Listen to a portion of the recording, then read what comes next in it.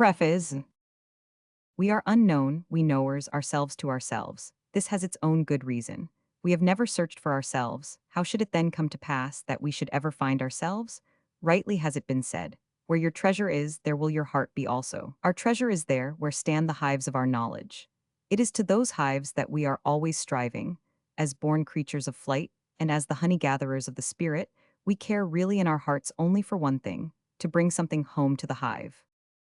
As far as the rest of life with its so-called experiences is concerned, which of us has even sufficient serious interest or sufficient time? In our dealings with such points of life, we are, I fear, never properly to the point.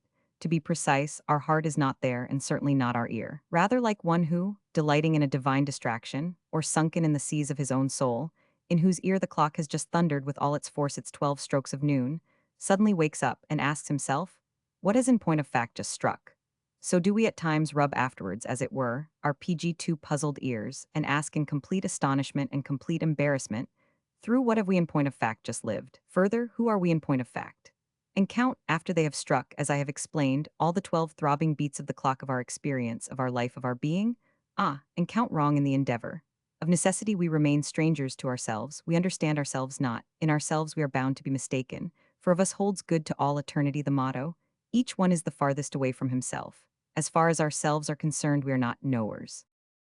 My thoughts concerning the genealogy of our moral prejudices, for they constitute the issue in this polemic, have their first, bald, and provisional expression in that collection of aphorisms entitled Human, All Too Human, a book for free minds, the writing of which was begun in Sorrento, during a winter which allowed me to gaze over the broad and dangerous territory through which my mind had up to that time wandered.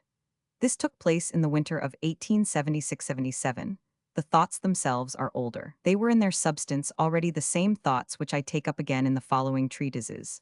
We hope that they have derived benefit from the long interval, that they have grown riper, clearer, stronger, more complete. The fact, however, that I still cling to them even PG3 now, that in the meanwhile they have always held faster by each other, have, in fact, grown out of their original shape and into each other, all this strengthens in my mind the joyous confidence that they must have been originally neither separate, disconnected, capricious, nor sporadic phenomena, but have sprung from a common root, from a fundamental fiat of knowledge, whose empire reached to the soul's depth, and that ever grew more definite in its voice, and more definite in its demands.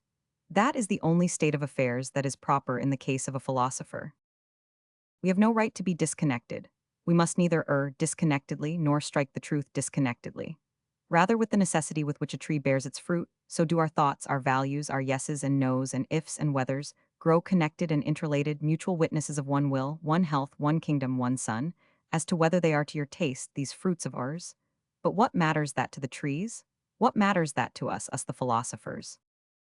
Owing to a scrupulosity peculiar to myself, which I confess reluctantly, it concerns indeed morality, a scrupulosity, which manifests itself in my life at such an early period, with so much spontaneity, with so chronic a persistence, and so keen an opposition to environment, epoch, PG4 precedent, and ancestry that I should have been almost entitled to style it my a priori. My curiosity and my suspicion felt themselves betimes bound to halt at the question of what in point of actual fact was the origin of our good and of our evil. Indeed, at the boyish age of 13, the problem of the origin of evil already haunted me. At an age when games and God divide one's heart, I devoted to that problem my first childish attempt at the literary game, my first philosophically essay. And as regards my infantile solution of the problem, well, I gave quite properly the honor to God and made him the father of evil. Did my own a priori demand that precise solution from me? That new, immoral, or at least amoral, a priori and that categorical imperative which was its voice, but oh, how hostile to the Kantian article and how pregnant with problems, to which since then I have given more and more attention, and indeed what is more than attention. Fortunately, I soon learned to separate theological from moral prejudices, and I gave up looking for a supernatural origin of evil. A certain amount of historical and philological education, to say nothing of an innate faculty of psychological discrimination par excellence, succeeded in transforming almost immediately my original problem into the following one. Under what conditions did man invent for himself those judgments of values, good and evil, and what intrinsic value do they possess in themselves? Have they up to the present hindered or advanced PG5 human well-being? Are they a symptom of the distress, impoverishment, and degeneration of human life? Or, conversely, is it in them that is manifested the fullness, the strength, and the will of life, its courage, its self-confidence, its future? On this point I found and hazarded in my mind the most diverse answers. I established distinctions in periods, peoples, and castes. I became a specialist in my problem. And from my answers grew new questions, new investigations, new conjectures, new probabilities, until, at last, I had a land of my own and a soil of my own, a whole secret world growing and flowering, like hidden gardens of whose existence no one could have an inkling. Oh, how happy are we finders of knowledge, provided that we know how to keep silent sufficiently long. My first impulse to publish some of my hypotheses concerning the origin of morality I owe to a clear, well-written, and even precocious little book, in which a perverse and vicious kind of moral philosophy, your real English kind, was definitely presented to me for the first time, and this attracted me, with that magnetic attraction, inherent in that which is diametrically opposed and antithetical to one's own ideas. The title of the book was The Origin of the Moral Emotions. Its author, Dr. Paul Ree. The year of its appearance, 1877. I may almost say that I have never read PG6 anything in which every single dogma and conclusion has called forth from me so emphatic a negation as did that book. Albeit a negation tainted by either pique or intolerance. I referred accordingly both in season and out of season in the previous works, at which I was then working, to the arguments of that book, not to refute them. For what have I got to do with mere refutations but substituting, as is natural to a positive mind, for an improbable theory one which is more probable, and occasionally, no doubt, for one philosophically error, another. In that early period I gave, as I have said, the first public expression to those theories of origin to which these essays are devoted, but with a clumsiness which I was the last to conceal from myself.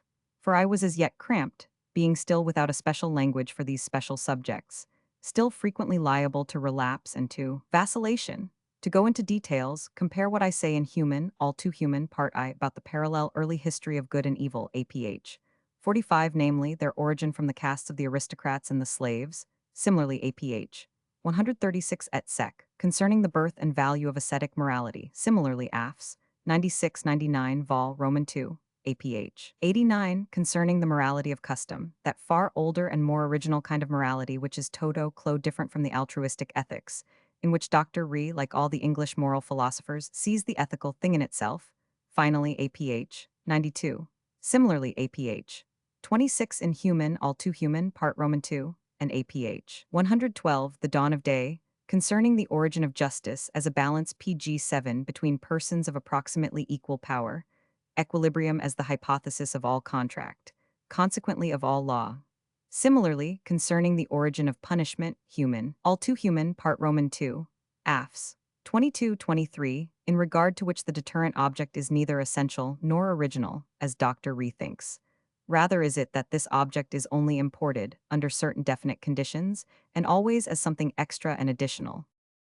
In reality, I had set my heart at that time on something much more important than the nature of the theories of myself or others concerning the origin of morality.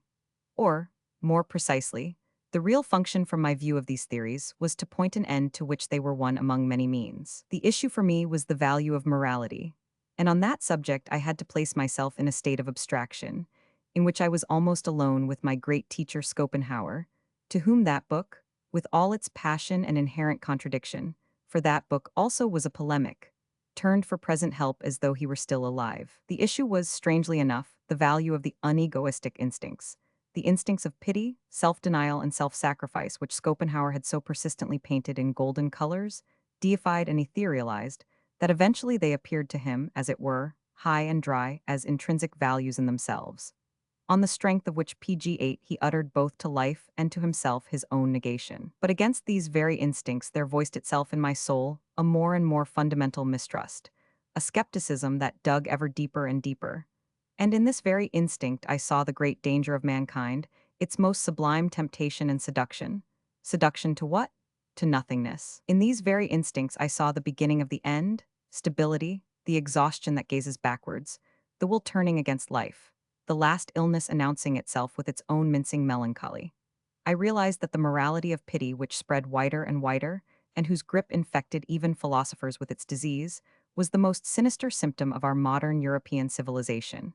I realized that it was the route along which that civilization slid on its way to a new Buddhism, a European Buddhism, nihilism. This exaggerated estimation in which modern philosophers have held pity is quite a new phenomenon.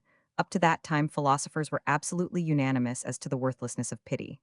I need only mention Plato, Spinoza, La Rochefoucauld, and Kant, four minds as mutually different as is possible, but united on one point, their contempt of pity. This problem of the value of pity and of the pity morality, I am an opponent of the modern, infamous emasculation of our emotions, seems at the first blush a mere isolated problem, a note of PG-9 interrogation for itself. He, however, who once halts at this problem and learns how to put questions will experience what I experienced. A new and immense vista unfolds itself before him, a sense of potentiality seizes him like a vertigo. Every species of doubt, mistrust, and fear springs up. The belief in morality, nay, in all morality, totters. Finally, a new demand voices itself. Let us speak out this new demand. We need a critique of moral values. The value of these values is for the first time to be called into question. And for this purpose, a knowledge is necessary of the conditions and circumstances out of which these values grew, and under which they experienced their evolution and their distortion, morality as a result, as a symptom, as a mask, as tardiffism, as disease, as a misunderstanding, but also morality as a cause, as a remedy, as a stimulant, as a fetter, as a drug, especially as such a knowledge has neither existed up to the present time nor is even now generally desired. The value of these values was taken for granted as an indisputable fact, which was beyond all question. No one has, up to the present, exhibited the faintest doubt or hesitation in judging the good man to be of a higher value than the evil man, of a higher value with regard specifically to human progress, utility, and prosperity generally, not forgetting the future. What? Suppose the converse were the truth? What? Suppose there lurked in the good man a symptom of retrogression, such as a danger, a temptation, a poison, a narcotic, by means of which the present battened on the future. More PG-10 comfortable and less risky perhaps than its opposite, but also pettier, meaner. So that morality would really be saddled with the guilt, if the maximum potentiality of the power and splendor of the human species were never to be attained, so that really morality would be the danger of dangers. Enough that after this vista had disclosed itself to me, I myself had reason to search for learned, bold, and industrious colleagues. I am doing it even to this very day. It means traversing with new clamorous questions, and at the same time with new eyes, the immense, distant, and completely unexplored land of morality, of a morality which has actually existed and been actually lived. And is this not practically equivalent to first discovering that land? If, in this context, I thought, amongst others, of the aforesaid Dr. I did so because I had no doubt that from the very nature of his questions, he would be compelled to have recourse to truer method, in order to obtain his answers. Have I deceived myself on that score? I wished at all events to give a better direction of vision to an eye of such keenness and such impartiality. I wished to direct him to the real history of morality, and to warn him, while there was yet time, against a world of English theories that culminated in the blue vacuum of heaven. Other colors, of course, rise immediately to one's mind PG-11 as being 100 times more potent than blue for a genealogy of morals. For instance, gray, by which I mean authentic facts capable of definite proof and having actually existed, or to put it shortly, the whole of that long hieroglyphic script, which is so hard to decipher, about the past history of human morals. This script was unknown to Dr. But he had read Darwin, and so in his philosophy, the Darwinian beast and that pink of modernity, the demure weakling and dilettante who bites no longer, shake hands politely in a fashion that is at least instructive, the latter exhibiting a certain facial expression of refined and good-humored indolence, tinged with a touch of pessimism and exhaustion, as if it really did not pay to take all these things, I mean moral problems, so seriously. I, on the other hand, think that there are no subjects which pay better for being taken seriously. Part of this payment is that perhaps eventually they admit of being taken gaily. This gaiety indeed, or, to use my own language, this joyful wisdom, is a payment for a protracted, brave, laborious, and burrowing seriousness, which, it goes without saying, is the attribute of but a few. But on that day on which we say from the fullness of our hearts, forward, our old morality too is fit material for comedy, we shall have discovered a new plot, and a new possibility for the Dionysian drama entitled The Soul's Fate, and he will speedily utilize it. One can wager safely, he, the great ancient eternal dramatist of the comedy of our existence. PG 12. If this writing be obscure to any individual, and jar on his ears, I do not think that it is necessarily I who am to blame. It is clear enough, on the hypothesis which I presuppose, namely, that the reader has first read my previous writings and has not grudged them a certain amount of trouble. It is not, indeed, a simple matter to get really at their essence. Take, for instance, my Zarathustra. I allow no one to pass muster as knowing that book, unless every single word therein has at some time wrought in him a profound wound, and at some time exercised on him a profound enchantment. Then and not till then can he enjoy the privilege of participating reverently in the halcyon element, from which that work is born, in its sunny brilliance, its distance, its spaciousness, its certainty. In other cases, the aphoristic form produces difficulty, but this is only because this form is treated too casually. An aphorism properly coined and cast into its final mold is far from being deciphered as soon as it has been read. On the contrary, it is then that it first requires to be expounded. Of course, for that purpose, an art of exposition is necessary. The third essay in this book provides an example of what is offered, of what in such cases I call exposition. An aphorism is prefixed to that essay. The essay itself is its commentary, certainly one quality which nowadays has been best forgotten. And that is why it will take some time, yet for my writings PG-13 to become readable, is essential in order to practice reading as an art, a quality for the exercise of which it is necessary to be a cow, and under no circumstances a modern man. Rumination. Sils Maria, Upper Engadine. July 1887. PG 15. PG 17. First essay. Good and evil, good and bad. Those English psychologists, who up to the present are the only philosophers who are to be thanked for any endeavor to get as far as a history of the origin of morality, these men, I say, offer us in their own personalities no paltry problem. They even have, if I am to be quite frank about it, in their capacity of living riddles, an advantage over their books. They themselves are interesting. These English psychologists, what do they really mean? We always find them voluntarily or involuntarily at the same task of pushing to the front the party hauntus of our inner world, and looking for the efficient, governing, and decisive principle in that precise quarter, where the intellectual self-respect of the race would be the most reluctant to find it. For example, in the vis inerti of habit, or in forgetfulness, or in a blind and fortuitous mechanism and association of ideas, or in some factor that is purely passive, reflex, molecular, or fundamentally stupid. What is the real motive power which always impels these psychologists in precisely this direction? Is it an instinct for human disparagement, somewhat sinister, vulgar, and malignant, or perhaps incomprehensible even to itself? Or perhaps a touch of pessimistic jealousy, the mistrust of disillusioned idealists who have become gloomy, PG-18 poisoned, and bitter, or a petty subconscious enmity and rancor against Christianity and Plato that has conceivably never crossed the threshold of consciousness? Or just a vicious taste for those elements of life which are bizarre, painfully paradoxical, mystical, and illogical? Or, as a final alternative, a dash of each of these motives? A little vulgarity, a little gloominess, a little anti-Christianity, a little craving for the necessary piquancy. But I am told that it is simply a case of old frigid and tedious frogs crawling and hopping around men and inside men, as if they were as thoroughly at home there as they would be in a swamp. I am opposed to this statement, nay, I do not believe it. And if, in the impossibility of knowledge, one is permitted to wish, so do I wish from my heart that just the converse metaphor should apply, and that these analysts with their psychological microscopes should be, at bottom, brave, proud, and magnanimous animals who know how to bridle both their hearts and their smarts, and have specifically trained themselves to sacrifice what is desirable to what is true. Any truth, in fact.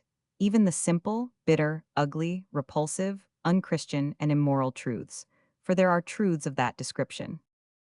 All honor, then, to the noble spirits who would fain dominate these historians of morality.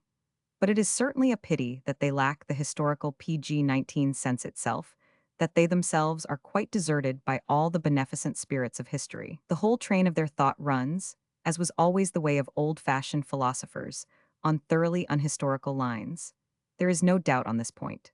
The crass ineptitude of their genealogy of morals is immediately apparent when the question arises of ascertaining the origin of the idea and judgment of good. Man had originally, so speaks their decree, praised and called good altruistic acts from the standpoint of those on whom they were conferred, that is, those to whom they were useful.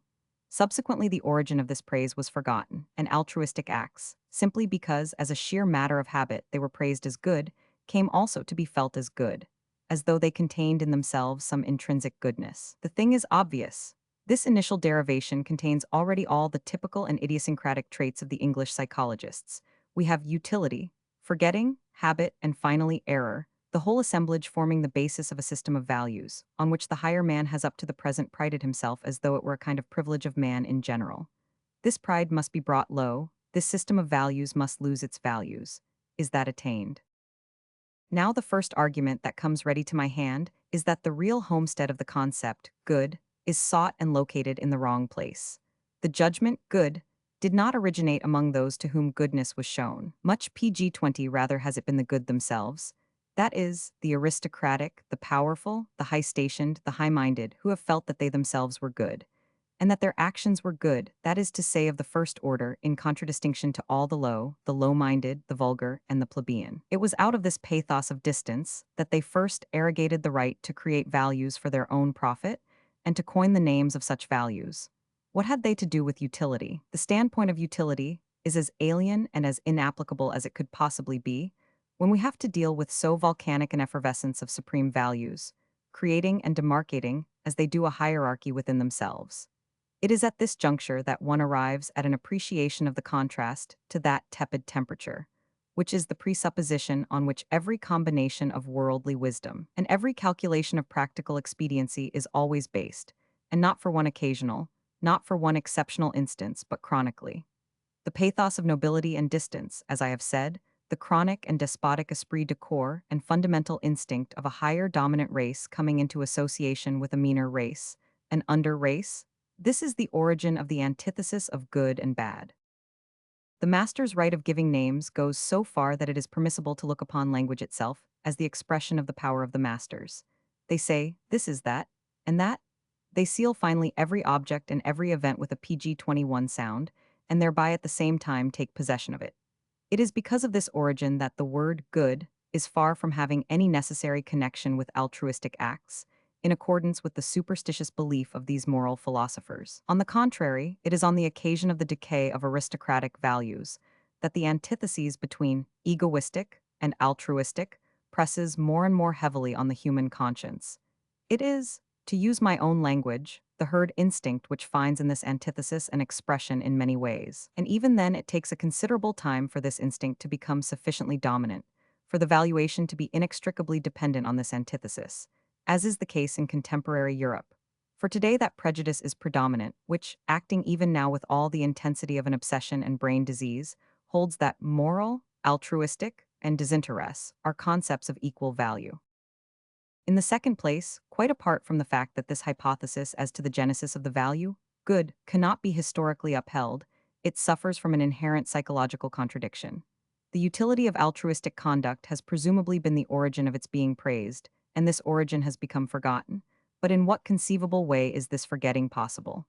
Has perchance the utility of such conduct ceased at some given moment?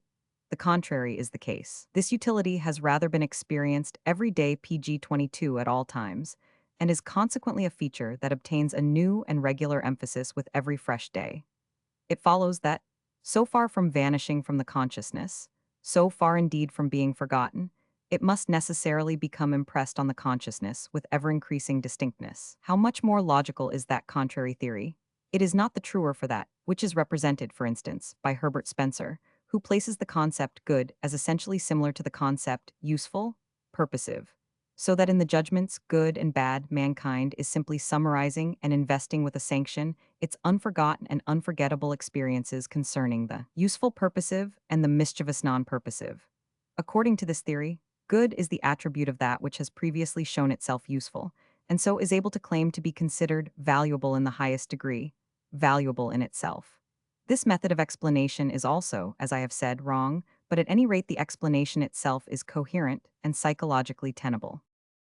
The guidepost which first put me on the right track was this question: what is the true etymological significance of the various symbols for the idea, good, which have been coined in the various languages? I then found that they all led back to the same evolution of the same idea, that everywhere aristocrat, noble in the social sense, is the root idea, out of which have necessarily developed PG-23 good in the sense of with aristocratic soul, noble in the sense of with a soul of high caliber, with a privileged soul, a development which invariably runs parallel with that other evolution by which vulgar, plebeian, low are made to change finally into bad.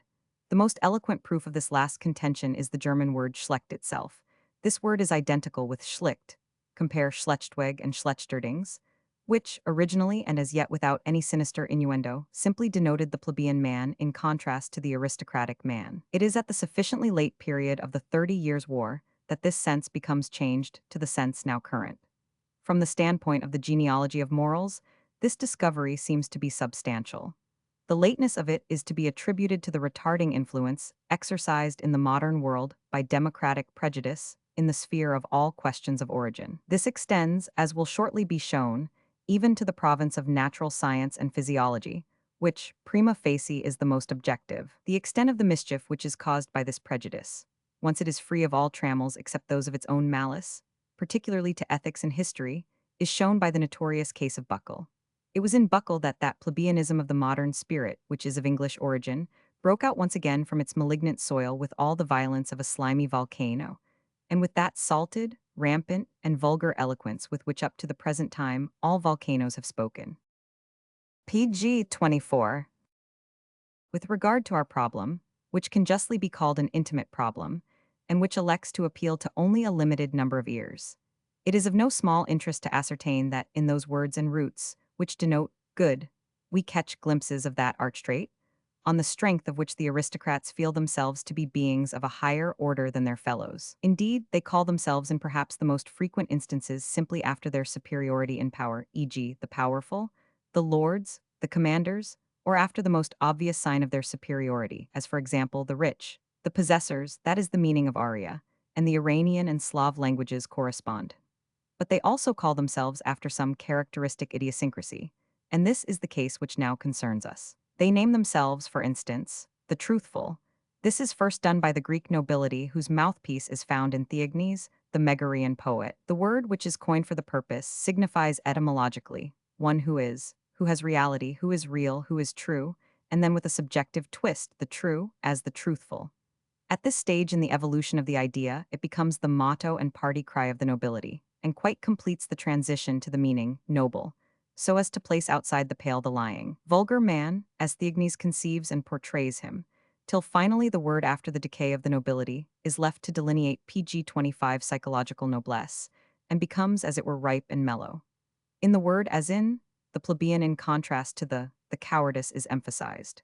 This affords perhaps an inkling on what lines the etymological origin of the very ambiguous is to be investigated. In the Latin malice, which I place side by side with, the vulgar man can be distinguished as the dark-colored, and above all as the black-haired, hic niger est, as the pre-Aryan inhabitants of the Italian soil, whose complexion formed the clearest feature of distinction from the dominant blondes, namely the Aryan conquering race.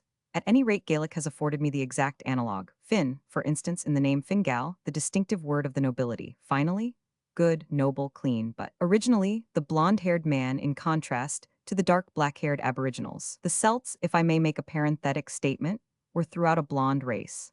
And it is wrong to connect, as Virchow still connects, those traces of an essentially dark-haired population, which are to be seen on the more elaborate ethnographical maps of Germany with any Celtic ancestry, or with any admixture of Celtic blood. In this context, it is rather the pre-Aryan population of Germany which surges up to these districts. The same is true substantially of the whole of Europe. In point of fact, the subject race has finally again obtained the upper hand in complexion and the shortness of the skull, and perhaps in the intellectual and social qualities. Who can guarantee that modern democracy, still more PG-26 modern anarchy, and indeed that tendency to the commune, the most primitive form of society, which is now common to all the socialists in Europe, does not in its real essence signify a monstrous reversion, and that the conquering and master race, the Aryan race, is not also becoming inferior physiologically. I believe that I can explain the Latin bonus as the warrior. My hypothesis is that I am right in deriving bonus from an older duonis, compare bellum duellum dunlum, in which the word duonis appears to me to be contained. Bonus accordingly as the man of discord of variance, enswayung, duo as the warrior, one sees what in ancient Rome the good meant for a man. Must not our actual German word gut mean the godlike, the man of godlike race, and be identical with the national name, originally the noble's name of the Goths? The grounds for this supposition do not appertain to this work. Above all, there is no exception, though there are opportunities for exceptions, to this rule, that the idea of political superiority always resolves itself into the idea of psychological superiority. In those cases where the highest caste is at the same time the priestly caste, and in accordance with its general characteristics, confers on itself the privilege of a title which alludes specifically to its priestly function. It is in these cases, for instance, that clean and unclean confront PG 27 each other for the first time as badges of class distinction. Here again there develops a good and a bad, in a sense which has ceased to be merely social. Moreover, care should be taken not to take these ideas of clean and unclean too seriously, too broadly, or too symbolically. All the ideas of ancient man have, on the contrary, got to be understood in their initial stages, in a sense which is, to an almost inconceivable extent, crude, coarse, physical, and narrow, and above all essentially unsymbolical. The clean man is originally only a man who washes himself, who abstains from certain foods which are conducive to skin diseases, who does not sleep with the unclean women of the lower classes, who has a horror of blood. Not more, not much more. On the other hand, the very nature of a priestly aristocracy shows the reasons why just at such an early juncture there should ensue a really dangerous sharpening and intensification of opposed values. It is, in fact, through these opposed values that gulfs are cleft in the social plane, which a veritable Achilles of free thought would shudder to cross. There is from the outset a certain diseased taint in such sacerdotal aristocracies, and in the habits which prevail in such societies. Habits which, averse as they are to action, constitute a compound of introspection and explosive emotionalism, as a result of which there appears that introspective morbidity and neurasthenia, which adheres almost inevitably to all priests. At all times, with regard, however, to the remedy which they themselves have invented PG 28 for this disease, the philosopher has no option but to state that it has proved itself in its effects 100 times more dangerous than the disease from which it should have been the deliverer. Humanity itself is still diseased from the effects of the naivetés of this priestly cure. Take, for instance, certain kinds of diet abstention from flesh, fasts, sexual continence, flight into the wilderness, a kind of Weir-Mitchell isolation, though of course without that system of excessive feeding and fattening, which is the most efficient antidote to all the hysteria of the ascetic ideal. Consider too the whole metaphysic of the priests, with its war on the senses, its enervation, its hair-splitting. Consider its self-hypnotism on the fakir and Brahmin principles. It uses Brahmin as a glass disc and obsession, and that climax which we can understand only too well of an unusual satiety with its panacea of nothingness or God, the demand for a unio mystica. With God is the demand of the Buddhist for nothingness, nirvana, and nothing else. In sacerdotal societies, every element is on a more dangerous scale, not merely cures and remedies, but also pride, revenge, cunning, exaltation, love, ambition, virtue, morbidity. Further, it can fairly be stated that it is on the soil of this essentially dangerous form of human society, the sacerdotal form, that man really becomes for the first time an interesting animal, that it is in this form that the soul of man has in a higher sense attained depths and become evil. And those are the two fundamental forms of the superiority, which up PG 29 to the present man has exhibited over every other animal. The reader will have already surmised with what ease the priestly mode of valuation can branch off from the knightly aristocratic mode, and then develop into the very antithesis of the latter. Special impetus is given to this opposition by every occasion when the castes of the priests and warriors confront each other with mutual jealousy and cannot agree over the prize. The knightly aristocratic values are based on a careful cult of the physical, on a flowering, rich, and even effervescing healthiness that goes considerably beyond what is necessary for maintaining life, on war, adventure, the chase, the dance, the tourney, on everything, in fact, which is contained in strong, free, and joyous action. The priestly aristocratic mode of valuation is, we have seen, based on other hypotheses. It is bad enough for this class when it is a question of war. Yet the priests are, as is notorious, the worst enemies. Why? Because they are the weakest. Their weakness causes their hate to expand into a monstrous and sinister shape, a shape which is most crafty and most poisonous. The really great haters in the history of the world have always been priests, who are also the cleverest haters. In comparison with the cleverness of priestly revenge, Every other piece of cleverness is practically negligible. Human history would be too fatuous for anything were it not for the cleverness imported into it by the PG-30 week. Take at once the most important instance. All the world's efforts against the aristocrats, the mighty, the masters, the holders of power, are negligible by comparison with what has been accomplished against those classes by the Jews. The Jews, that priestly nation which eventually realized that the one method of effecting satisfaction on its enemies and tyrants was by means of a radical transvaluation of values, which was at the same time an act of the cleverest revenge. Yet the method was only appropriate to a nation of priests, to a nation of the most jealously nursed priestly revengefulness. It was the Jews who, in opposition to the aristocratic equation, good aristocratic, beautiful, happy, loved by the gods, dared with a terrifying logic to suggest the contrary equation, and indeed to maintain with the teeth of the most profound hatred the hatred of weakness, this contrary equation, namely, the wretched are alone the good, the poor, the weak, the lowly are alone the good. The suffering, the needy, the sick, the loathsome are the only ones who are pious, the only ones who are blessed. For them alone is salvation. But you, on the other hand, you aristocrats, you men of power, you are to all eternity the evil, the horrible, the covetous, the insatiate, the godless. Eternally also shall you be the unblessed, the cursed, the damned. We know who it was who reaped the heritage of this Jewish transvaluation, in the context of the monstrous and inordinately fateful initiative which the Jews have exhibited in connection with PG 30 won this most fundamental of all declarations of war. I remember the passage which came to my pen on another occasion. Beyond good and evil. APH 195. That it was, in fact, with the Jews that the revolt of the slaves begins in the sphere of morals. That revolt which has behind it a history of 2 millennia, and which at the present day has only moved out of our sight because it has achieved victory. But you understand this not? You have no eyes for a force which has taken 2,000 years to achieve victory. There is nothing wonderful in this. All lengthy processes are hard to see and to realize. But this is what took place. From the trunk of that tree of revenge and hate, Jewish hate, that most profound and sublime hate which creates ideals and changes old values to new creations, the like of which has never been on earth, there grew a phenomenon which was equally incomparable. A new love, the most profound and sublime of all kinds of love. And from what other trunk could it have grown? But beware of supposing that this love has soared on its upward growth, as in any way a real negation of that thirst for revenge, as an antithesis to the Jewish hate.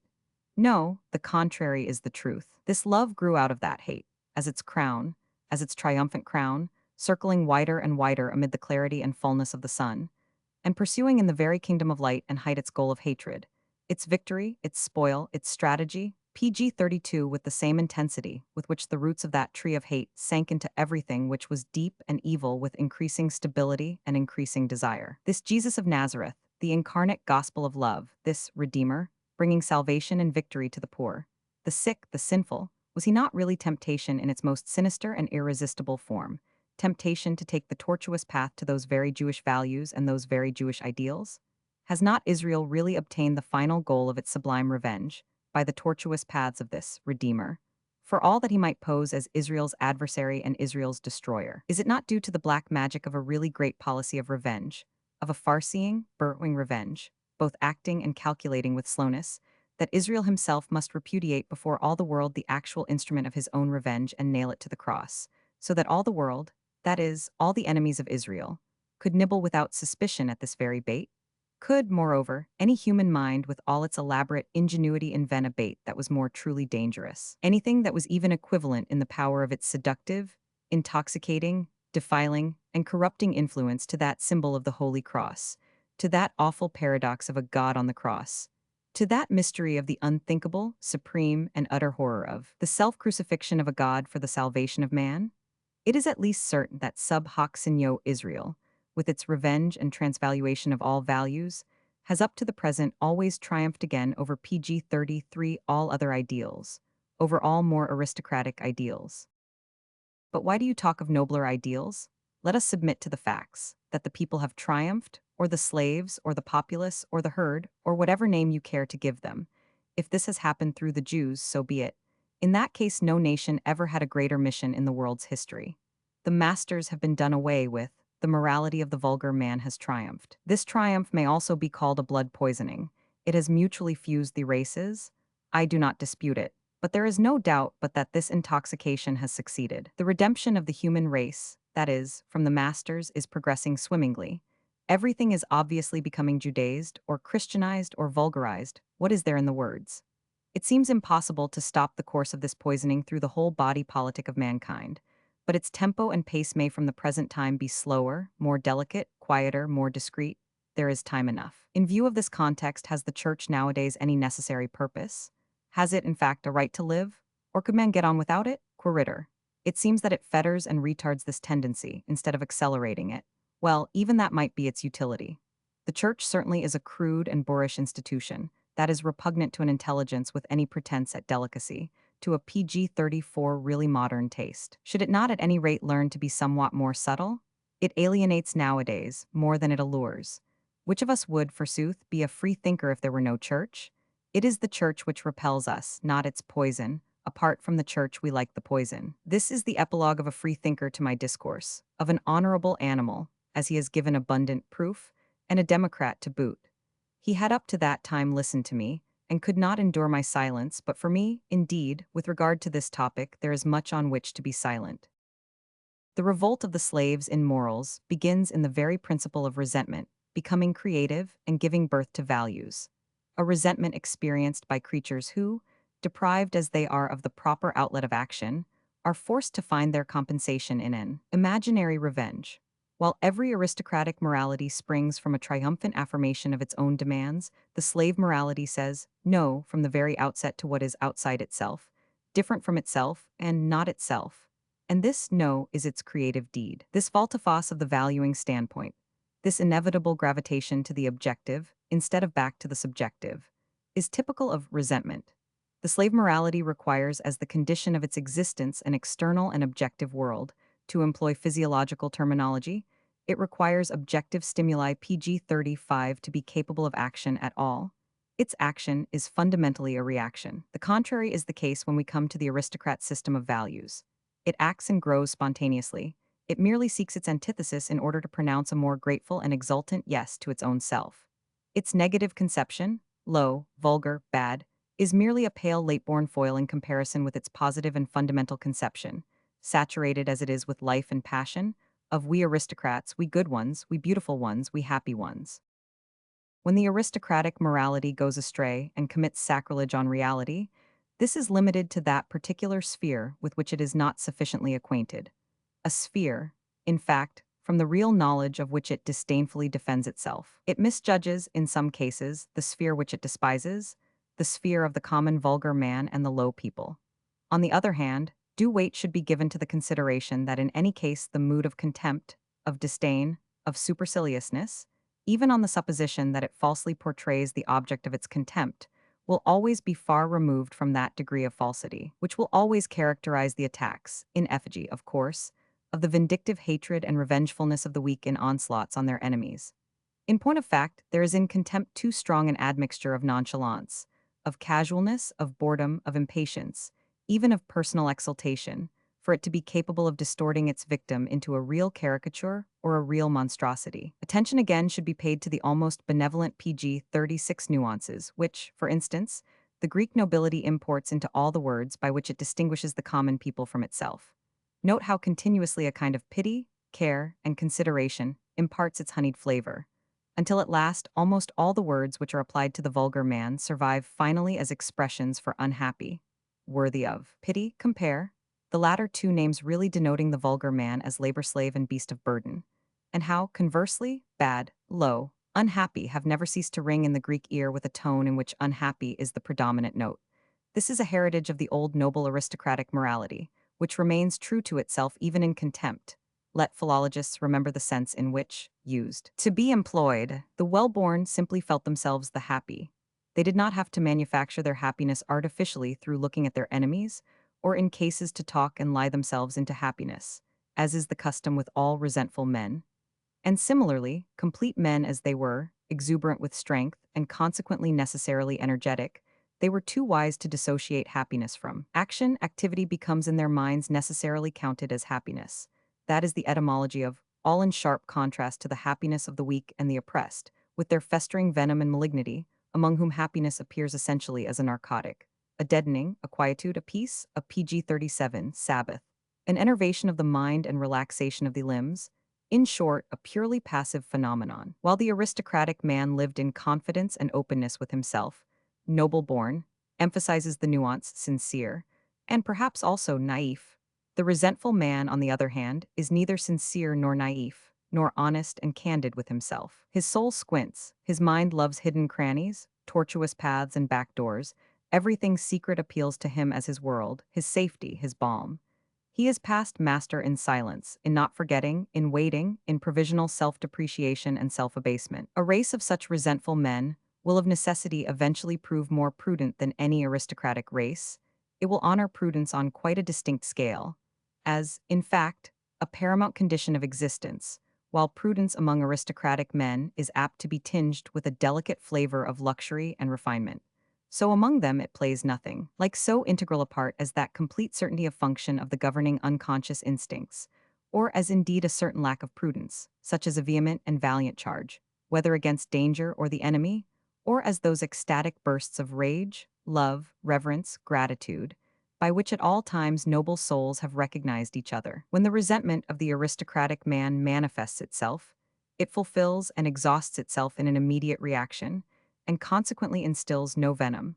On the other hand, it never manifests itself at all in countless instances, when in the case of the feeble and weak it would be inevitable. And PG-38 inability to take seriously for any length of time their enemies, their disasters, their misdeeds. That is the sign of the full strong natures who possess a superfluity of molding plastic force that heals completely and produces forgetfulness. A good example of this in the modern world is Murraybow, who had no memory for any insults and meannesses which were practiced on him, and who was only incapable of forgiving because he forgot. Such a man indeed shakes off with a shrug many a worm which would have buried itself in another. It is only in characters like these that we see the possibility, supposing, of course, that there is such a possibility in the world of the real love of one's enemies. What respect for his enemies is found, forsooth, in an aristocratic man, and such a reverence is already a bridge to love. He insists on having his enemy to himself as his distinction. He tolerates no other enemy but a man in whose character there is nothing to despise and much to honor. On the other hand, imagine the enemy as the resentful man conceives him, and it is here exactly that we see his work, his creativeness. He has conceived the evil enemy, the evil one, and indeed that is the root idea from which he now evolves as a contrasting and corresponding figure, a good one, himself, his very self. The method of this man is quite contrary to that of the aristocratic man, who conceives the root idea, good spontaneously and straight PG-39 away, that is to say, out of himself, and from that material then creates for himself a concept of bad, this bad of aristocratic origin and that evil out of the cauldron of unsatisfied hatred, the former an imitation, an extra, an additional nuance. The latter, on the other hand, the original, the beginning, the essential act in the conception of a slave morality. These two words, bad and evil, how great a difference do they mark, in spite of the fact that they have an identical contrary in the idea, good, but the idea good is not the same. Much rather let the question be asked, who is really evil according to the meaning of the morality of resentment? In all sternness let it be answered thus.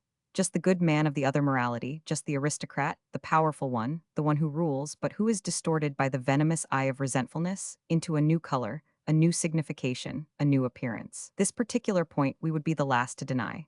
The man who learnt to know those good ones only as enemies, learnt at the same time not to know them only as evil enemies, and the same men who inter pairs were kept so rigorously in bounds through convention, respect, custom, and gratitude, though much more through mutual vigilance and jealousy. Inter pairs, these men who in their relations with each other find so many new ways of manifesting consideration, self-control, delicacy, loyalty, pride, and friendship. These men are in reference to what is outside their circle, where the foreign element, a foreign country, begins, not much better than PG-40 beasts of prey, which have been let loose. They enjoy their freedom from all social control. They feel that in the wilderness they can give vent with impunity to that tension, which is produced by enclosure and imprisonment in the peace of society. They revert to the innocence of the beast of prey conscience, like jubilant monsters who perhaps come from a ghastly bout of murder, arson, rape, and torture, with bravado and a moral equanimity, as though merely some wild student's prank had been played, perfectly convinced that the poets have now an ample theme to sing and celebrate. It is impossible not to recognize at the core of all these aristocratic races the beast of prey, the magnificent blonde brute, avidly rampant for spoil and victory. This hidden core needed an outlet from time to time. The beast must get loose again, must return into the wilderness. The Roman, Arabic, German, and Japanese nobility, the Homeric heroes, the Scandinavian Vikings, are all alike in this need. It is the aristocratic races who have left the idea, barbarian, on all the tracks in which they have marched. Nay, a consciousness of this very barbarianism, and even a pride in it, manifests itself even in their highest civilization. For example, when Pericles says to his Athenians in that celebrated funeral oration, "Our audacity has forced a way over every land and sea, rearing everywhere imperishable memorials of itself for good and for evil." This audacity of aristocratic races, mad, absurd, and spasmodic as may be its expression, the incalculable and fantastic nature of their enterprises, PG 41 Pericles sets in special relief and glory the of the Athenians, their nonchalance and contempt for safety, body, life, and comfort, their awful joy and intense delight in all destruction, in all the ecstasies of victory and cruelty. All these features become crystallized, for those who suffered thereby in the picture of the barbarian, of the evil enemy, perhaps of the Goth and of the Vandal. The profound, icy mistrust which the German provokes, as soon as he arrives at power, even at the present time, is always still an aftermath of that inextinguishable horror with which for whole centuries Europe has regarded the wrath of the blonde Teuton beast, although, between the old Germans and ourselves, there exists scarcely a psychological, let alone a physical, relationship. I have once called attention to the embarrassment of Hesiod when he conceived the series of social ages and endeavored to express them in gold, silver, and bronze. He could only dispose of the contradiction with which he was confronted by the Homeric world, an age magnificent indeed, but at the same time so awful and so violent, by making two ages out of one, which he henceforth placed one behind each other. First, the age of the heroes and demigods, as that world had remained in the memories of the aristocratic families who found therein their own ancestors. Secondly, the Bronze Age, as that corresponding age appeared to the descendants of the oppressed, spoiled, ill-treated, exiled, enslaved. Namely, as an age of bronze, as I have said, hard, cold, terrible, without feelings and without conscience, crushing everything, PG 42, and bespattering everything with blood. Granted the truth of the theory now believed to be true, that the very essence of all civilization is to train out of man, the beast of prey, a tame and civilized animal, a domesticated animal, it follows indubitably that we must regard as the real tools of civilization all those instincts of reaction and resentment, by the help of which the aristocratic races, together with their ideals, were finally degraded and overpowered. Though that has not yet come to be synonymous with saying that the bearers of those tools also represented the civilization, it is rather the contrary that is not only probable. Nay, it is palpable today. These bearers of vindictive instincts that have to be bottled up, these descendants of all European and non-European slavery, especially of the pre-Aryan population. These people, I say, represent the decline of humanity. These tools of civilization are a disgrace to humanity and constitute in reality more of an argument against civilization, more of a reason why civilization should be suspected. One may be perfectly justified in being always afraid of the blonde beast that lies at the core of all aristocratic races, and in being on one's guard. But who would not 100 times prefer to be afraid, when one at the same time admires, than to be immune from fear at the cost of being perpetually obsessed with the loathsome spectacle of the distorted, the dwarfed, the stunted, the envenomed? And is that not our fate? What produces today our repulsion towards man? For we suffer from man, there is no doubt PG 43 about it. It is not fear, it is rather that we have nothing more to fear from men. It is that the worm man is in the foreground and pullulates. It is that the tame man, the wretched, mediocre, and unedifying creature, has learnt to consider himself a goal and a pinnacle, an inner meaning and historic principle, a higher man. Yes, it is that he has a certain right so to consider himself, in so far as he feels that in contrast to that excess of deformity, disease, exhaustion, and effeteness whose odor is beginning to pollute present-day Europe, he at any rate has achieved a relative success. He at any rate still says yes to life. I cannot refrain at this juncture from uttering a sigh and one last hope. What is it precisely which I find intolerable? That which I alone cannot get rid of, which makes me choke and faint? Bad air, bad air. That something misbegotten comes near me, that I must inhale the odor of the entrails of a misbegotten soul. That accepted, what can one not endure in the way of need? Privation, bad weather, sickness, toil, solitude? In point of fact, one manages to get over everything, born as one is to a burrowing and battling existence. One always returns once again to the light, one always lives again one's golden hour of victory. And then one stands as one was born, unbreakable, tense, ready for something more difficult, for something more distant, like a bow stretched but the tauter by every strain. PG 44, but from time to time do ye grant me, assuming that beyond good and evil, there are goddesses who can grant. One glimpse, grant me but one glimpse only, of something perfect, fully realized, happy, mighty, triumphant, of something that still gives cause for fear. A glimpse of a man that justifies the existence of man. A glimpse of an incarnate human happiness that realizes and redeems, for the sake of which one may hold fast to the belief in man. For the position is this: in the dwarfing and leveling of the European man lurks our greatest peril, for it is this outlook which fatigues. We see today nothing which wishes to be greater. We surmise that the process is always still backwards towards something more attenuated, more inoffensive, more cunning, more comfortable, more mediocre, more indifferent, more Chinese, more Christian. Man, there is no doubt about it, grows always better. The destiny of Europe lies even in this, that in losing the fear of man, we have also lost the hope in man, yea, the will to be man. The sight of man now fatigues. What is present-day nihilism if it is not that? We are tired of man. But let us come back to it. The problem of another origin of the good, as the resentful man has thought it out, demands its solution. It is not surprising that the lambs should bear a grudge against the great birds of prey, but that is no reason for blaming the great birds of prey PG 45 for taking the little lambs. And when the lambs say among themselves, "These birds of prey are evil," and he who is as far removed from being a bird of prey, who is rather its opposite, a lamb, is he not good? Then there is nothing to cavil at in the setting up of this ideal, though it may also be that the birds of prey will regard it a little sneeringly, and perchance say to themselves, "We bear no grudge against them, these good lambs, we even like them." Nothing is tastier than a tender lamb. To require of strength that it should not express itself as strength, that it should not be a wish to overpower, a wish to overthrow, a wish to become master, a thirst for enemies and antagonisms and triumphs, is just as absurd as to require of weakness that it should express itself as strength. A quantum of force is just such a quantum of movement, will, action. Rather, it is nothing else than just those very phenomena of moving, willing, acting, and can only appear otherwise in the misleading errors of language and the fundamental fallacies of reason which have become petrified therein, which understands and understands wrongly, all working as conditioned by a worker, by a subject. And just exactly as the people separate the lightning from its flash, and interpret the latter as a thing done, as the working of a subject which is called lightning, so also does the popular morality separate strength from the expression of strength, as though behind the strong man there existed some indifferent neutral substratum, which enjoyed a caprice and option as to whether or not it should PG 46 express strength. But there is no such substratum, there is no being behind doing, working, becoming. The doer is a mere appanage to the action is everything. In point of fact, the people duplicate the doing when they make the lightning light, that is a doing, they make the same phenomenon first a cause, and then secondly the effect of that cause. The scientists fail to improve matters when they say, force moves, force causes, and so on. Our whole science is still, in spite of all its coldness, of all its freedom from passion, a dupe of the tricks of language, and has never succeeded in getting rid of that superstitious changeling, the subject.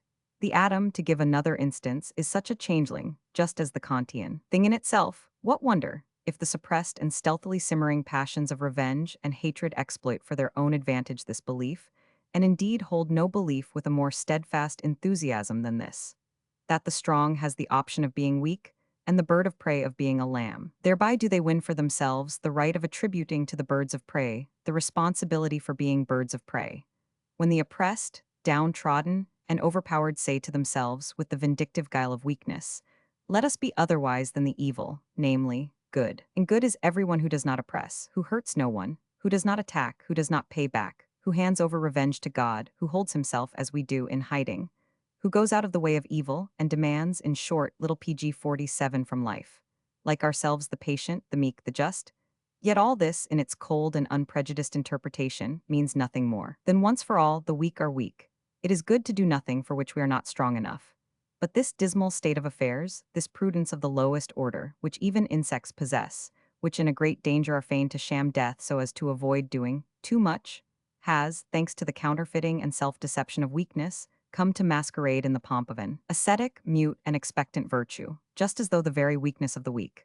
That is, forsooth, its being, its working, its whole unique, inevitable, inseparable reality, were a voluntary result, something wished, chosen, a deed, an act of merit. This kind of man finds the belief in a neutral, free-choosing, subject necessary from an instinct of self-preservation, of self-assertion, in which every lie is feigned to sanctify itself. The subject, or, to use popular language, the soul, has perhaps proved itself the best dogma in the world simply because it rendered possible to the horde of mortal, weak, and oppressed individuals of every kind, that most sublime specimen of self-deception, the interpretation of weakness as freedom, of being this or being that as merit. Will anyone look a little into, right into, the mystery of how ideals are manufactured in this world?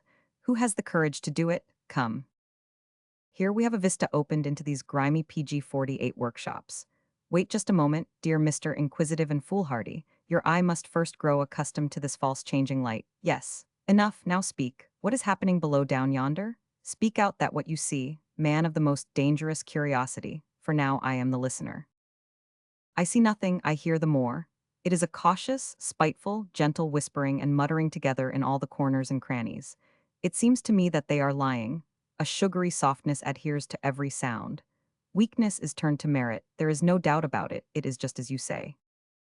Further, and the impotence which requites not is turned to goodness, craven baseness to meekness, submission to those whom one hates to obedience, namely, obedience to one of whom they say that he ordered this submission.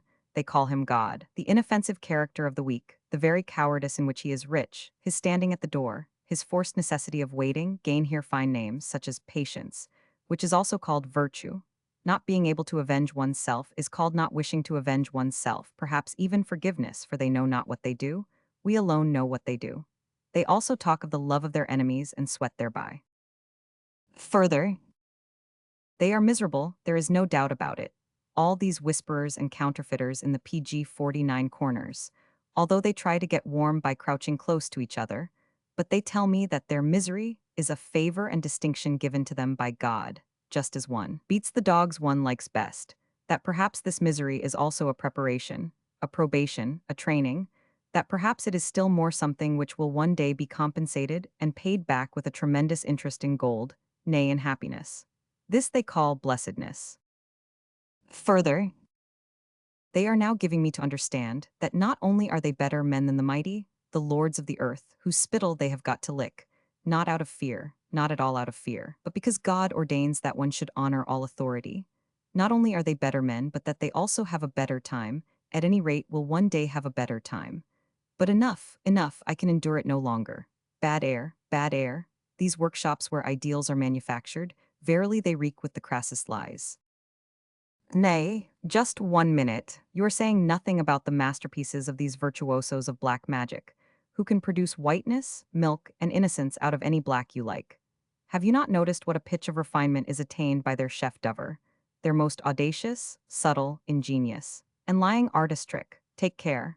These cellar beasts full of revenge and hate. What do they make, forsooth, out of their revenge and hate? Do you hear these words? Would you suspect, if you trusted only their PG-50 words, that you are among men of resentment and nothing else? I understand, I prick my ears up again, and I hold my nose. Now do I hear for the first time that which they have said so often. We good, we are the righteous. What they demand they call not revenge, but the triumph of righteousness. What they hate is not their enemy, no, they hate unrighteousness, godlessness. What they believe in and hope is not the hope of revenge, the intoxication of sweet revenge, sweeter than honey, did Homer call it? But the victory of God, of the righteous God over the godless. What is left for them to love in this world is not their brothers in hate, but their brothers in love, as they say, all the good and righteous on the earth. And how do they name that which serves them as a solace against all the troubles of life? Their phantasmagoria of their anticipated future blessedness.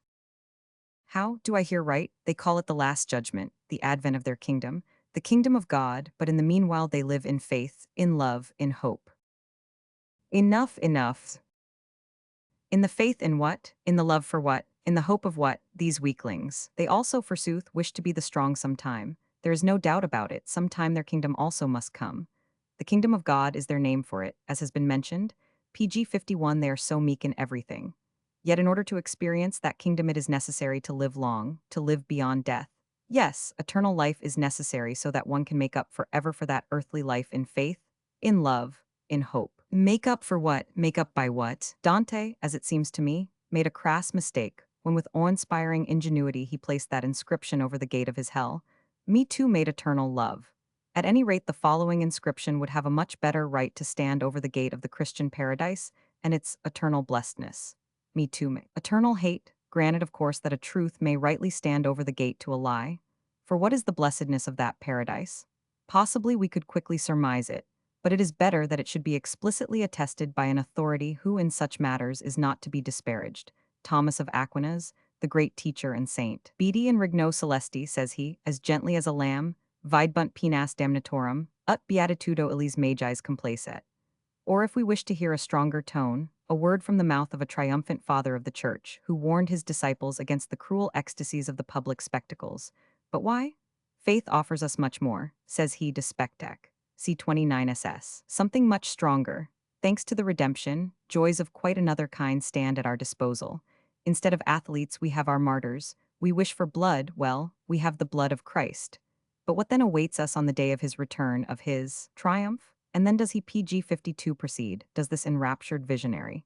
At enim supersunt alia spectacula, ille ultimas et perpetuus judici dies, ille nationibus insperatus, ille derissus cum tanta sculi vedustas et tot ejus nativitates uno in horienter. Tunc spectaculi latitudo, quid admirer, quid ridem, ubi gaudim, ubi exultum, spectans tot et tantos reges, qui in clum recepti nunciabanter, cum ipso Jove et ipsis sues testibus inimis tenebris congemescens. Item PR sides. The provincial governors, persecutors diminici neminis es viribus quam ipsi flammis es virunt insultantibus contra Christianos liquescens. Quos piarderia sapiens, illos philosophos coram, discipulis sues una conflagrantibus irrubescens. Quibus nihil ad diem pertiner suadibant, quibus animas aut nullas aut non, in pristina corpora redituras affirmabant. Etiam poetas non ad radamanti nec ad minua, sed ad inopinati Christi tribunal palpitans. Tunc magis tragedi audiendi, magis silicet vocals, with louder tones and more violent shrieks, in sua propria calamitate. Tunc histriens cognoscendi, salutiers multo per ignum, tunc spectendis origa inflammia rota totus rubens, tunc xeistici contemplandi non in gymnases, sed in ejaculati, nisi quadni tunc quidem illos velum vivos, ut qui malum ad eis podius conspectum insatiabilum confera, qui in dominum severunt. Hic est ille, dicam fabri aut questuari filius, as is shown by the whole of the following, and in particular by this well-known description of the mother of Jesus from the Talmud. Tertullian is henceforth referring to the Jews, Sabbati destructor, Samarites et demonium habens. Hic PG 53 est quem adjuda redemistis, hic est ille erendine et calafis diverberatus, sputamentis dedecoratus, fel et acet patatus. Hic est, quem clam descent subrepurunt, ut resurrexis dicatur vel hortulanus detraxit, ni lactux su frequentia commentium laterenter. Ut talia species, ut talibus exults, quis tibi piartor aut consul aut sacerdos de sua liberalitate prastibit, et tamen hc jam habemus quadmodo per fidem spiritu imaginante representata. Ceterum qualia alas sunt, nec oculus vidit nec oris audivit nec in cor hominis ascenderunt. I cor Roman 2, 9, credo circo et utrac cavia, first and fourth row, or according to others the comic and the tragic stage, et omni studio gradura. Per fidem, so stands it written. Let us come to a conclusion. The two opposing values, good and bad, good and evil, have fought a dreadful, thousand-year fight in the world, and though indubitably the second value has been for a long time in the preponderance, there are not wanting places where the fortune of the fight is still undecisive. It can almost be said that in the meanwhile the fight reaches a higher and higher level, and that in the meanwhile it has become more and more intense, and always more and more psychological. So that nowadays there is perhaps no more decisive mark of the higher nature, of the more psychological nature, than to be in that sense self-contradictory, and to be actually still a battleground PG 54 for those two opposites. The symbol of this fight, written in a writing which has remained worthy of perusal throughout the course of history up to the present time, is called Rome against Judah, Judah against Rome.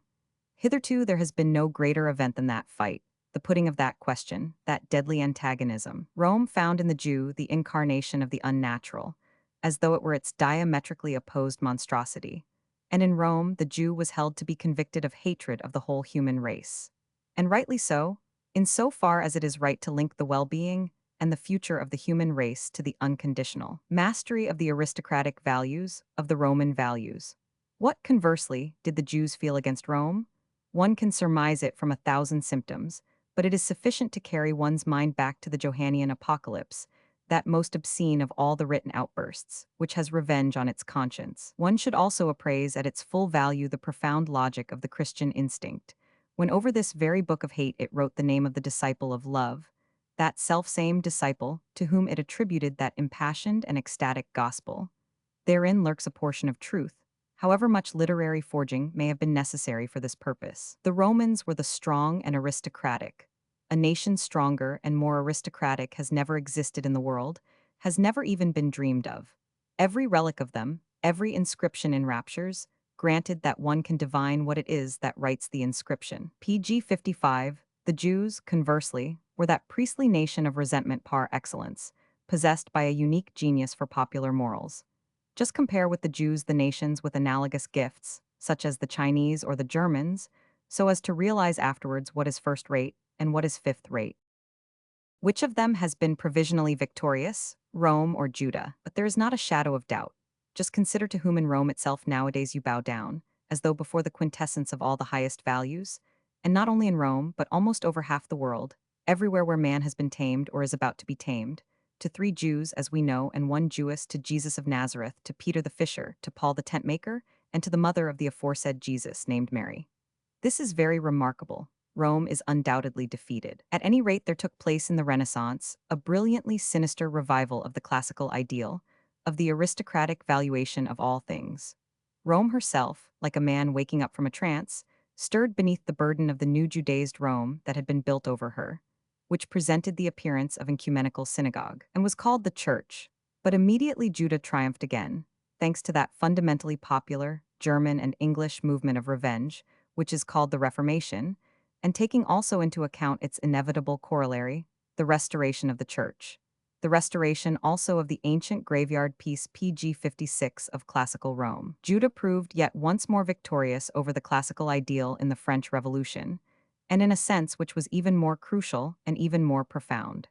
The last political aristocracy that existed in Europe, that of the French 17th and 18th centuries, broke into pieces beneath the instincts of a resentful populace. Never had the world heard a greater jubilation, a more uproarious enthusiasm.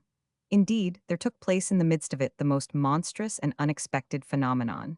The ancient ideal itself swept before the eyes and conscience of humanity with all its life and with unheard-of splendor, and in opposition to resentment's lying war cry of the prerogative of the most, in opposition to the will to lowliness, abasement, and equalization, the will to a retrogression and twilight of humanity, there rang out once again, stronger, simpler, more penetrating than ever, the terrible and enchanting counterworkery of the prerogative of the few.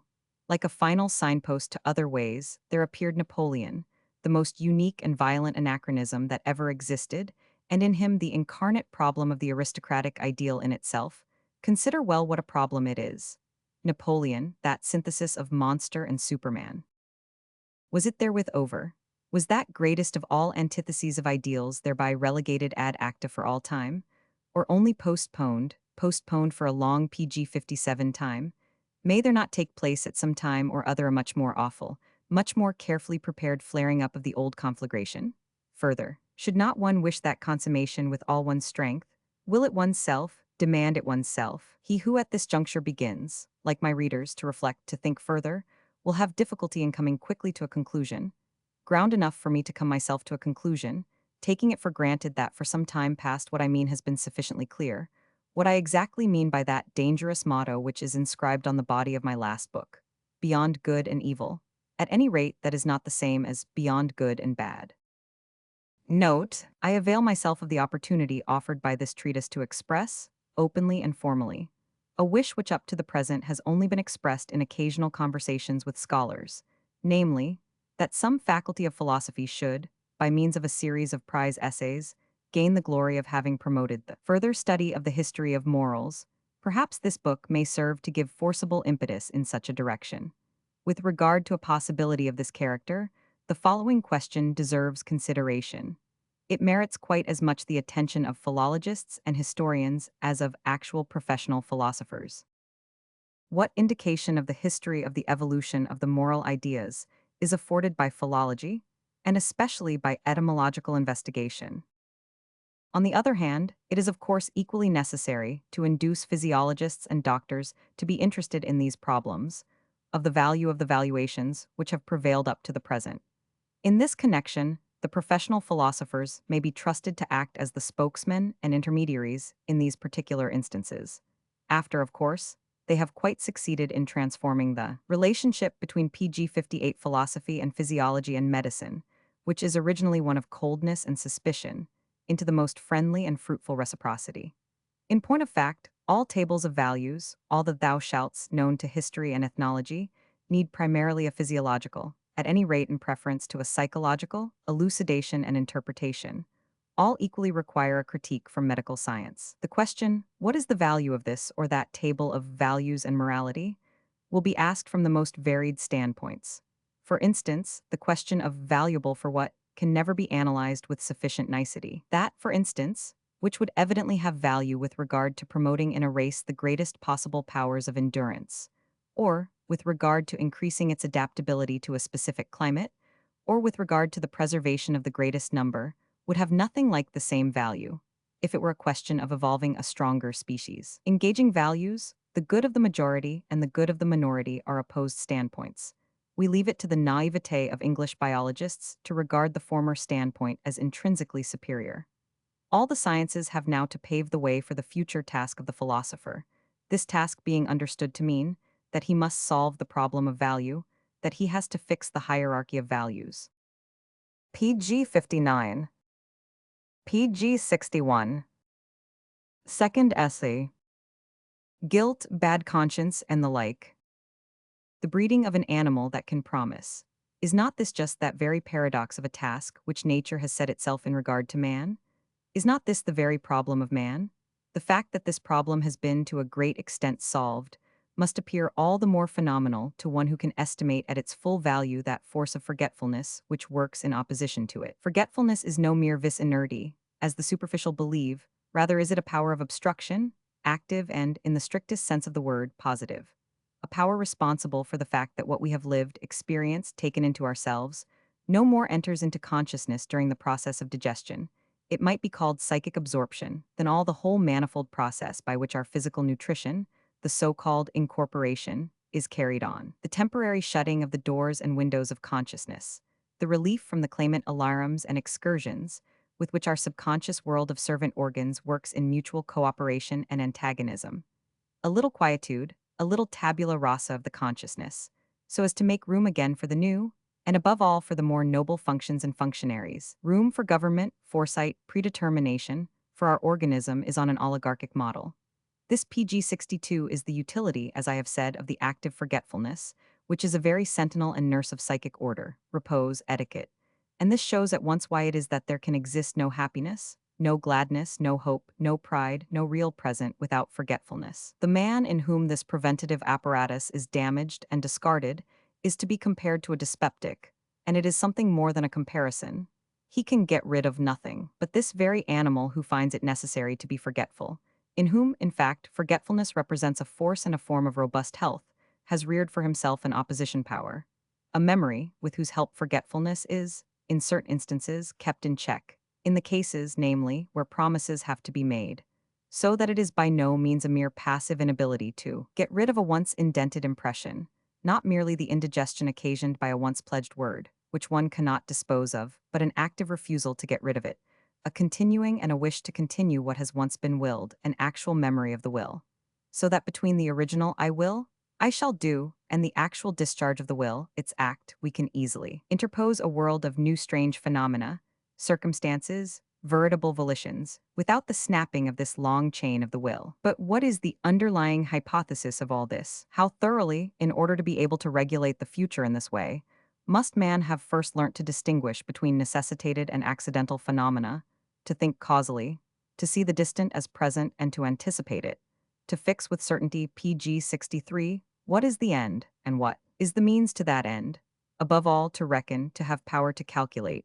How thoroughly must man have first become calculable, disciplined, necessitated even for himself and his own conception of himself, that, like a man entering into a promise, he could guarantee himself as a future. This is simply the long history of the origin of responsibility. That task of breeding an animal which can make promises includes, as we have already grasped, as its condition and preliminary, the more immediate task of first making man to a certain extent, necessitated, uniform, like among his like, regular, and consequently calculable. The immense work of what I have called Morality of Custom 1 CP.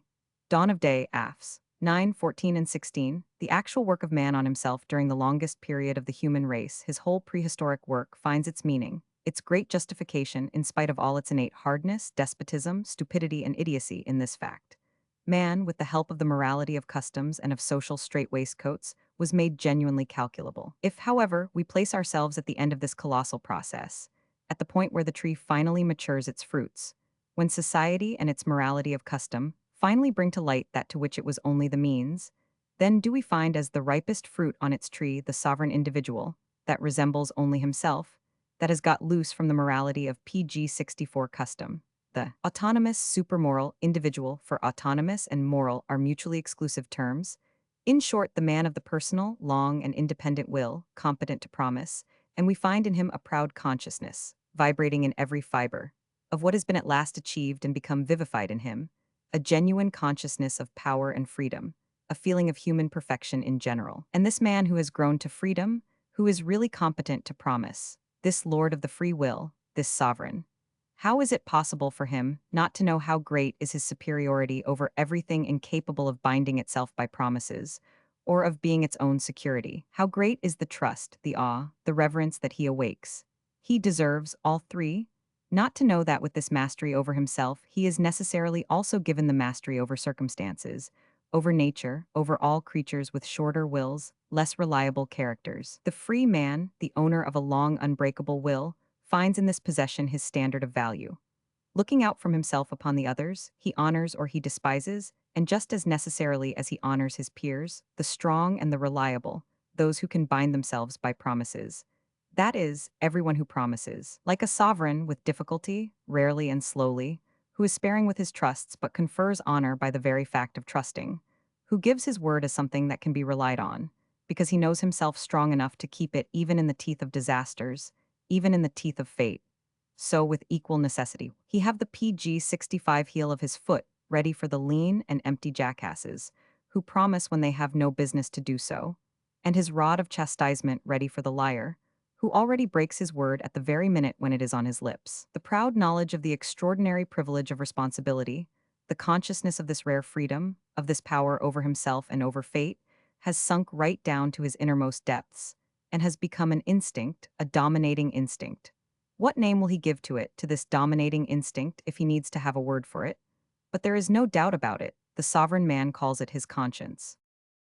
His conscience? One apprehends at once that the idea conscience, which is here seen in its supreme manifestation, supreme in fact to almost the point of strangeness, should already have behind it a long history and evolution, the ability to guarantee oneself with all due pride, and also at the same time to say yes to oneself. That is, as has been said, a ripe fruit, but also a late fruit. How long must needs this fruit hang sour and bitter on the tree? And for an even longer period there was not a glimpse of such a fruit to be had. No one had taken it on himself to promise it, although everything on the tree was quite ready for it, and everything was maturing for that very consummation. How is a memory to be made for the man-animal? How is an impression to be so deeply fixed upon this ephemeral PG 66 understanding, half dense and half silly, upon this incarnate forgetfulness, that it will be permanently present? As one may imagine, this primeval problem was not solved by exactly gentle answers and gentle means. Perhaps there is nothing more awful and more sinister in the early history of man than his system of mnemonics. Something is burnt in so as to remain in his memory. Only that which never stops hurting remains in his memory.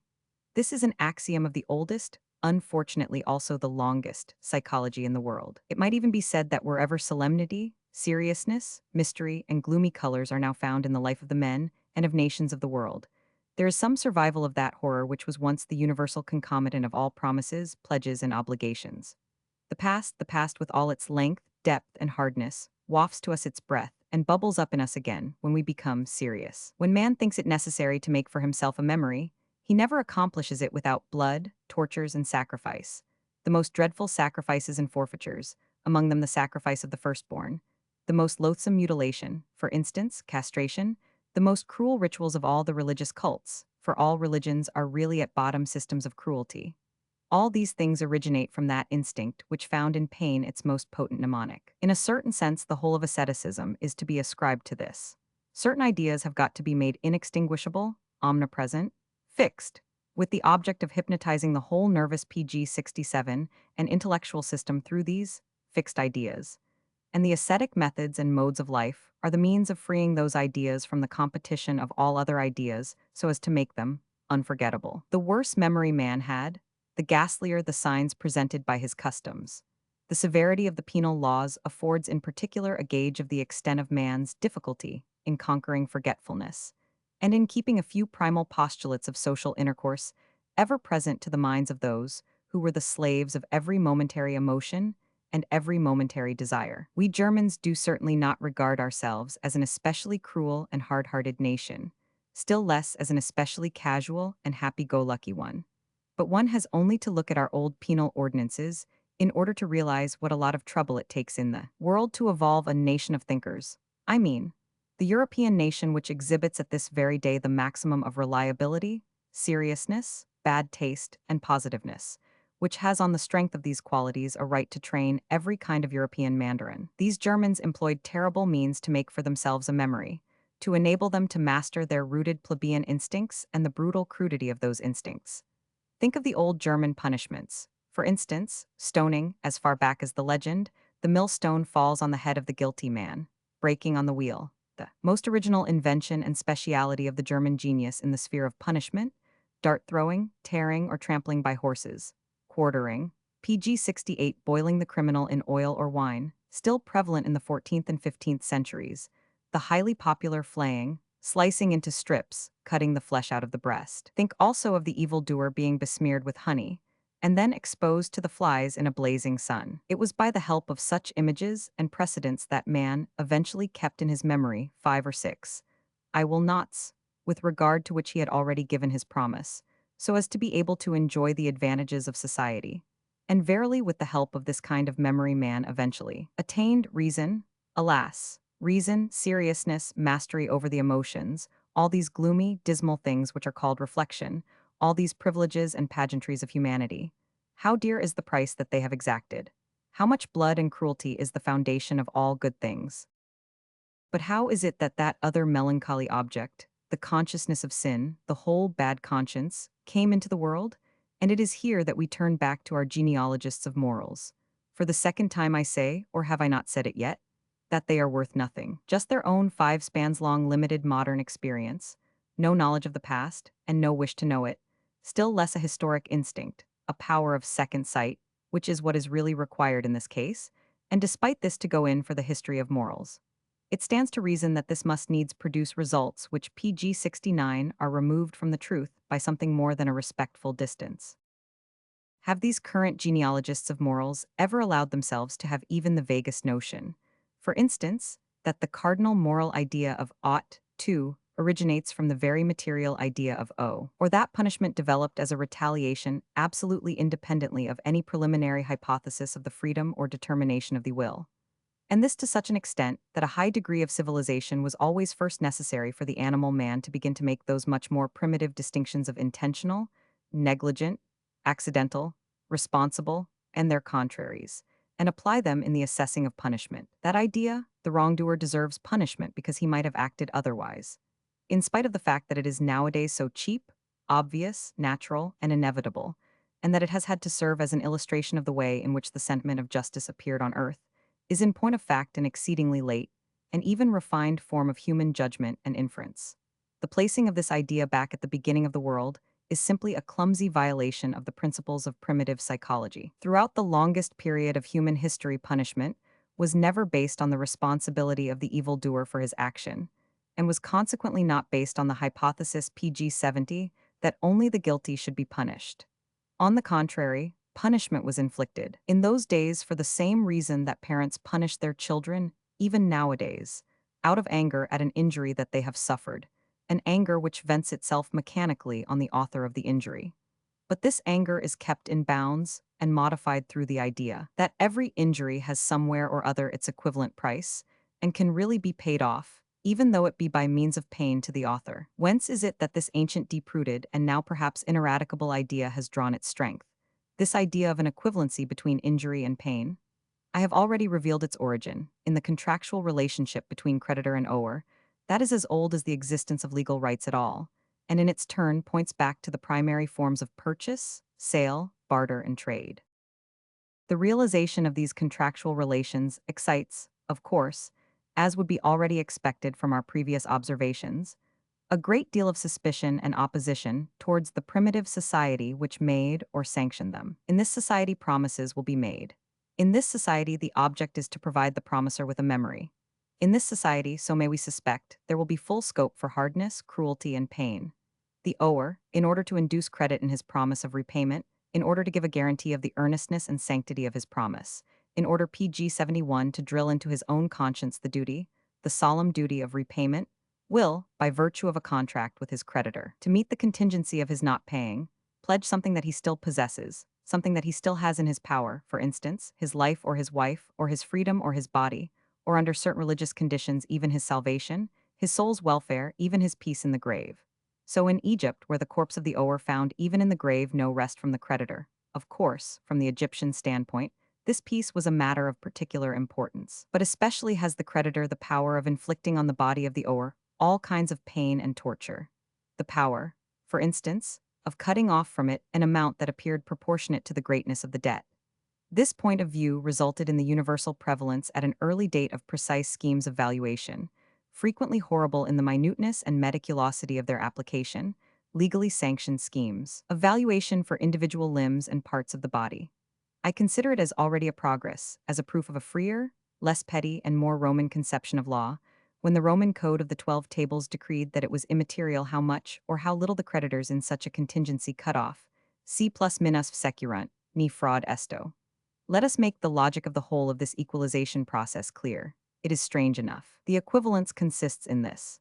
Instead of an advantage directly compensatory of his injury, that is, instead of an equalization in money, PG-72 lands, or some kind of chattel, the creditor is granted by way of repayment and compensation a certain sensation of satisfaction, the satisfaction of being able to vent, without any trouble, his power on one who is powerless, the delight de faire le mal pour le plaisir de le faire, the joy in sheer violence. And this joy will be relished in proportion to the lowness and humbleness of the creditor in the social scale, and is quite apt to have the effect of the most delicious dainty, and even seem the foretaste of a higher social position. Thanks to the punishment of the ower, the creditor participates in the rights of the masters. At last he too, for once in a way, attains the edifying consciousness of being able to despise and ill-treat a creature, as an inferior, or at any rate of seeing him being despised and ill-treated, in case the actual power of punishment, the administration of punishment, has already become transferred to the authorities.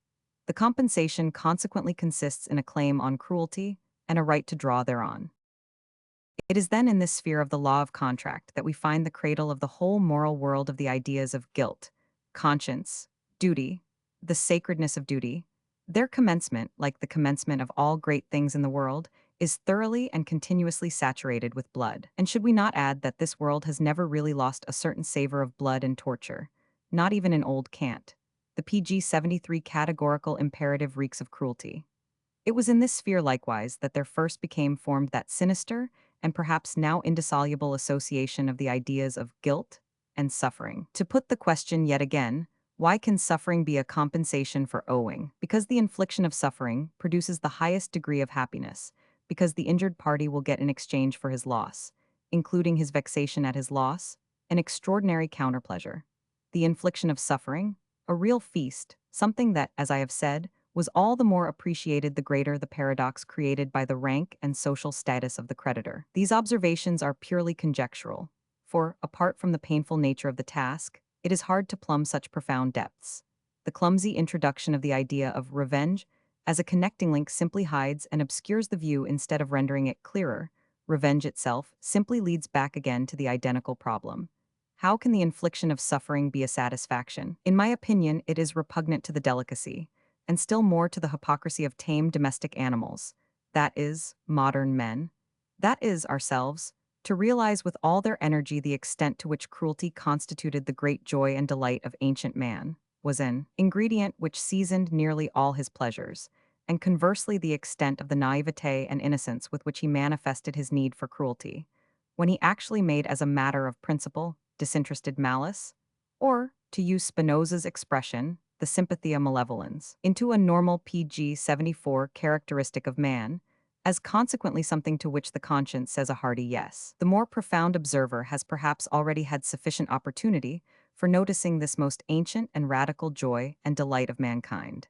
In Beyond Good and Evil, APH 188, and even earlier, in The Dawn of Day, AFS 1877 113, I have cautiously indicated the continually growing spiritualization and deification of cruelty, which pervades the whole history of the higher civilization, and in the larger sense even constitutes it. At any rate, the time is not so long past when it was impossible to conceive of royal weddings and national festivals on a grand scale, without executions, tortures, or perhaps an auto-da-fé, or similarly to conceive of an aristocratic household, without a creature to serve as a butt for the cruel and malicious baiting of the inmates. The reader will perhaps remember Don Quixote at the court of the Duchess.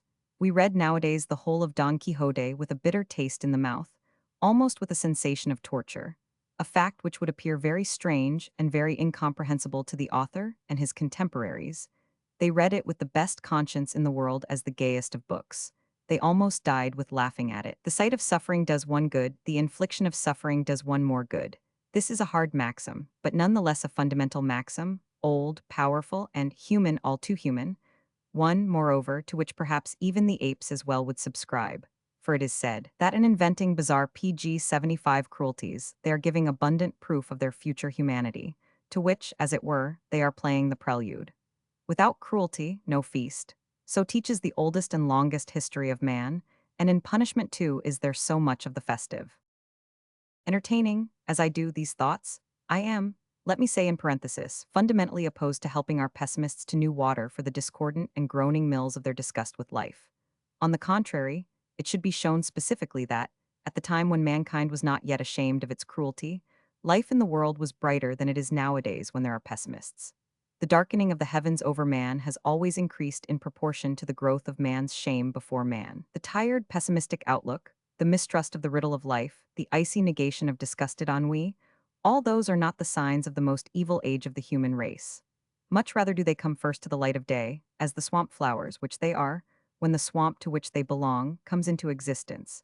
I mean the diseased refinement and moralization, thanks to which the animal man has at last learnt to be ashamed of all his instincts. On the road to angelhood, not to use in this context a harder word, man has developed that dyspeptic stomach and coated tongue, which have made not only the joy and innocence of the animal repulsive to him, but PG 76 also life itself, so that sometimes he stands with stopped nostrils before his own self, and like Pope Innocent III, makes a black list of his own horrors. Unclean generation, loathsome nutrition when in the maternal body, badness of the matter out of which man develops, awful stench, secretion of saliva, urine, and excrement. Nowadays, when suffering is always trotted out as the first argument against existence, as its most sinister query, it is well to remember the times when men judged on converse principles because they could not dispense with the infliction of suffering, and saw therein a magic of the first order, a veritable bait of seduction to life. Perhaps in those days, this is to solace the weaklings. Pain did not hurt so much as it does nowadays. Any physician who has treated Negroes, granted that these are taken as representative of the prehistoric man, suffering from severe internal inflammations which would bring a European, even though he had the soundest constitution, almost to despair, would be in a position to come to this conclusion. Pain has not the same effect with Negroes. The curve of human sensibilities to pain seems indeed to sink in an extraordinary and almost sudden fashion. As soon as one has passed the upper 10,000 or 10 millions of over-civilized humanity, and I personally have no doubt that, by comparison with one painful night passed by one single hysterical chit of a cultured woman, the suffering of all the animals taken together, who have been put to the question of the knife, so as to give scientific answers, are simply PG 77 negligible. We may perhaps be allowed to admit the possibility of the craving for cruelty not necessarily having become really extinct. It only requires, in view of the fact that pain hurts more nowadays, a certain sublimation and subtilization. It must especially be translated to the imaginative and psychic plane, and be adorned with such smug euphemisms, that even the most fastidious and hypocritical conscience could never grow suspicious of their real nature. Tragic pity is one of these euphemisms. Another is les nostalgies de la croix. What really raises one's indignation against suffering is not suffering intrinsically, but the senselessness of suffering. Such a senselessness, however, existed neither in Christianity, which interpreted suffering into a whole mysterious salvation apparatus, nor in the beliefs of the naive ancient man, who only knew how to find a meaning in suffering from the standpoint of the spectator or the inflictor of the suffering. In order to get the secret, undiscovered, and unwitnessed suffering out of the world, it was almost compulsory to invent gods and a hierarchy of intermediate beings. In short, something which wanders even among secret places, sees even in the dark, and makes a point of never missing an interesting and painful spectacle. It was with the help of such inventions that life got to learn the tour de force, which has become part of its stock in trade, the tour de force of self-justification, of the justification of evil. Nowadays, this would perhaps require other auxiliary devices. For instance, life as a riddle, life as a problem of PG 78 knowledge. Every evil is justified in the sight of which a god finds edification. So rang the logic of primitive sentiment, and, indeed, was it only of primitive? The gods conceived as friends of spectacles of cruelty. Oh, how far does this primeval conception extend even nowadays into our European civilization? One would perhaps like in this context to consult Luther and Calvin. It is at any rate certain that even the Greeks knew no more piquant seasoning for the happiness of their gods than the joys of cruelty. What, do you think, was the mood with which Homer makes his gods look down upon the fates of men? What final meaning have at bottom the Trojan War and similar tragic horrors? It is impossible to entertain any doubt on the point. They were intended as festival games for the gods, and, in so far as the poet is of a more godlike breed than other men, as festival games also for the poets. It was in just this spirit and no other that at a later date the moral philosophers of Greece conceived the eyes of God as still looking down on the moral struggle, the heroism, and the self-torture of the virtuous. The Heracles of duty was on a stage, and was conscious of the fact. Virtue without witnesses was something quite unthinkable for this nation of actors. Must not that philosophically invention, so audacious and so fatal, which was then absolutely new to Europe, the invention of free will, of the absolute spontaneity of man in good and evil, simply have been made for the specific purpose of justifying the idea that the interest of PG 79, the gods in humanity and human virtue, was inexhaustible. There would never on the stage of this free will world be a dearth of really new, really novel and exciting situations, plots, catastrophes. A world thought out on completely deterministic lines would be easily guessed by the gods, and would consequently soon bore them. Sufficient reason for these friends of the gods, the philosophers, not to ascribe to their gods such a deterministic world. The whole of ancient humanity is full of delicate consideration for the spectator, being as it is a world of thorough publicity and theatricality, which could not conceive of happiness without spectacles and festivals. And, as has already been said, even in great punishment there is so much which is festive. The feeling of ought, of personal obligation, to take up again the train of our inquiry, has had, as we saw, its origin in the oldest and most original personal relationship that there is, the relationship between buyer and seller, creditor and ower. Here it was that individual confronted individual, and that individual matched himself against individual. There has not yet been found a grade of civilization so low as not to manifest some trace of this relationship. Making prices, assessing values, thinking out equivalents, exchanging, all this preoccupied the primal thoughts of man to such an extent that, in a certain sense, PG 80 it constituted thinking itself. It was here that was trained the oldest form of sagacity. It was here in this sphere that we can, perhaps, trace the first commencement of man's pride, of his feeling of superiority over other animals. Perhaps our word mensch, manas, still expresses just something of this self-pride. Man denoted himself as the being who measures values, who values and measures, as the assessing animal par excellence. Sale and purchase, together with their psychological concomitants, are older than the origins of any form of social organization and union. It is rather from the most rudimentary form of individual right that the budding consciousness of exchange, commerce, debt, right, obligation, compensation was first transferred to the rudest and most elementary of the social complexes.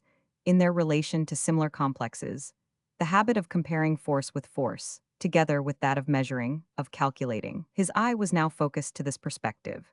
And with that ponderous consistency characteristic of ancient thought, which, though set in motion with difficulty, yet proceeds inflexibly along the line on which it has started, man soon arrived at the great generalization. Everything has its price, all can be paid for. The oldest and most naive moral canon of justice, beginning of all kindness, of all equity, of all goodwill, of all objectivity in the world. Justice in this initial phase is the goodwill among people of about equal power to come to terms with each other, to come to an understanding again by means of a settlement, and with regard to the less PG 81 powerful, to compel them to agree among themselves to a settlement. Measured always by the standard of antiquity. This antiquity, moreover, is present or again possible at all periods. The community stands to its members in that important and radical relationship of creditor to his owers. Man lives in a community. Man enjoys the advantages of a community. And what advantages? We occasionally underestimate them nowadays. Man lives protected, spared, in peace and trust, secure from certain injuries and enmities, to which the man outside the community, the peaceless man, is exposed. A German understands the original meaning of elend. Elend, secure because he has entered into pledges and obligations to the community in respect of these very injuries and enmities. What happens when this is not the case? The community, the defrauded creditor, will get itself paid, as well as it can, one can reckon on that. In this case, the question of the direct damage done by the offender is quite subsidiary. Quite apart from this, the criminal three is above all a breaker of word and covenant to the whole, as regards all the advantages and amenities of the communal life in which up to that time he had participated. The criminal is an ower, who not only fails to repay the advances and advantages that have been given to him, but even sets out to attack his creditor. PG 82, consequently, he is in the future not only, as is fair, deprived of all these advantages and amenities. He is in addition reminded of the importance of those advantages. The wrath of the injured creditor, of the community, puts him back in the wild and outlawed status from which he was previously protected. The community repudiates him, and now every kind of enmity can vent itself on him. Punishment is in this stage of civilization simply the copy, the mimic, of the normal treatment of the hated, disdained, and conquered enemy, who is not only deprived of every right and protection but of every mercy. So we have the martial law and triumphant festival of the victis, in all its mercilessness and cruelty.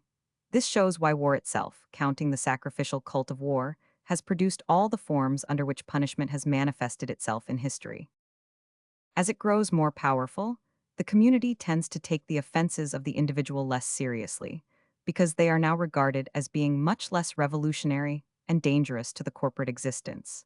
The evildoer is no more outlawed and put outside the pale. The common wrath can no longer vent itself upon him with its old license.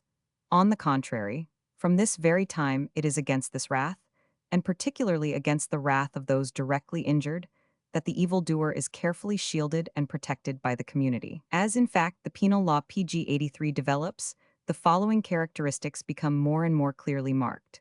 Compromise with the wrath of those directly affected by the misdeed, a consequent endeavor to localize the matter and to prevent a further, or indeed a general spread of the disturbance. Attempts to find equivalents and to settle the whole matter, compositio. Above all, the will, which manifests itself, with increasing definiteness, to treat every offense as in a certain degree capable of being paid off, and consequently, at any rate up to a certain point, to isolate the offender from his act. As the power and the self-consciousness of a community increases, so proportionately does the penal law become mitigated. Conversely, every weakening and jeopardizing of the community revives the harshest forms of that law. The creditor has always grown more humane proportionately, as he has grown more rich. Finally, the amount of injury he can endure without really suffering becomes the criterion of his wealth.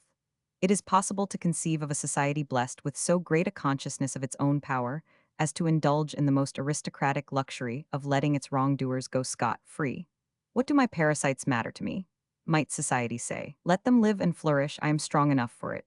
The justice which began with the maxim, everything can be paid off, everything must be paid off, ends with connivance at the escape of those who cannot pay to escape, it ends, like every good thing on earth, by destroying itself. The self-destruction of justice. We know PG-80 for the pretty name it calls itself, grace. It remains, as is obvious, the privilege of the strongest, better still, their superlaw. A deprecatory word here against the attempts that have lately been made to find the origin of justice on quite another basis, namely, on that of resentment. Let me whisper a word in the ear of the psychologists, if they would fain study revenge itself at close quarters. This plant blooms its prettiest at present among anarchists and anti-Semites, a hidden flower, as it has ever been, like the violet, though, forsooth, with another perfume. And as like must necessarily emanate from like, it will not be a matter for surprise that it is just in such circles that we see the birth of endeavors. It is their old birthplace. Compare above, first essay, paragraph 14, to sanctify revenge under the name of justice, as though justice were at bottom merely a development of the consciousness of injury, and thus with the rehabilitation of revenge to reinstate generally and collectively all the reactive emotions. I object to this last point least of all. It even seems meritorious when regarded from the standpoint of the whole problem of biology, from which standpoint the value of these emotions has up to the present been underestimated, and that to which I alone call attention is the circumstance that it is the spirit of revenge itself, from which develops this new nuance of scientific equity, for the benefit of hate, envy, mistrust, PG 85 jealousy, suspicion, rancor, revenge. This scientific equity stops immediately and makes way for the accents of deadly enmity and prejudice, so soon as another group of emotions comes on the scene, which in my opinion are of a much higher biological value than these reactions, and consequently have a paramount claim to the valuation and appreciation of science. I mean the really active emotions, such as personal and material ambition, and so forth. During value of life, course of philosophy, and passim, so much against this tendency in general. But as for the particular maxim of Düring's, that the home of justice is to be found in the sphere of the reactive feelings, our love of truth compels us drastically to invert his own proposition, and to oppose to him this other maxim. The last sphere conquered by the spirit of justice is the sphere of the feeling of reaction, when it really comes about that the just man remains just even as regards his injurer, and not merely cold, moderate, reserved, indifferent, being just is always a positive state. When, in spite of the strong provocation of personal insult, contempt, and calumny, the lofty and clear objectivity of the just and judging eye, whose glance is as profound as it is gentle, is untroubled, why then we have a piece of perfection, a past master of the world, something, in fact, which it would not be wise to expect, and which should not at any rate be too easily believed. Speaking generally, there is no doubt but that even the justest individual only requires a little dose of PG 86 hostility, malice, or innuendo to drive the blood into his brain and the fairness from it. The active man, the attacking, aggressive man, is always 100 degrees nearer to justice than the man who merely reacts. He certainly has no need to adopt the tactics, necessary in the case of the reacting man, of making false and biased valuations of his object. It is, in point of fact, for this reason that the aggressive man has at all times enjoyed the stronger, bolder, more aristocratic, and also freer outlook, the better conscience. On the other hand, we already surmise who it really is that has on his conscience the invention of the bad conscience, the resentful man. Finally, let man look at himself in history. In what sphere up to the present has the whole administration of law, the actual need of law, found its earthly home? Perchance in the sphere of the reacting man? Not for a minute. Rather in that of the active, strong, spontaneous, aggressive man. I deliberately defy the above-mentioned agitator, who himself makes this self-confession. The creed of revenge has run through all my works and endeavors like the red thread of justice, and say that judged historically law in the world represents the very war against the reactive feelings, the very war waged on those feelings by the powers of activity and aggression, which devote some of their strength to damming and keeping within bounds this effervescence of hysterical reactivity, and to forcing it to some compromise. Everywhere where justice is practiced and justice is maintained, it is to be observed that the PG 87 stronger power, when confronted with the weaker powers which are inferior to it, whether they be groups or individuals, searches for weapons to put an end to the senseless fury of resentment, while it carries on its object, partly by taking the victim of resentment out of the clutches of revenge, partly by substituting for revenge a campaign of its own against the enemies of peace and order, partly by finding, suggesting, and occasionally enforcing settlements, partly by standardizing certain equivalents for injuries, to which equivalence the element of resentment is henceforth finally referred. The most drastic measure, however, taken and effectuated by the supreme power, to combat the preponderance of the feelings of spite and vindictiveness. It takes this measure as soon as it is at all strong enough to do so, is the foundation of law, the imperative declaration of what in its eyes is to be regarded as just and lawful, and what unjust and unlawful. And while, after the foundation of law, the supreme power treats the aggressive and arbitrary acts of individuals, or of whole groups, as a violation of law and a revolt against itself, it distracts the feelings of its subjects from the immediate injury inflicted by such a violation, and thus eventually attains the very opposite result to that always desired by revenge, which sees and recognizes nothing but the standpoint of the injured party. From henceforth, the eye becomes trained to a more and more impersonal valuation of the deed, even the eye of the injured party himself, though this is in the final stage of all, as has been pg 88 previously remarked. On this principle, right and wrong first manifest themselves after the foundation of law, and not, as Düring maintains, only after the act of violation. To talk of intrinsic right and intrinsic wrong is absolutely nonsensical. Intrinsically, an injury, an oppression, an exploitation, an annihilation can be nothing wrong, inasmuch as life is essentially, that is, in its cardinal functions, something which functions by injuring, oppressing, exploiting, and annihilating, and is absolutely inconceivable without such a character. It is necessary to make an even more serious confession. Viewed from the most advanced biological standpoint, conditions of legality can be only exceptional conditions, in that they are partial restrictions of the real life. Will, which makes for power, and in that they are subordinated to the life.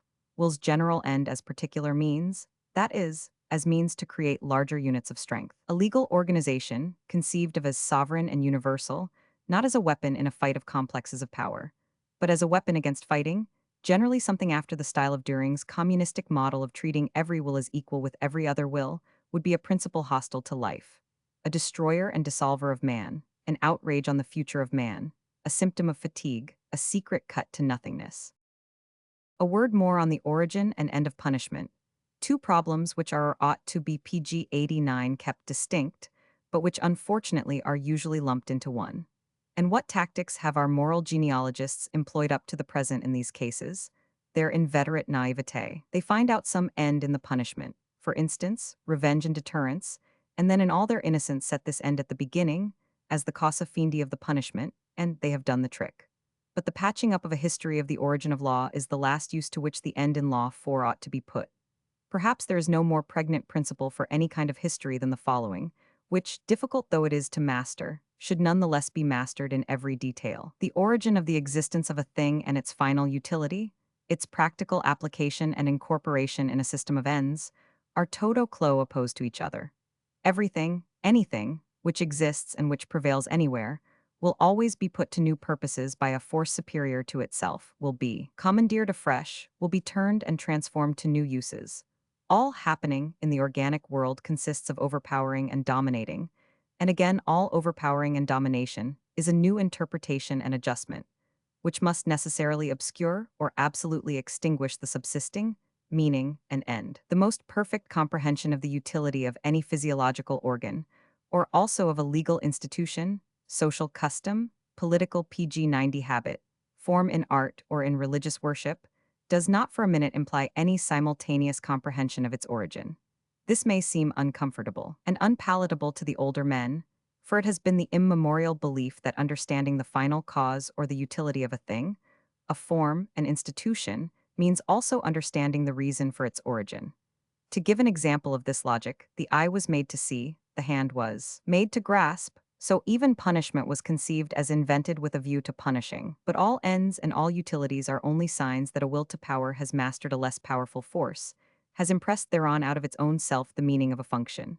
And the whole history of a thing, an organ, a custom, can on the same principle be regarded as a continuous sine chain of perpetually new interpretations and adjustments, whose causes, so far from needing to have even a mutual connection, sometimes follow and alternate with each other absolutely haphazard. Similarly, the evolution of a thing, of a custom, is anything but its progressus to an end, still less a logical and direct progressus attained with the minimum expenditure of energy and cost.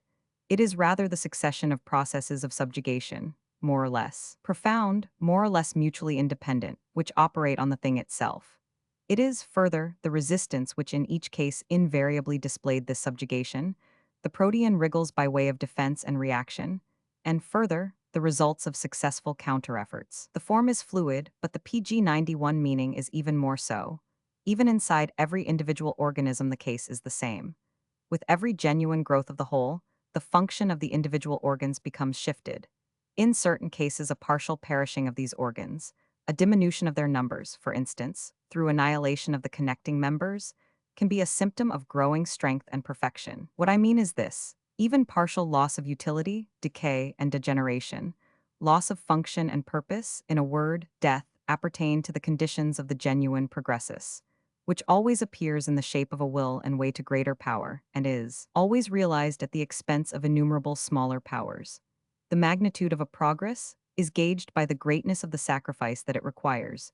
Humanity, as a mass sacrificed to the prosperity of the one stronger species of man, that would be a progress. I emphasize all the more this cardinal characteristic of the historic method, for the reason that in its essence it runs counter to predominant instincts and prevailing taste, which much prefer to put up with absolute casualness, even with the mechanical senselessness of all phenomena, than with the theory of a power will, in exhaustive play throughout all phenomena. The democratic idiosyncrasy against everything which rules and wishes to rule, the modern misarchism, to coin a bad word for a bad thing, has gradually but so thoroughly transformed itself into the guise of intellectualism, the most abstract intellectualism, that even nowadays it penetrates and has the right to penetrate step PG92 by step into the most exact and apparently the most objective sciences.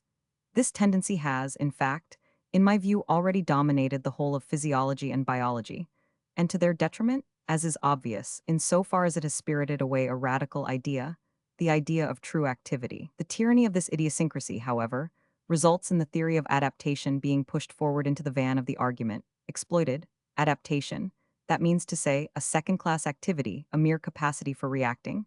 In fact, life itself has been defined by Herbert Spencer as an increasingly effective internal adaptation to external circumstances. This definition, however, fails to realize the real essence of life, its will to power. It fails to appreciate the paramount superiority enjoyed by those plastic forces of spontaneity, aggression, and encroachment with their new interpretations and tendencies, to the operation of which adaptation is only a natural corollary.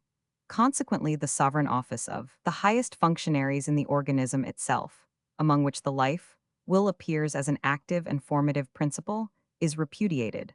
One remembers Huxley's reproach to Spencer of his administrative nihilism, but it is a case of something much more than administration. To return to our subject, namely punishment, we must make consequently a double distinction.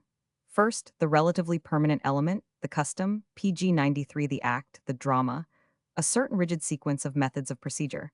On the other hand, the fluid element, the meaning, the end, the expectation which is attached to the operation of such procedure. At this point, we immediately assume, per analogiam, in accordance with the theory of the historic method, which we have elaborated above, that the procedure itself is something older and earlier than its utilization in punishment, that this utilization was introduced and interpreted into the procedure, which had existed for a long time, but whose employment had another meaning. In short, that the case is different from that hitherto supposed by our naive genealogists of morals and of law, who thought that the procedure was invented for the purpose of punishment, in the same way that the hand had been previously thought to have been invented for the purpose of grasping. With regard to the other element in punishment, its fluid element, its meaning, the idea of punishment in a very late stage of civilization. For instance, contemporary Europe is not content with manifesting merely one meaning, but manifests a whole synthesis of meanings. The past general history of punishment, the history of its employment for the most diverse ends, crystallizes eventually into a kind of unity, which is difficult to analyze into its parts, and which, it is necessary to emphasize, absolutely defies definition. It is nowadays impossible to say definitely the precise reason for punishment. All ideas, in which a whole process is promiscuously comprehended, elude definition. It is only that which PG94 has no history, which can be defined. At an earlier stage, on the contrary, that synthesis of meanings appears much less rigid and much more elastic. we can realize how in each individual case the elements of the synthesis change their value and their position, so that now one element and now another stands out and predominates over the others. Nay, in certain cases one element, perhaps the end of deterrence, seems to eliminate all the rest. At any rate, so as to give some idea of the uncertain, supplementary, and accidental nature of the meaning of punishment, and of the manner in which one identical procedure can be employed and adapted for the most diametrically opposed objects, I will at this point give a scheme that has suggested itself to me. A scheme itself based on comparatively small and accidental material. Punishment as rendering the criminal harmless and incapable of further injury. Punishment as compensation for the injury sustained by the injured party, in any form whatsoever, including the form of sentimental compensation. Punishment as an isolation of that which disturbs the equilibrium, so as to prevent the further spreading of the disturbance. Punishment as a means of inspiring fear of those who determine and execute the punishment. Punishment as a kind of compensation for advantages, which the wrongdoer has up to that time enjoyed, for example, when he is utilized as a slave in the mines. Punishment as the elimination of an element of decay, sometimes of a whole branch, as according to the Chinese laws, consequently as a means to the purification PG 95 of the race, or the preservation of a social type. Punishment as a festival, as the violent oppression and humiliation of an enemy that has at last been subdued. Punishment as a mnemonic, whether for him who suffers the punishment, the so-called correction, or for the witnesses of its administration. Punishment as the payment of a fee stipulated for by the power which protects the evildoer from the excesses of revenge. Punishment as a compromise with the natural phenomenon of revenge, insofar as revenge is still maintained and claimed as a privilege by the stronger races. Punishment as a declaration and measure of war against an enemy of peace, of law, of order, of authority, who is fought by society with the weapons which war provides, as a spirit dangerous to the community, as a breaker of the contract on which the community is based, as a rebel, a traitor, and a breaker of the peace. This list is certainly not complete. It is obvious that punishment is overloaded with utilities of all kinds. This makes it all the more permissible to eliminate one supposed utility, which passes, at any rate in the popular mind, for its most essential utility, and which is just what even now provides the strongest support for that faith in punishment which is, nowadays for many reasons, tottering. Punishment is supposed to have the value of exciting in the guilty the consciousness of guilt. In punishment is sought the proper instrumentum, PG 96 of that psychic reaction, which becomes known as a bad conscience, remorse. But this theory is even, from the point of view of the present, a violation of reality and psychology. And how much more so is the case when we have to deal with the longest period of man's history, his primitive history. Genuine remorse is certainly extremely rare among wrongdoers and the victims of punishment. Prisons and houses of correction are not the soil on which this worm of remorse pullulates for choice. This is the unanimous opinion of all conscientious observers, who in many cases arrive at such a judgment with enough reluctance and against their own personal wishes. Speaking generally, punishment hardens and numbs, it produces concentration, it sharpens the consciousness of alienation, it strengthens the power of resistance. When it happens that it breaks the man's energy and brings about a piteous prostration and abjectness, such a result is certainly even less salutary than the average effect of punishment, which is characterized by a harsh and sinister doggedness. The thought of those prehistoric millennia brings us to the unhesitating conclusion that it was simply through punishment that the evolution of the consciousness of guilt was most forcibly retarded, at any rate in the victims of the punishing power. In particular, let us not underestimate the extent to which, by the very sight of the judicial and executive procedure, the wrongdoer is himself prevented from feeling that his deed, the character of his act, is intrinsically reprehensible. For he sees PG 97 clearly the same kind of acts practiced in the service of justice, and then called good and practiced with a good conscience. Acts such as espionage, trickery, bribery, trapping, the whole intriguing and insidious art of the policeman and the informer, the whole system, in fact, manifested in the different kinds of punishment, a system not excused by passion but based on principle, of robbing, oppressing, insulting, imprisoning, racking, murdering. All this he sees treated by his judges, not as acts meriting censure and condemnation in themselves, but only in a particular context and application. It was not on this soil that grew the bad conscience, that most sinister and interesting plant of our earthly vegetation. In point of fact, throughout a most lengthy period, no suggestion of having to do with a guilty man, manifested itself in the consciousness of the man who judged and punished. One had merely to deal with an author of an injury, an irresponsible piece of fate. And the man himself, on whom the punishment subsequently fell like a piece of fate, was occasioned no more of an inner pain than would be occasioned by the sudden approach of some uncalculated event, some terrible natural catastrophe, a rushing, crushing avalanche against which there is no resistance. This truth came insidiously enough to the consciousness of Spinoza, to the disgust of his commentators, who, like Kuno Fischer, for instance, PG 98, give themselves no end of trouble to misunderstand him on this point, when one afternoon, as he sat raking up who knows what memory, he indulged in the question of what was really left for him personally of the celebrated morsus conscienti. Spinoza, who had relegated good and evil to the sphere of human imagination, and indignantly defended the honor of his free God against those blasphemers who affirmed that God did everything sub ration boni. But this was tantamount to subordinating God to fate, and would really be the greatest of all absurdities. For Spinoza, the world had returned again to that innocence in which it lay before the discovery of the bad conscience. What then had happened to the morsus conscienti? The antithesis of gaudium, said he at last to himself, a sadness accompanied by the recollection of a past event which has turned out contrary to all expectation. Roman 3, Propos, Roman 18, Schol, I Roman 2. Evildoers have throughout thousands of years felt when overtaken by punishment exactly like Spinoza, on the subject of their offense. Here is something which went wrong contrary to my anticipation. Not, I ought not to have done this. They submitted themselves to punishment, just as one submits one's self to a disease, to a misfortune, or to death with that stubborn and resigned fatalism which gives the Russians, for instance, even nowadays, the advantage over us Westerners in the handling of life. If at that period there was a critique of action, the criterion was prudence. The real effect of punishment is unquestionably PG 99, chiefly to be found in a sharpening of the sense of prudence, in a lengthening of the memory, in a will to adopt more of a policy of caution, suspicion, and secrecy, in the recognition that there are many things which are unquestionably beyond one's capacity, in a kind of improvement in self-criticism. The broad effects which can be obtained by punishment in man and beast are the increase of fear, the sharpening of the sense of cunning, the mastery of the desires. So it is that punishment tames man but does not make him better? It would be more correct even to go so far as to assert the contrary. Injury makes a man cunning, says a popular proverb. So far as it makes him cunning, it makes him also bad. Fortunately, it often enough makes him stupid. At this juncture, I cannot avoid trying to give a tentative and provisional expression to my own hypothesis concerning the origin of the bad conscience. It is difficult to make it fully appreciated, and it requires continuous meditation, attention, and digestion. I regard the bad conscience as the serious illness which man was bound to contract under the stress of the most radical change which he has ever experienced. That change, when he found himself finally imprisoned within the pale of society and of peace.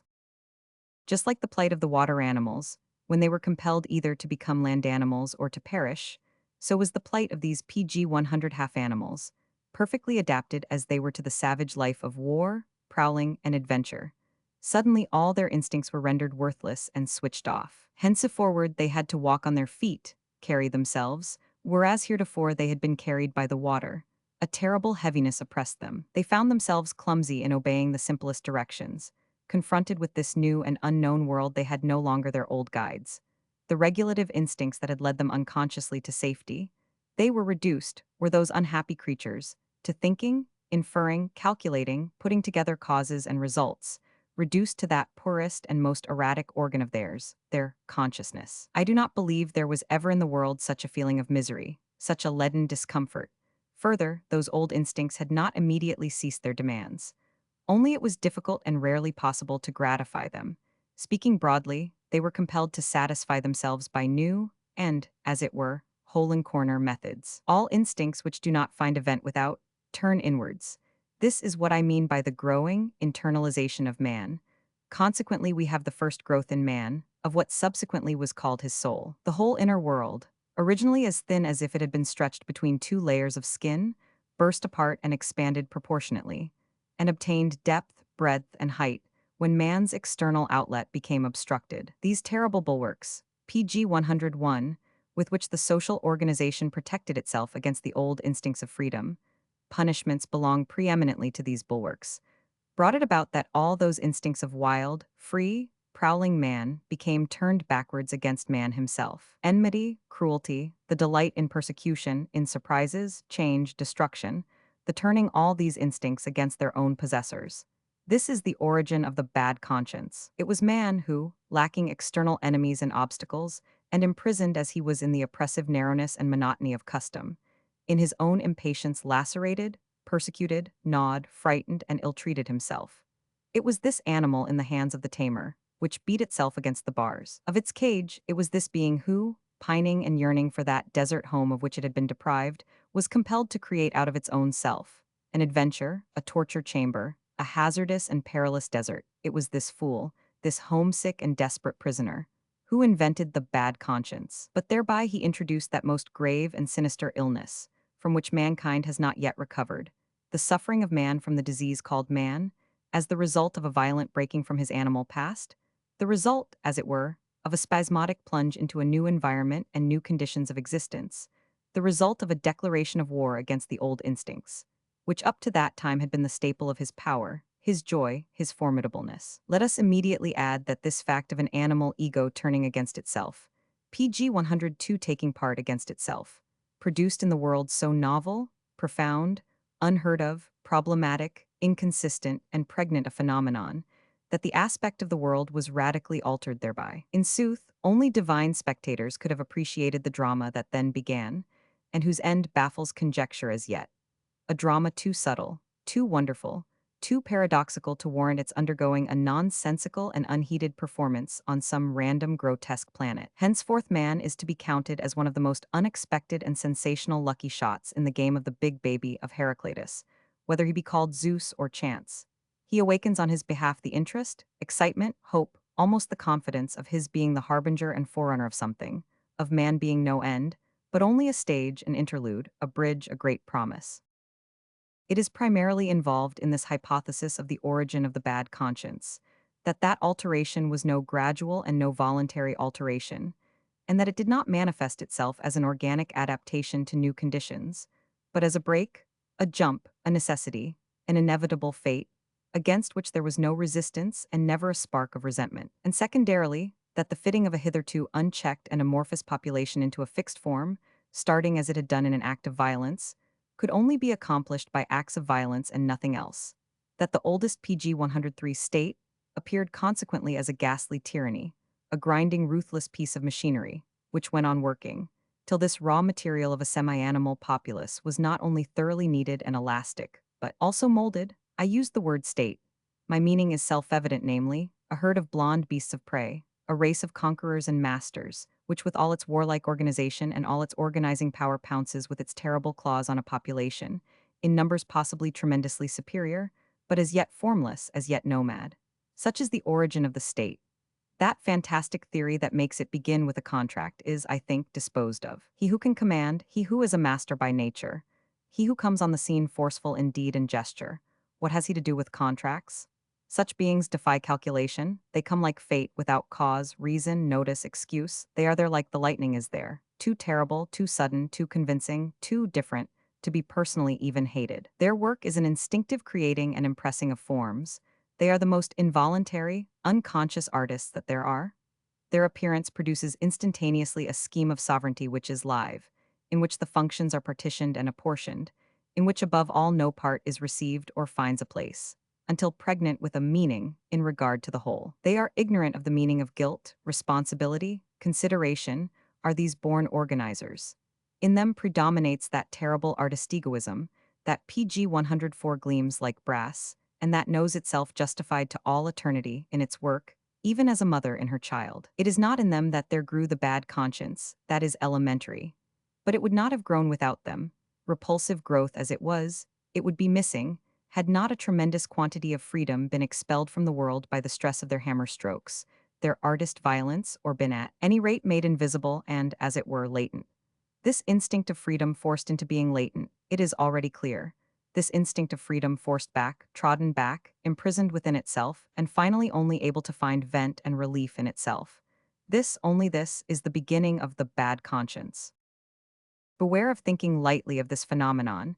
by reason of its initial painful ugliness. At bottom, it is the same active force which is at work on a more grandiose scale in those potent artists and organizers, and builds states, which here, internally on a smaller and pettier scale, and with a retrogressive tendency, makes itself a bad science in the labyrinth of the breast. To use Goethe's phrase, and which builds negative ideals, it is, I repeat, that identical instinct of freedom, to use my own language, the will to power. Only the material, on which this force with all its constructive and tyrannous nature is let loose, is here man himself, his whole old animal self. And not as in the case of that more grandiose and sensational PG 105 phenomenon, the other man, other men. This secret self-tyranny, this cruelty of the artist, this delight in giving a form to one's self as a piece of difficult, refractory, and suffering material, in burning in a will, a critique, a contradiction, a contempt, a negation.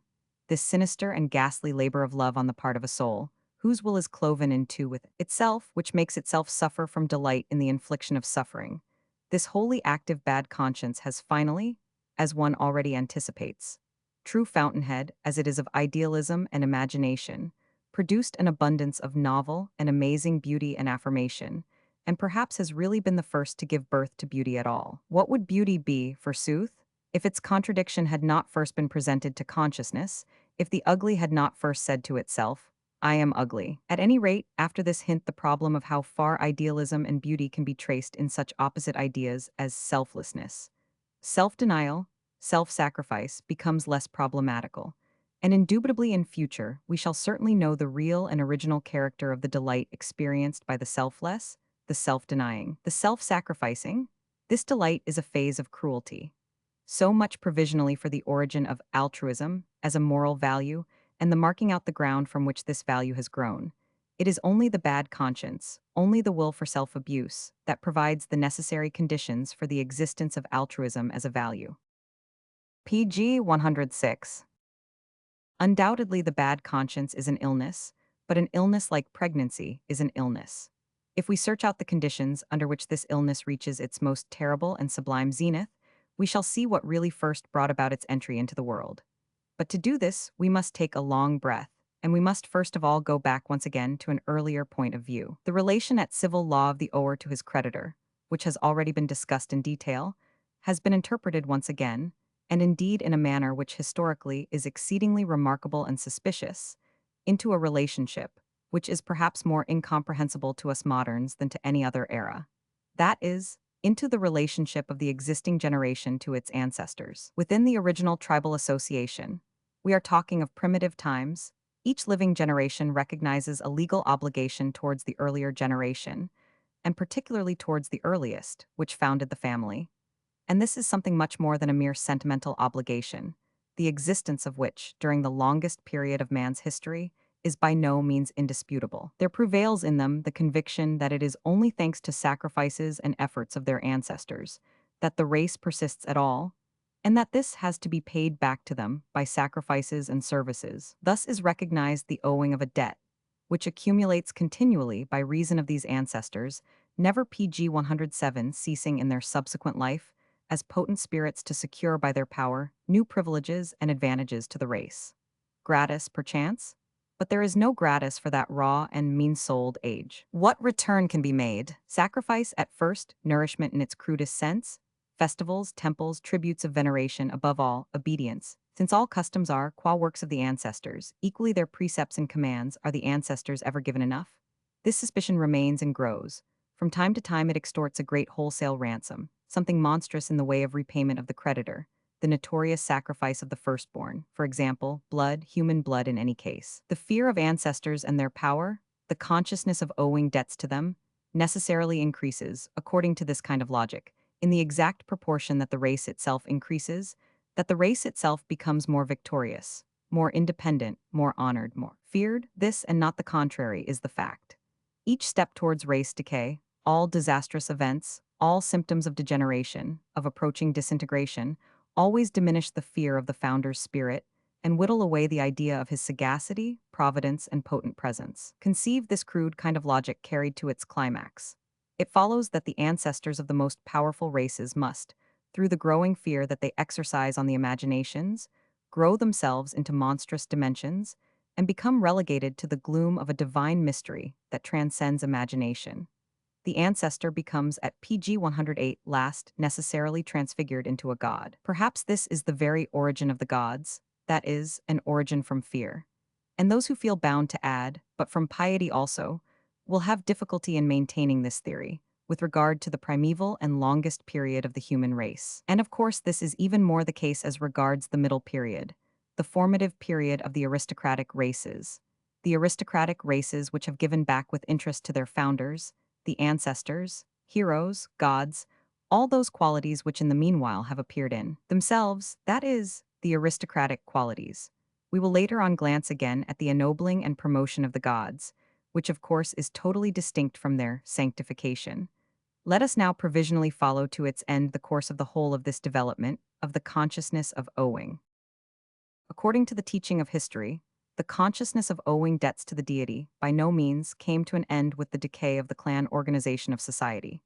Just as mankind has inherited the ideas of good and bad from the race nobility, together with its fundamental tendency towards establishing social distinctions, so with the heritage of the racial and tribal gods, it has also inherited the incubus of debts as yet unpaid and the desire to discharge them. The transition is affected by those large populations of slaves and bondsmen, who, whether through PG 109 compulsion or through submission and mimicry, have accommodated themselves to the religion of their masters. Through this channel, these inherited tendencies inundate the world. The feeling of owing a debt to the deity has grown continuously for several centuries, always in the same proportion in which the idea of God and the consciousness of God have grown and become exalted among mankind. The whole history of ethnic fights, victories, reconciliations, amalgamations, everything, in fact, which precedes the eventual classing of all the social elements in each great race synthesis, are mirrored in the hodgepodge genealogy of their gods, in the legends of their fights, victories, and reconciliations. Progress towards universal empires invariably means progress towards universal deities. Despotism, with its subjugation of the independent nobility, always paves the way for some system or other of monotheism. The appearance of the Christian God, as the record God up to this time, has for that very reason brought equally into the world the record amount of guilt consciousness. Granted that we have gradually started on the reverse movement, there is no little probability in the deduction, based on the continuous decay in the belief in the Christian God, to the effect that there also already exists a considerable decay in the human consciousness of owing aught. In fact, we cannot shut our eyes to the prospect of the complete and eventual triumph of atheism freeing mankind from all this feeling of obligation to their origin, their causa prima. Atheism and a kind of second PG 110 innocence complement and supplement each other. So much for my rough and preliminary sketch of the interrelation of the ideas, ought, owe, and duty, with the postulates of religion. I have intentionally shelved up to the present the actual moralization of these ideas, their being pushed back into the conscience, or more precisely, the interweaving of the bad conscience with the idea of God, and at the end of the last paragraph used language to the effect that this moralization did not exist, and that consequently these ideas had necessarily come to an end by reason of what had happened to their hypothesis, the credence in our creditor, in God. The actual facts differ terribly from this theory. It is with the moralization of the ideas, ought, and duty, and with their being pushed back into the bad conscience, that comes the first actual attempt to reverse the direction of the development we have just described, or at any rate to arrest its evolution. It is just at this juncture that the very hope of an eventual redemption has to put itself once for all into the prison of pessimism. It is at this juncture that the eye has to recoil and rebound in despair from often adamantine impossibility. It is at this juncture that the ideas, guilt, and duty have to turn backwards. Turn backwards against whom? There is no doubt about it, primarily against the ower, in whom the bad conscience now establishes itself, eats, extends, and grows PG 111 like a polypus throughout its length and breadth, all with such virulence, that at last, with the impossibility of paying the debt, there becomes conceived the idea of the impossibility of paying the penalty, the thought of its inexpiability, the idea of eternal punishment.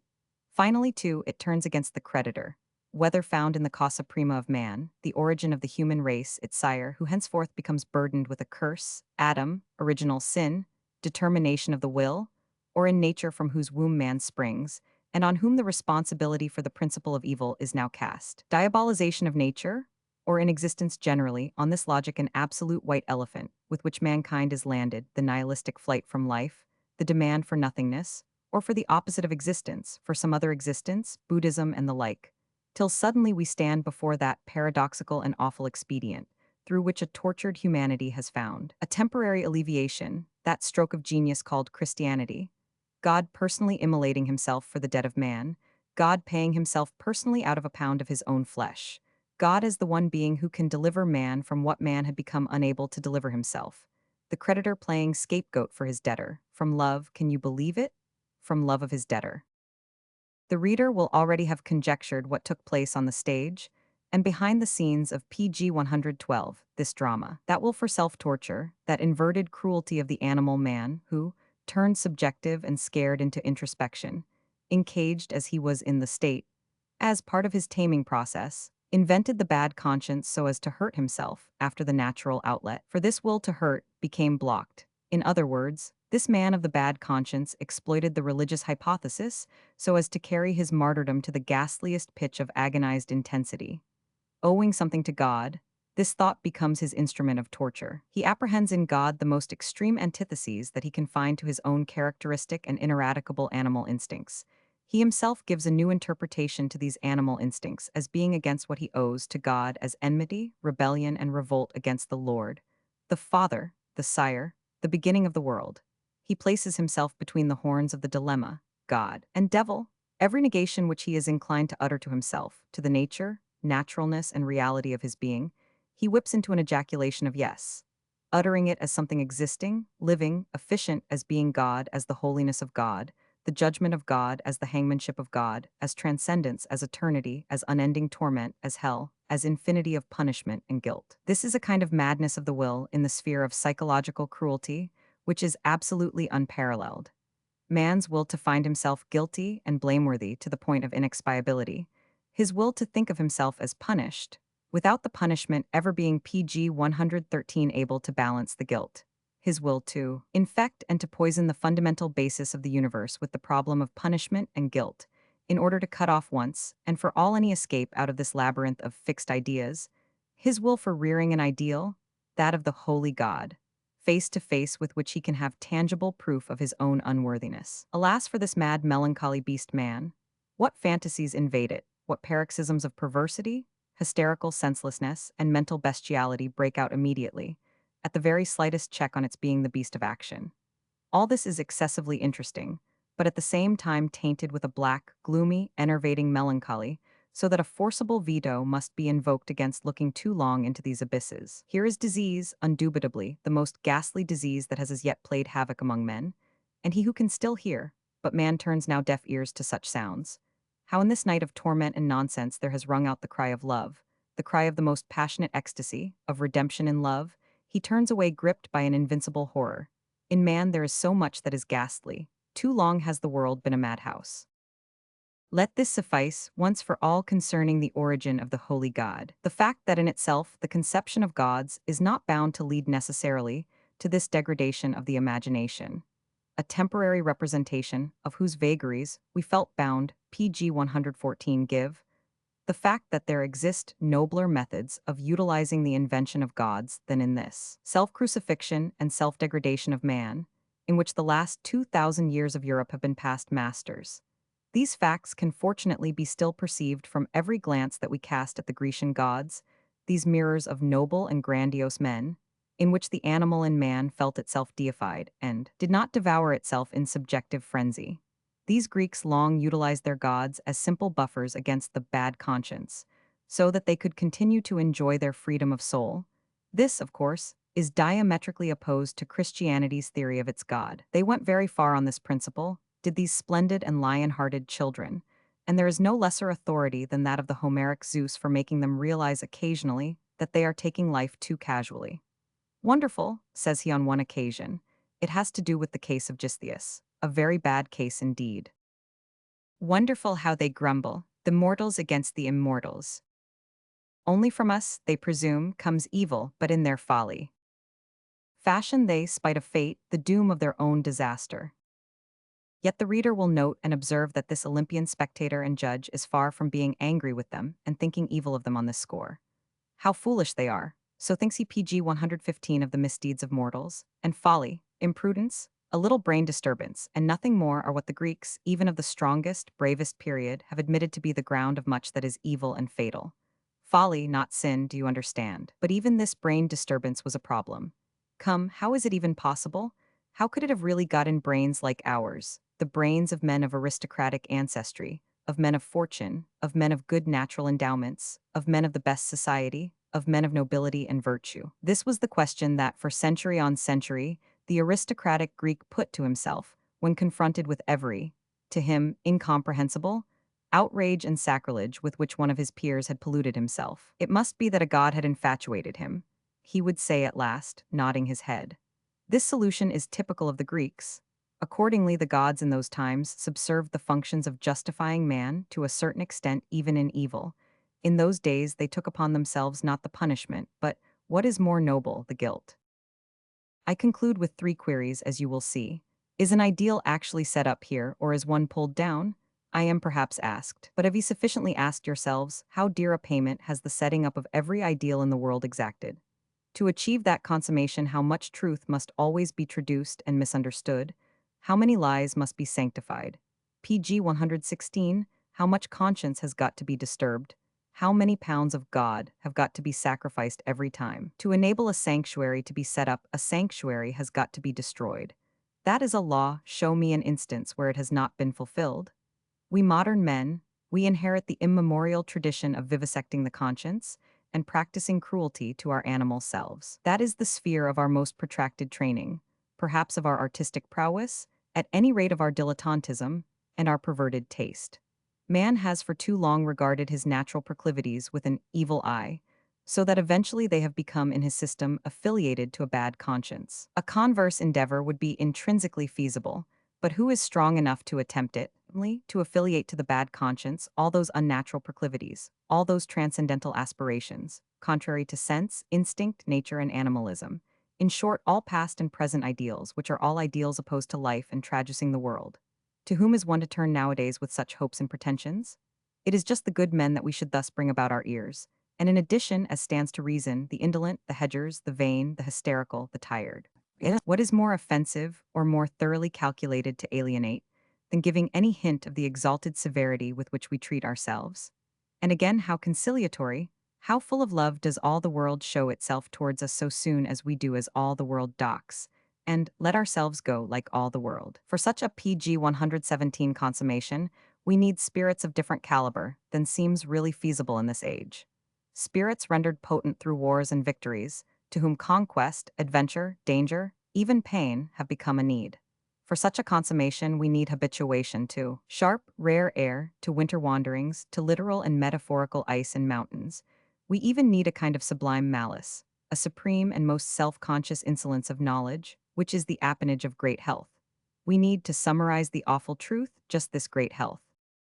Is this even feasible today? But some day, in a stronger age than this rotting and introspective present, must he in sooth come to us, even the Redeemer of great love and scorn, the creative spirit, rebounding by the impetus of his own force back again, away from every transcendental plane and dimension, he whose solitude is misunderstood, sick of the people, as though it were a flight from reality, while actually it is only his diving, burrowing, and penetrating into reality, so that when he comes again to the light he can at once bring about by these means the redemption of this reality, its redemption from the curse which the old ideal has laid upon it. This man of the future, who in this wise will redeem us from the old ideal, as he will from that ideal's necessary corollary of great nausea, will to nothingness and nihilism.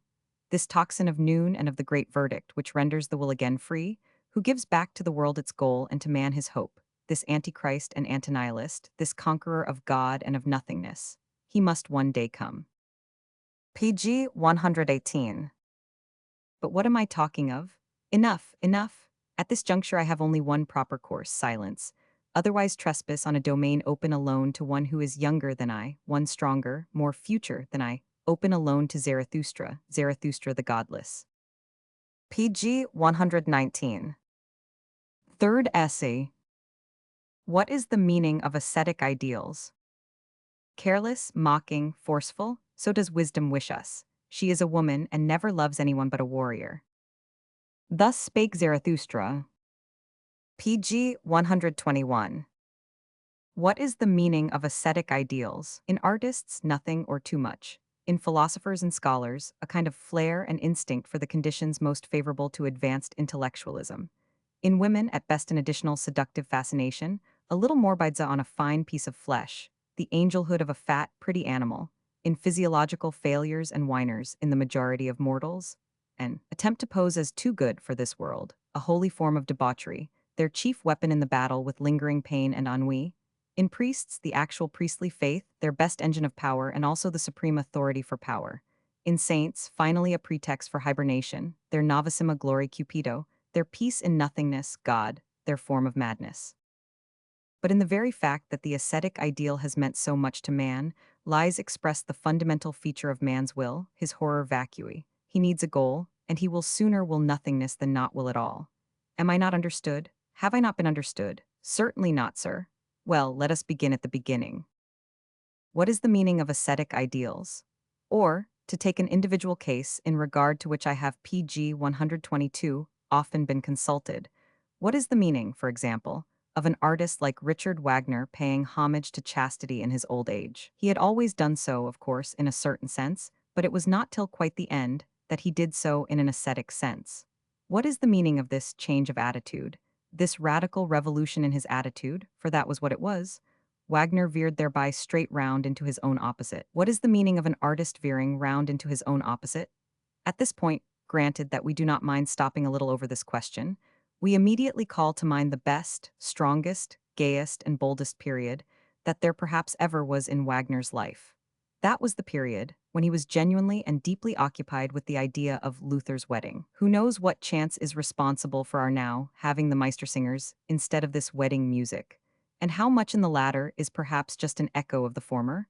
But there is no doubt but that the theme would have dealt with the praise of chastity, and certainly it would also have dealt with the praise of sensuality, and even so, it would seem quite in order, and even so, it would have been equally Wagnerian. For there is no necessary antithesis between chastity and sensuality.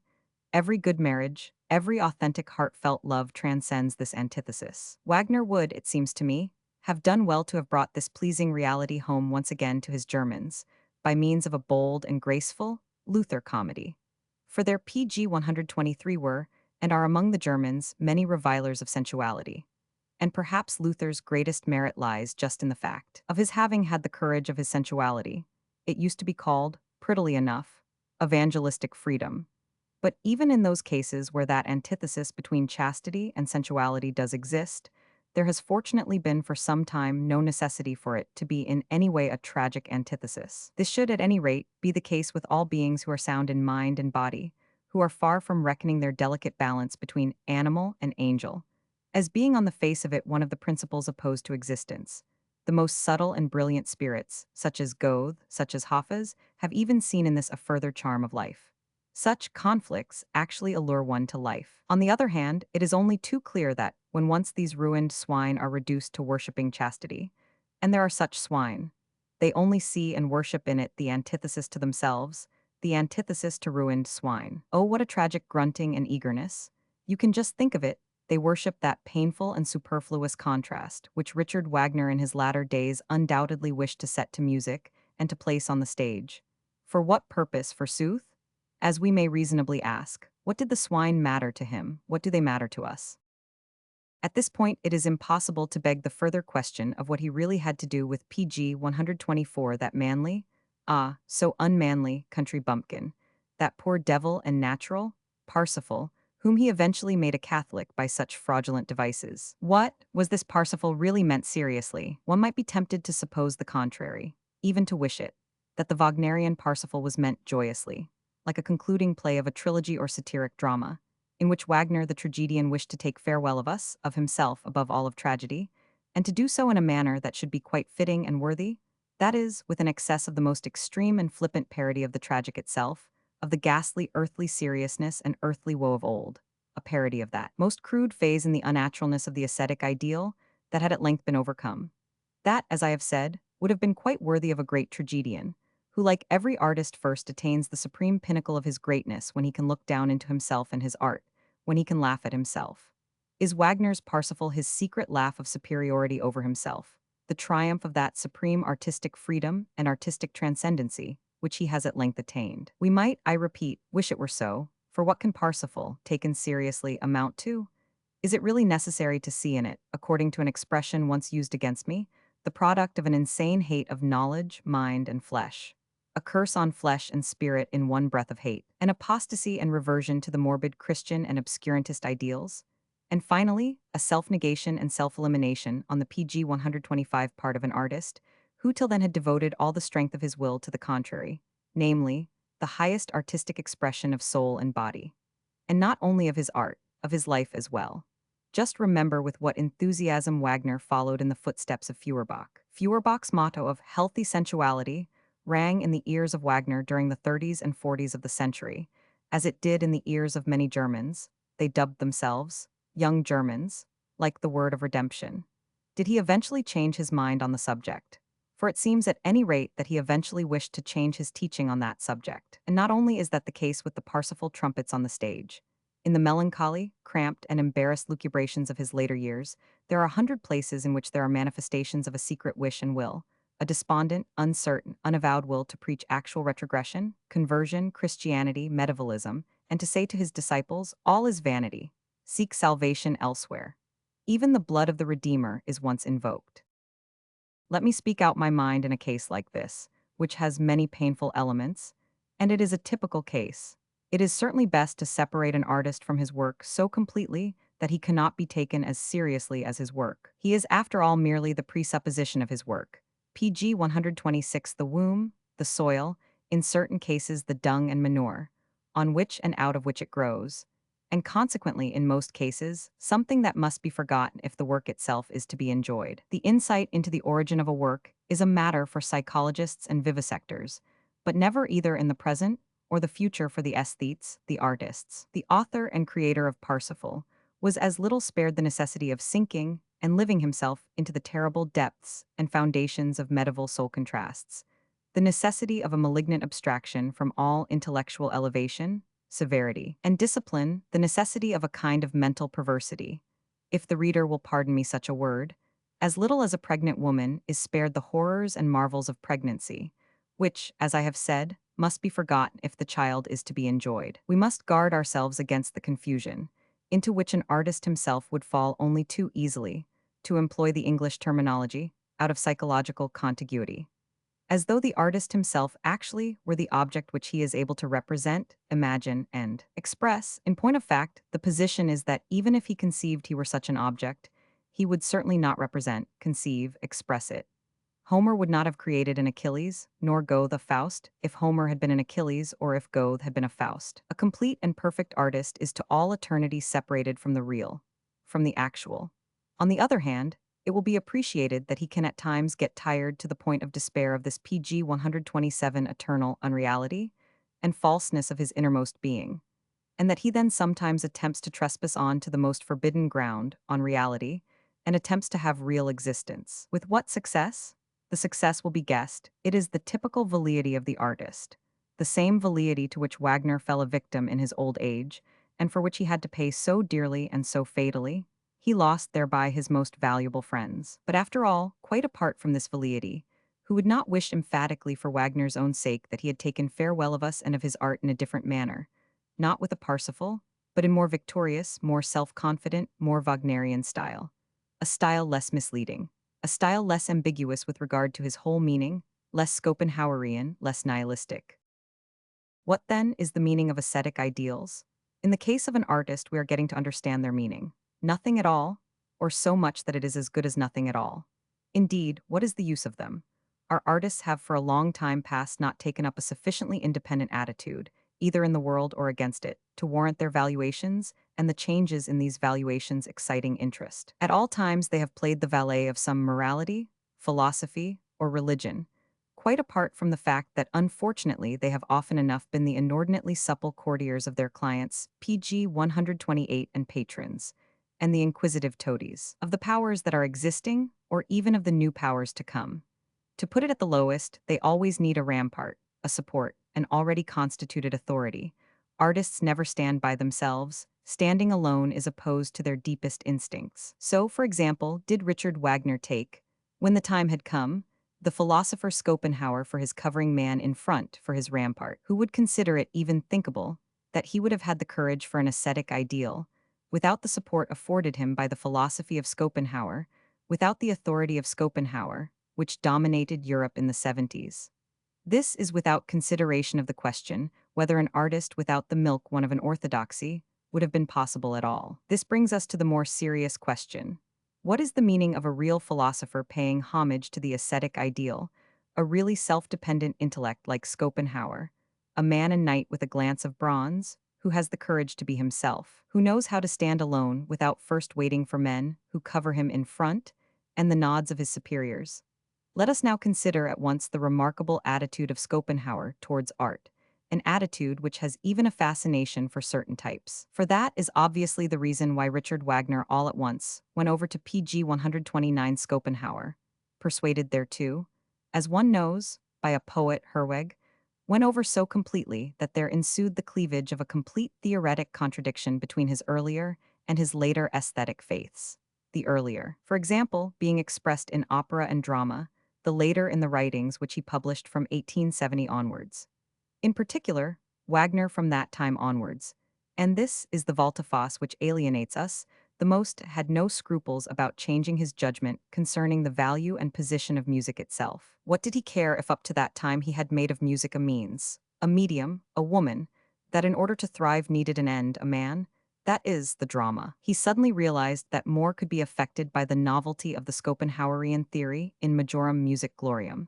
That is to say, by means of the sovereignty of music, as Schopenhauer understood it. Music abstracted from and opposed to all the other arts, music as the independent art in itself, not like the other arts, affording reflections of the phenomenal world, but rather the language of the will itself, speaking straight out of the abyss as its most personal, original, and direct manifestation. This extraordinary rise in the value of music, a rise which seemed to grow out of the Schopenhauerian philosophy, was at once accompanied by an unprecedented rise in the estimation in which the musician himself was held. He became now an oracle, a priest, nay, more than a priest, a kind of mouthpiece for the intrinsic essence of things, a telephone from the other world.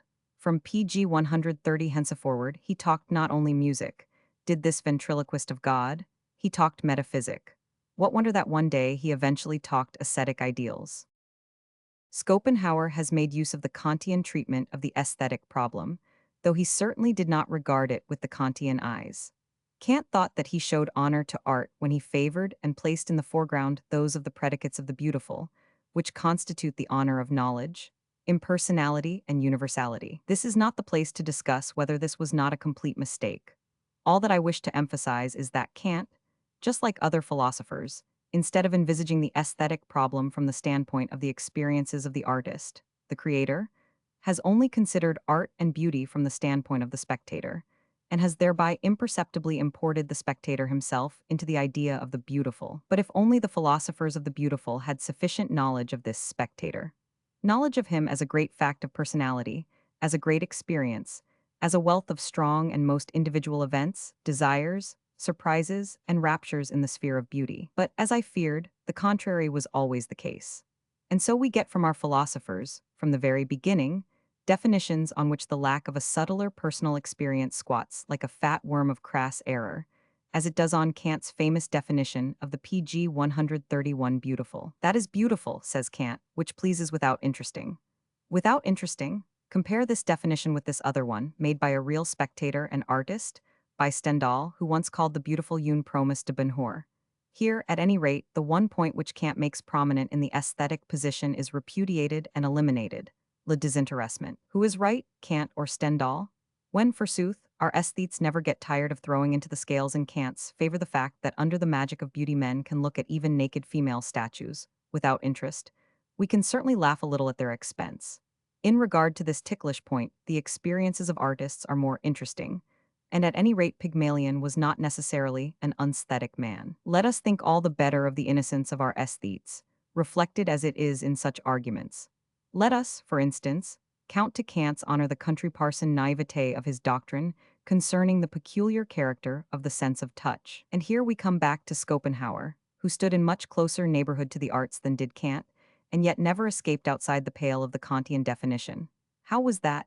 The circumstance is marvelous enough. He interprets the expression, without interest, in the most personal fashion, out of an experience which must in his case have been part and parcel of his regular routine. On few subjects does Schopenhauer speak with such certainty as on the working of aesthetic contemplation.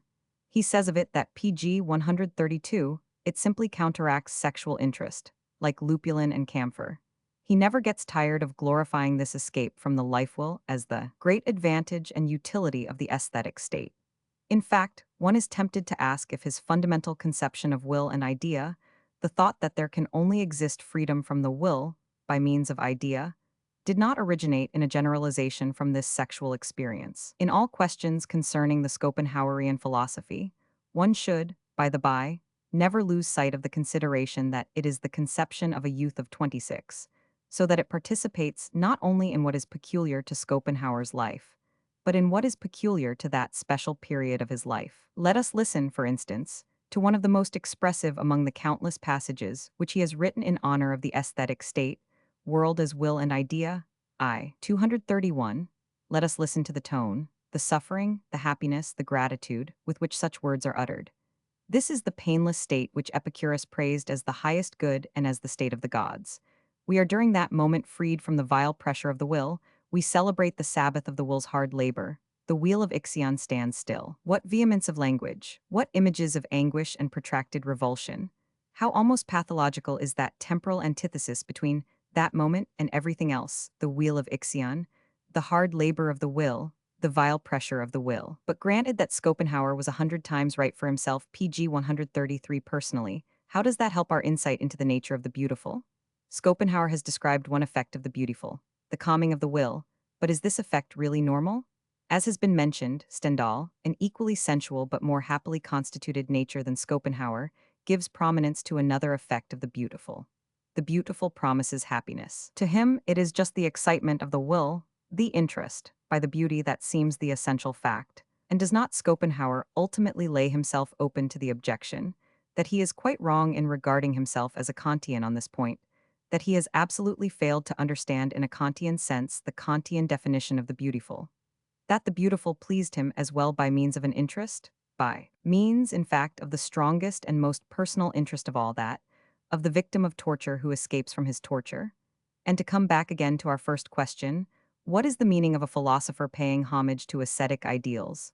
We get now, at any rate, a first hint. He wishes to escape from a torture. Let us beware of making dismal faces at the word torture. There is certainly in this case enough to deduct, enough to discount.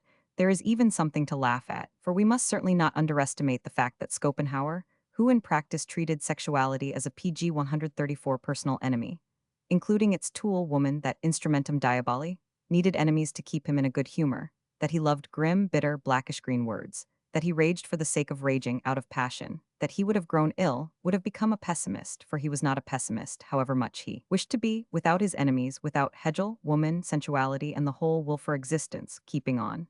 Without them, Schopenhauer would not have kept on. That is a safe wager. He would have run away. But his enemies held him fast. His enemies always enticed him back again to existence. His wrath was just as theirs was to the ancient cynics. His balm, his recreation, his recompense, his remedium against disgust, his happiness. So much with regard to what is most personal in the case of Schopenhauer. On the other hand, there is still much which is typical in him, and only now we come back to our problem.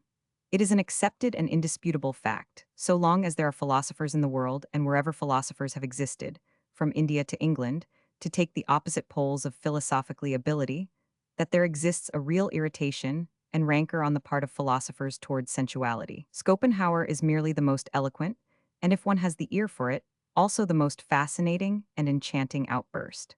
There similarly exists a real philosophically bias and affection for the whole ascetic ideal. There should be no illusions on this score. Both these feelings, as has been said, belong to the type. If a philosopher pg 135 lacks both of them, then he is, you may be certain of it, never anything but a pseudo. What does this mean? For this state of affairs must first be interpreted. In itself it stands there stupid to all eternity, like any thing in itself. Every animal, including l'habitat philosophe, strives instinctively after an optimum of favorable conditions, under which he can let his whole strength have play, and achieves his maximum consciousness of power, with equal instinctiveness and with a fine perceptive flair which is superior to any reason. Every animal shudders mortally at every kind of disturbance and hindrance which obstructs or could obstruct his way to that optimum. It is not his way to happiness of which I am talking, but his way to power, to action, the most powerful action, and in point of fact, in many cases, his way to unhappiness. Similarly, the philosopher shudders mortally at marriage, together with all that could persuade him to it, marriage as a fatal hindrance on the way to the optimum. Up to the present, what great philosophers have been married? Heraclitus, Plato, Descartes, Spinoza, Leibniz, Kant, Schopenhauer. They were not married, and further, one cannot imagine them as married. A married philosopher belongs to comedy, that is my rule. As for that exception of a Socrates, the malicious Socrates married himself, it seems ironous just to prove this very rule. Every philosopher would say, as Buddha said, when the birth of a son was announced to him, Rahula has been born to me, a fetter has been forged for me.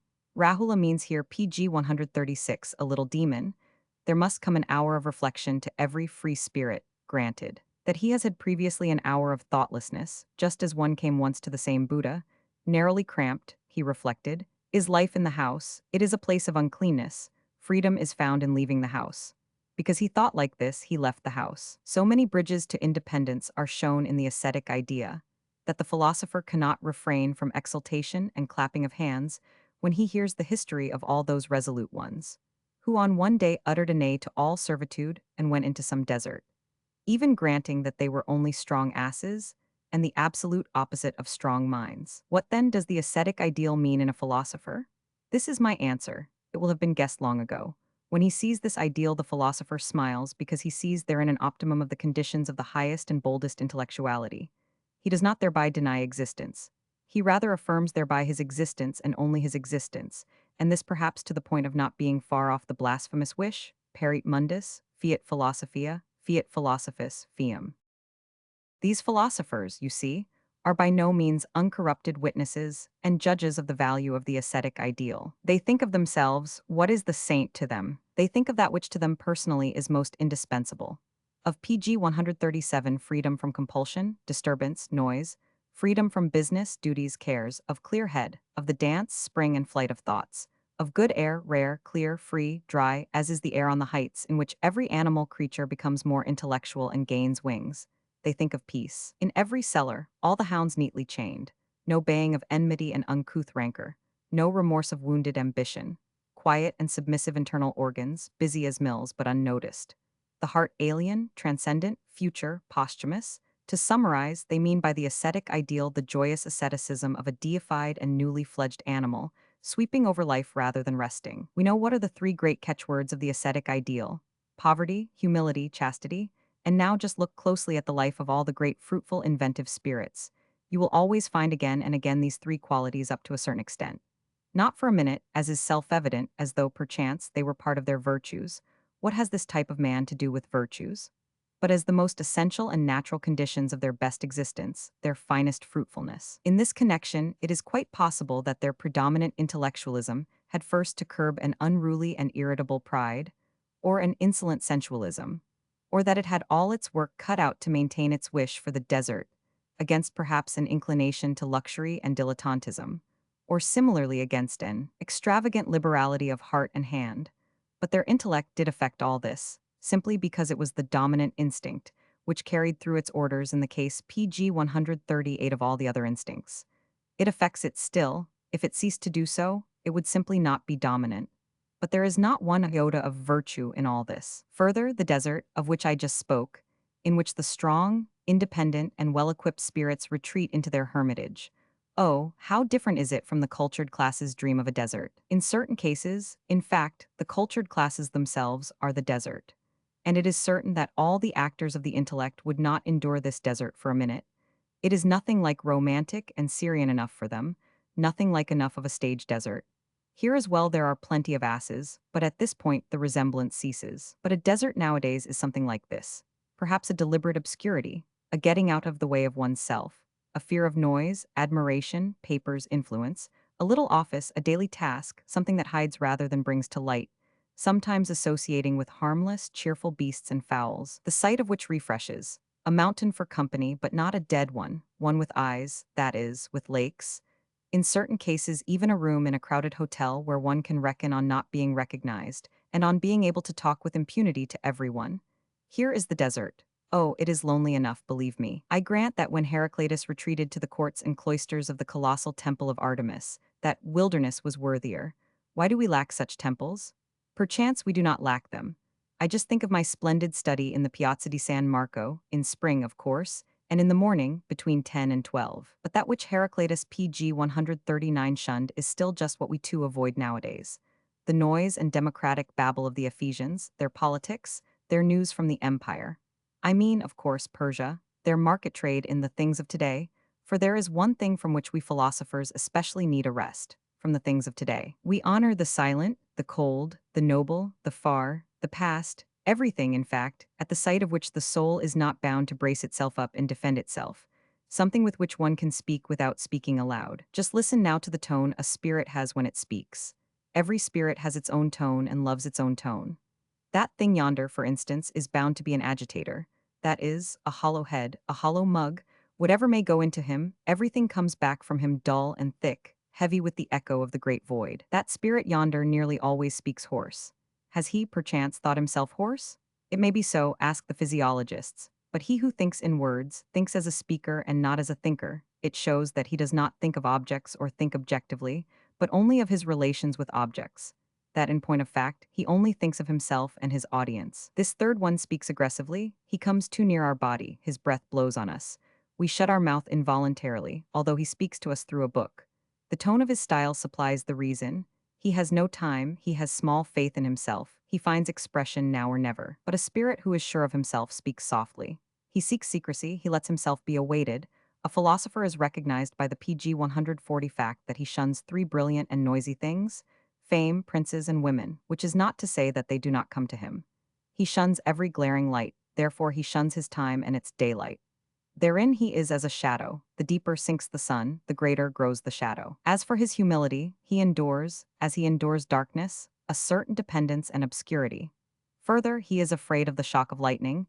He shudders at the insecurity of a tree which is too isolated and too exposed, on which every storm vents its temper, every temper its storm. His maternal instinct, his secret love for that which grows in him, guides him into states where he is relieved from the necessity of taking care of himself, in the same way in which the mother instinct in woman has thoroughly maintained up to the present woman's dependent position. After all, they demand little enough, do these philosophers. Their favorite motto is, "He who possesses is possessed." All this is not, as I must say again and again, to be attributed to a virtue, to a meritorious wish for moderation and simplicity, but because their supreme Lord so demands of them, demands wisely and inexorably. Their Lord who is eager only for one thing, for which alone he musters, and for which alone he hoards everything: time, strength, love, interest. This kind of man likes not to be disturbed by enmity, he likes not to be disturbed by friendship. It is a type which forgets or despises easily. It strikes him as bad form to play the martyr, to suffer for truth. He leaves all that to the ambitious and to the stage heroes of the intellect, and to all those, in fact, who have time PG 141 enough for such luxuries. They themselves, the philosophers, have something to do for truth. They make a sparing use of big words. They are said to be adverse to the word truth itself. It has a highfalutin ring. Finally, as far as the chastity of philosophers is concerned, the fruitfulness of this type of mind is manifestly in another sphere than that of children. Perchance in some other sphere, too, they have the survival of their name, their little immortality. Philosophers in ancient India would express themselves with still greater boldness. Of what use is posterity to him whose soul is the world? In this attitude there is not a trace of chastity, by reason of any ascetic scruple or hatred of the flesh, any more than it is chastity for an athlete or a jockey to abstain from women. It is rather the will of the dominant instinct, at any rate, during the period of their advanced philosophically pregnancy. Every artist knows the harm done by sexual intercourse on occasions of great mental strain and preparation.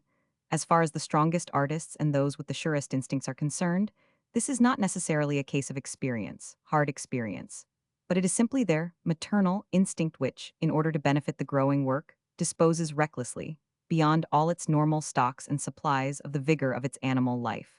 The greater power then absorbs the lesser. Let us now apply this interpretation to gauge correctly the case of Schopenhauer, which we have already mentioned. In his case, the sight of the beautiful acted manifestly like a resolving irritant on the chief power of his nature, the power of contemplation and of intense PG 142 penetration, so that this strength exploded and became suddenly master of his consciousness. But this by no means excludes the possibility of that particular sweetness and fullness, which is peculiar to the aesthetic state, springing directly from the ingredient of sensuality, just as that idealism, which is peculiar to girls at puberty, originates in the same source. It may be, consequently, that sensuality is not removed by the approach of the aesthetic state, as Schopenhauer believed, but merely becomes transfigured and ceases to enter into the consciousness as sexual excitement. I shall return once again to this point in connection with the more delicate problems of the physiology of the aesthetic, a subject which up to the present has been singularly untouched and unelucidated. Assert asceticism, a grimly gay wholehearted renunciation, is, as we have seen, one of the most favorable conditions for the highest intellectualism, and, consequently, for the most natural corollaries of such intellectualism. We shall therefore be proof, against any surprise at the philosophers in particular, always treating the ascetic ideal with a certain amount of predilection. A serious historical investigation shows the bond between the ascetic ideal and philosophy to be still much tighter and still much stronger. It may be said that it was only in the leading strings of this ideal that philosophy really learnt to make its first steps and baby paces. Alas, how clumsily! Alas, how crossly! Alas, PG 143, how ready to tumble down and lie on its stomach was this shy little darling of a brat. With its bandy legs, the early history of philosophy is like that of all good things. For a long time they had not the courage to be themselves. They kept always looking round to see if no one would come to their help. Further, they were afraid of all who looked at them. Just enumerate in order the particular tendencies and virtues of the philosopher.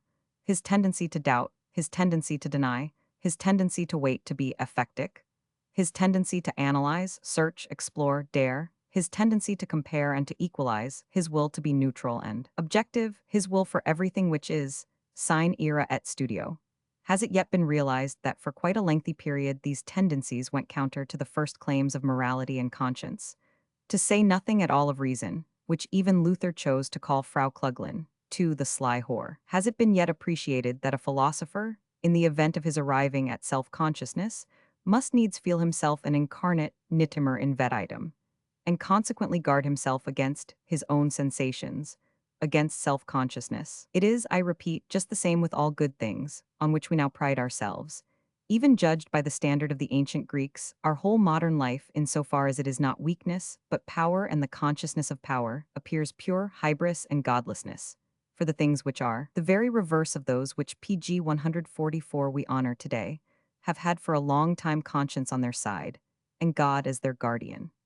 Hybris is our whole attitude to nature nowadays, our violation of nature with the help of machinery, and all the unscrupulous ingenuity of our scientists and engineers. Hybris is our attitude to God, that is, to some alleged teleological and ethical spider behind the meshes of the great trap of the causal web. Like Charles the Bold in his war with Louis XI, we may say, G combats el universel arani.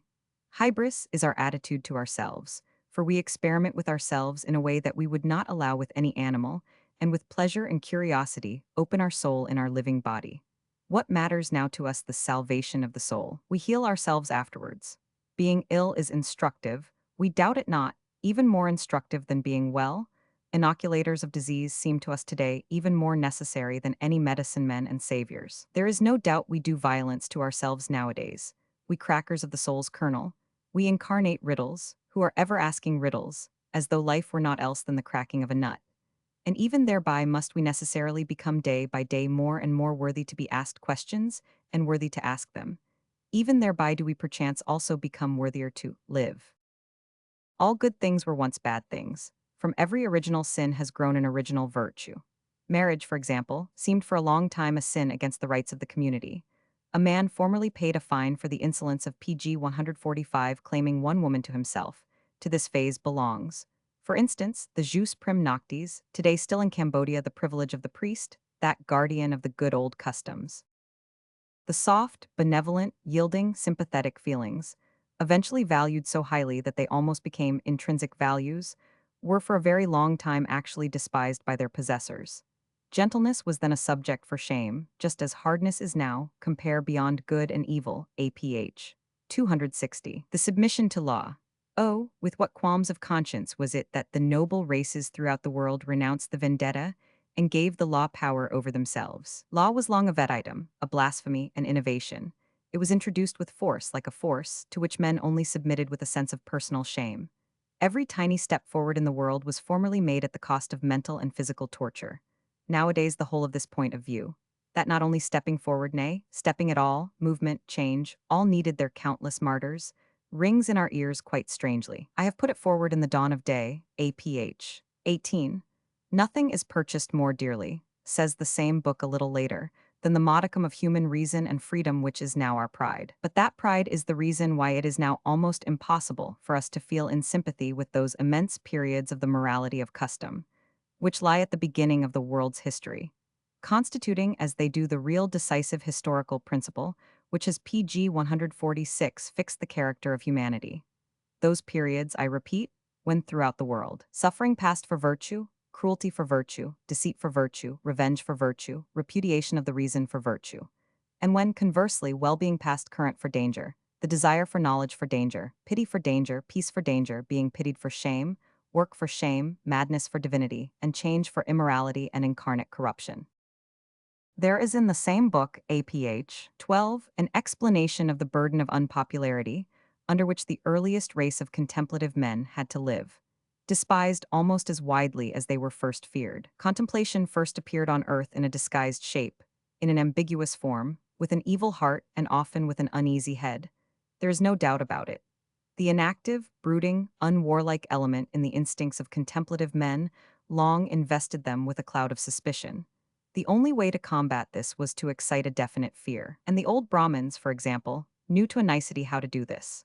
The oldest philosophers were well versed in giving to their very existence and appearance, meaning, firmness, background, by reason whereof men learnt to fear them.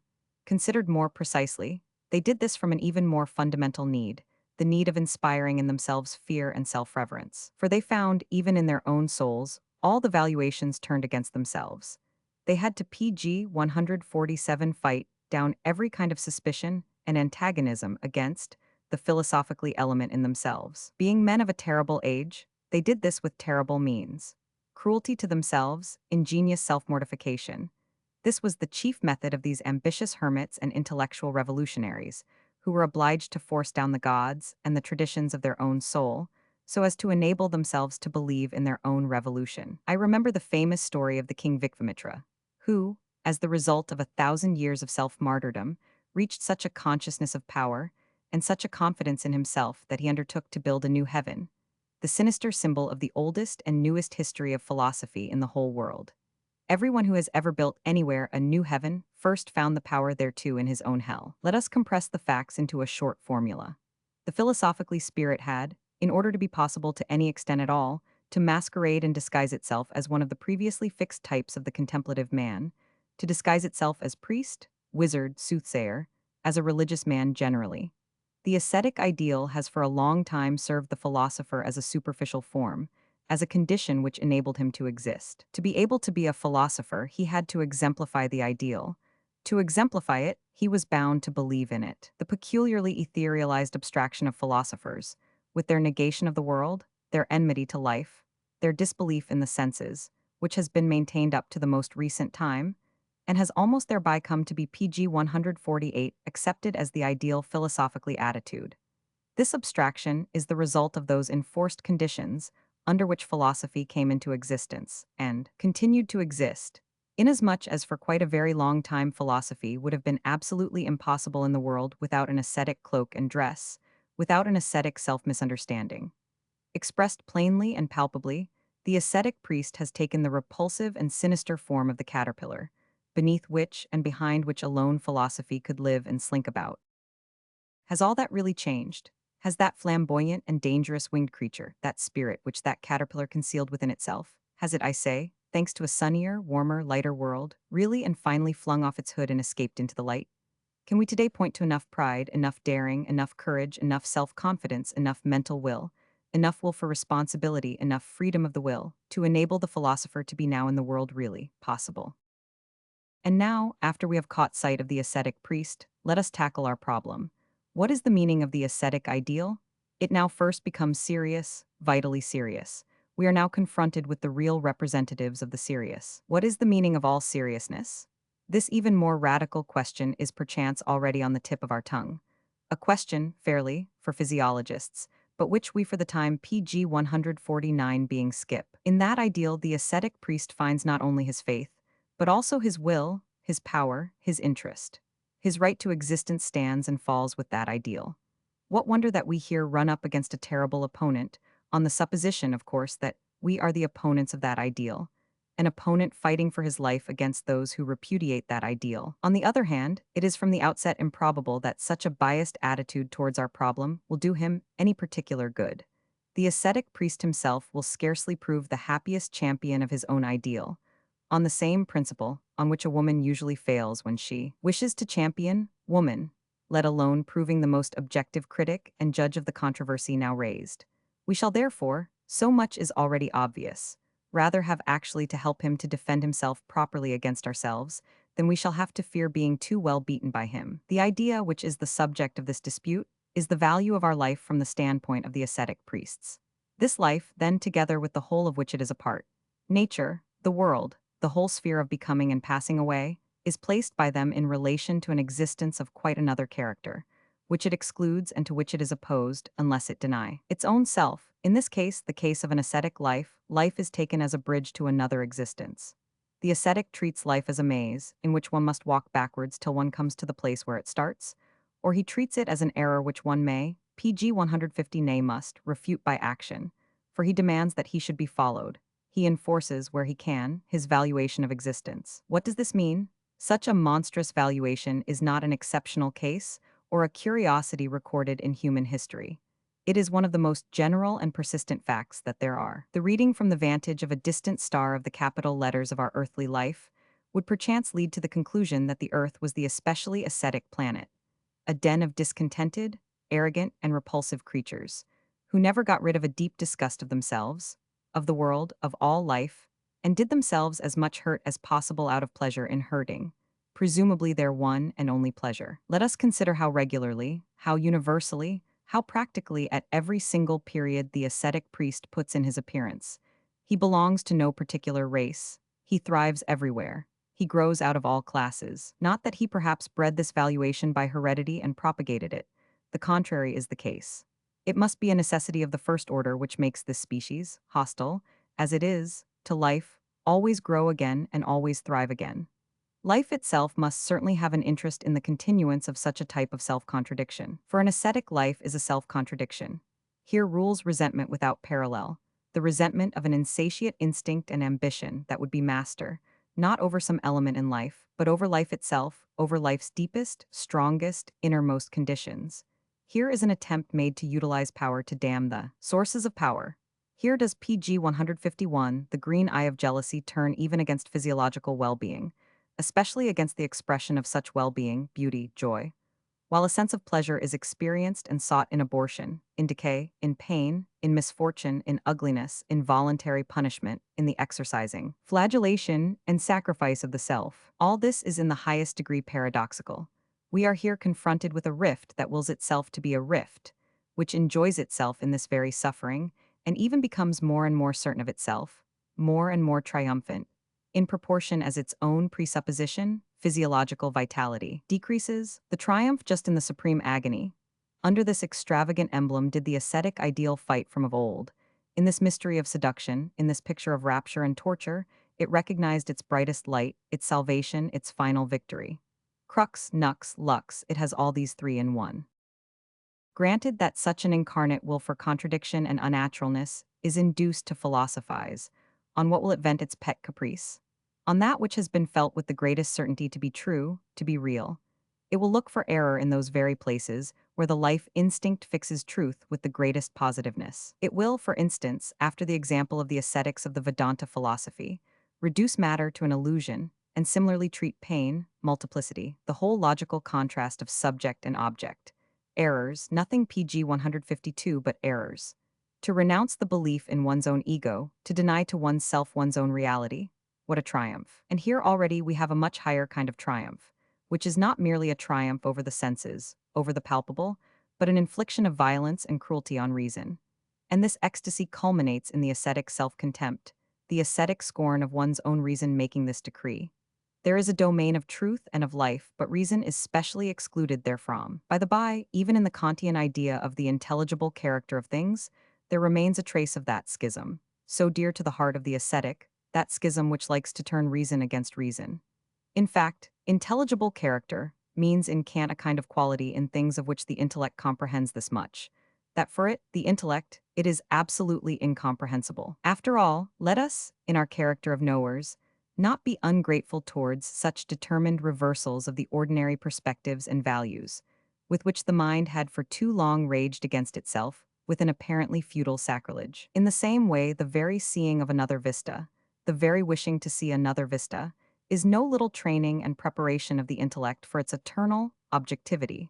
Objectivity being understood not as contemplation without interest, for that is inconceivable and nonsensical, but as the ability to have the pros and cons in one's power and to switch them on and off, so as to get to know how to utilize, for the advancement of knowledge, the difference in the perspective, and in the emotional PG 153 interpretations. But let us, forsooth, my philosophically colleagues, henceforward guard ourselves more carefully against this mythology of dangerous ancient ideas, which has set up a pure, will-less, painless, timeless subject of knowledge. Let us guard ourselves from the tentacles of such contradictory ideas as pure reason, absolute spirituality, knowledge in itself. In these theories, an I that cannot be thought of is required to think, an I which ex hypothesi has no direction at all, an I in which the active and interpreting functions are cramped, are absent. Those functions, I say, by means of which abstract seeing first became seeing something. In these theories, consequently, the absurd and the nonsensical is always demanded of the I. There is only a seeing from a perspective, only a knowing from a perspective, and the more emotions we express over a thing, the more eyes, different eyes, we train on the same thing, the more complete will be our idea of that thing, our objectivity. But the elimination of the will altogether, the switching off of the emotions all and sundry, granted that we could do so, what would not that be called intellectual castration? But let us turn back. Such a self-contradiction, as apparently manifests itself among the ascetics, life turned against life, this much is absolutely obvious, from the physiological and not now from the psychological standpoint, simply PG 154 nonsense. It can only be an apparent contradiction. It must be a kind of provisional expression, an explanation, a formula, an adjustment, a psychological misunderstanding of something, whose real nature could not be understood for a long time, and whose real essence could not be described. A mere word jammed into an old gap of human knowledge. To put briefly the facts against its being real.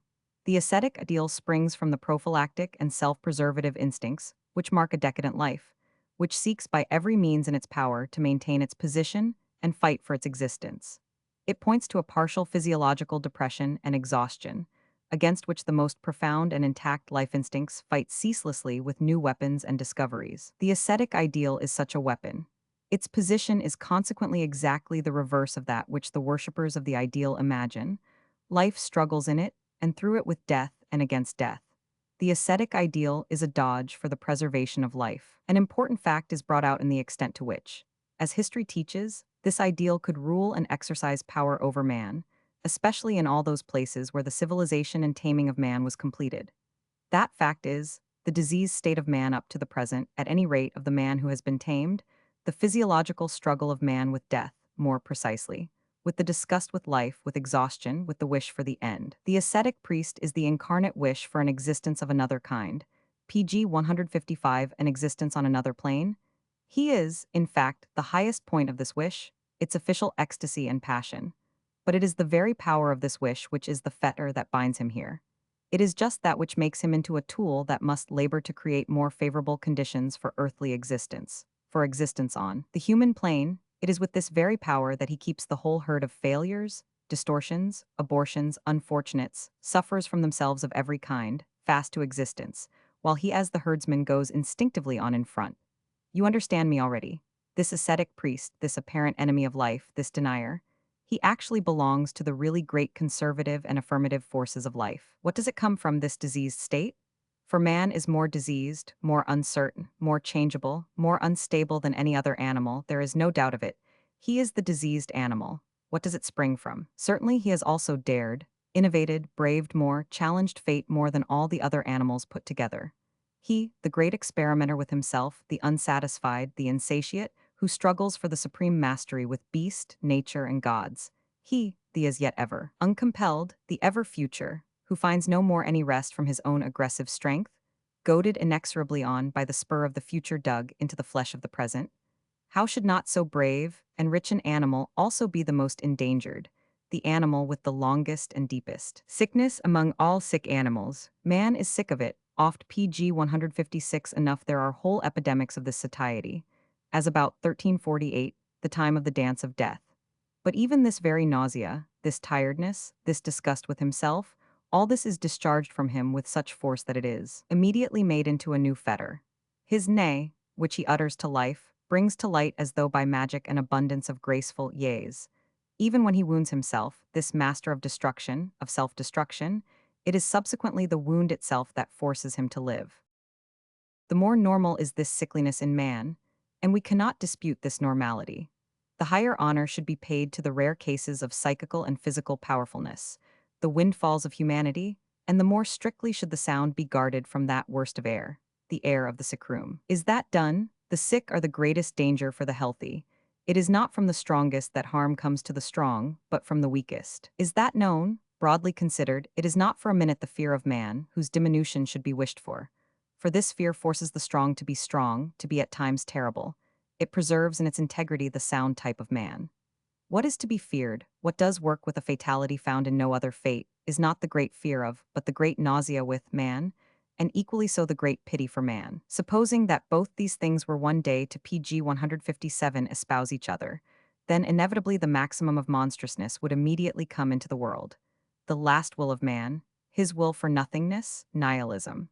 And, in sooth, the way is well paved thereto. He who not only has his nose to smell with, but also has eyes and ears, he sniffs almost wherever he goes today an air something like that of a madhouse, the air of a hospital. I am speaking, as stands to reason, of the cultured areas of mankind, of every kind of Europe that there is in fact in the world. The sick are the great danger of man, not the evil, not the beasts of prey. They who are from the outset botched, oppressed, broken, those are they, the weakest are they, who most undermine the life beneath the feet of man, who instill the most dangerous venom and skepticism into our trust in life, in man, in ourselves. Where shall we escape from it, from that covert look, from which we carry away a deep sadness, from that averted look of him who is misborn from the beginning, that look which betrays what such a man says to himself, that look which is a groan? Would that I were something else, so groans this look, but there is no hope. I am what I am, how could I get away from myself? And verily I am sick of myself. On such a soil of self-contempt, a veritable swamp soil, grows that weed, that poisonous growth, and all so tiny, so hidden, so ignoble, so sugary. Here teem the worms of revenge and vindictiveness. Here the air reeks of things secret and unmentionable. Here is ever pg 158 spun the net of the most malignant conspiracy, the conspiracy of the sufferers against the sound and the victorious. Here is the sight of the victorious hated, and what lying so as not to acknowledge this hate as hate.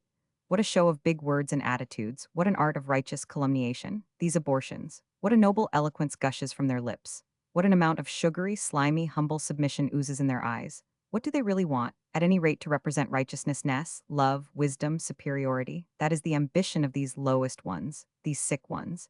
And how clever does such an ambition make them? You cannot, in fact, but admire the counterfeiter dexterity with which the stamp of virtue, even the ring, the golden ring of virtue, is here imitated. They have taken a lease of virtue absolutely for themselves. Have these weaklings and wretched invalids, there is no doubt of it. We alone are the good, the righteous, so do they speak. We alone are the homines bon voluntatis. They stalk about in our midst as living reproaches, as warnings to us, as though health, fitness, strength, pride, the sensation of power, were really vicious things in themselves, for which one would have some day to do penance, bitter penance. Oh, how they themselves are ready in their hearts to exact penance, how they thirst after being hangmen. Among them is an abundance of revengeful ones disguised as judges, who ever mouth the word righteousness like a venomous spittle. With pg 159 mouth, I say, always pursed, always ready to spit at everything, which does not wear a discontented look, but is of good cheer as it goes on its way. Among them, again, is that most loathsome species of the vain, the lying abortions, who make a point of representing beautiful souls, and perchance of bringing to the market as purity of heart their distorted sensualism swathed in verses and other bandages, the species of self-comforters and masturbators of their own souls, the sick man's will to represent some form or other of superiority, his instinct for crooked paths which lead to a tyranny over the healthy. Where can it not be found, this will to power of the very weakest? The sick woman especially. No one surpasses her in refinements for ruling, oppressing, tyrannizing. The sick woman, moreover, spares nothing living, nothing dead. She grubs up again the most buried things, the Bogos say. Woman is a hyena. Look into the background of every family, of every body, of every community. Everywhere the fight of the sick against the healthy. A silent fight for the most part with minute poison powders, with pinpricks, with spiteful grimaces of patience, but also at times with that diseased Pharisaism of pure pantomime, which plays for choice the role of righteous indignation. Right into the hallowed chambers of knowledge can it make itself heard. Can this hoarse yelping of sick hounds, this rabid lying and frenzy of such noble Pharisees, I remind readers who have ears, once more of that Berlin apostle of revenge, Eugen Düring, who makes the most disreputable and PG 160 revolting use in all present-day Germany of moral refuse. Düring, the paramount moral blusterer that there is today, even among his own kidney, the anti-Semites. They are all men of resentment, are these physiological distortions and worm-riddled objects, a whole quivering kingdom of burrowing revenge, indefatigable and insatiable in its outbursts against the happy, and equally so in disguises for revenge, in pretexts for revenge. When will they really reach their final, fondest, most sublime triumph of revenge? At that time, doubtless, when they succeed in pushing their own misery, in fact, all misery, into the consciousness of the happy, so that the latter begin one day to be ashamed of their happiness, and perchance say to themselves when they meet, "It is a shame to be happy. There is too much misery." But there could not possibly be a greater and more fatal misunderstanding than that of the happy, the fit, the strong in body and soul, beginning in this way to doubt their right to happiness. Away with this perverse world, away with this shameful soddenness of sentiment, preventing the sick making the healthy sick, for that is what such a soddenness comes to. This ought to be our supreme object in the world. But for this, it is above all essential that the healthy should remain separated from the sick, that they should even guard themselves from the look of the sick, that they should not even associate with the sick. Or may it, perchance, be their mission to be nurses or doctors, but they could not mistake and disown their mission more grossly. The higher must not PG 161 degrade itself to be the tool of the lower. The pathos of distance must to all eternity keep their missions also separate. The right of the happy to existence, the right of bells with a full tone over the discordant cracked bells, is verily 1,000 times greater. They alone are the sureties of the future, they alone are bound to man's future. What they can, what they must do, that can the sick never do, should never do.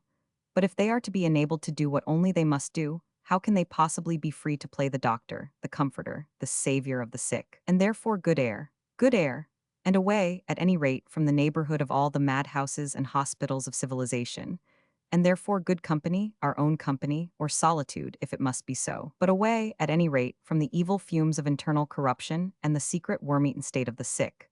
That, forsooth, my friends, we may defend ourselves, at any rate for still a time, against the two worst plagues that could have been reserved for us, against the great nausea with man, against the great pity for man.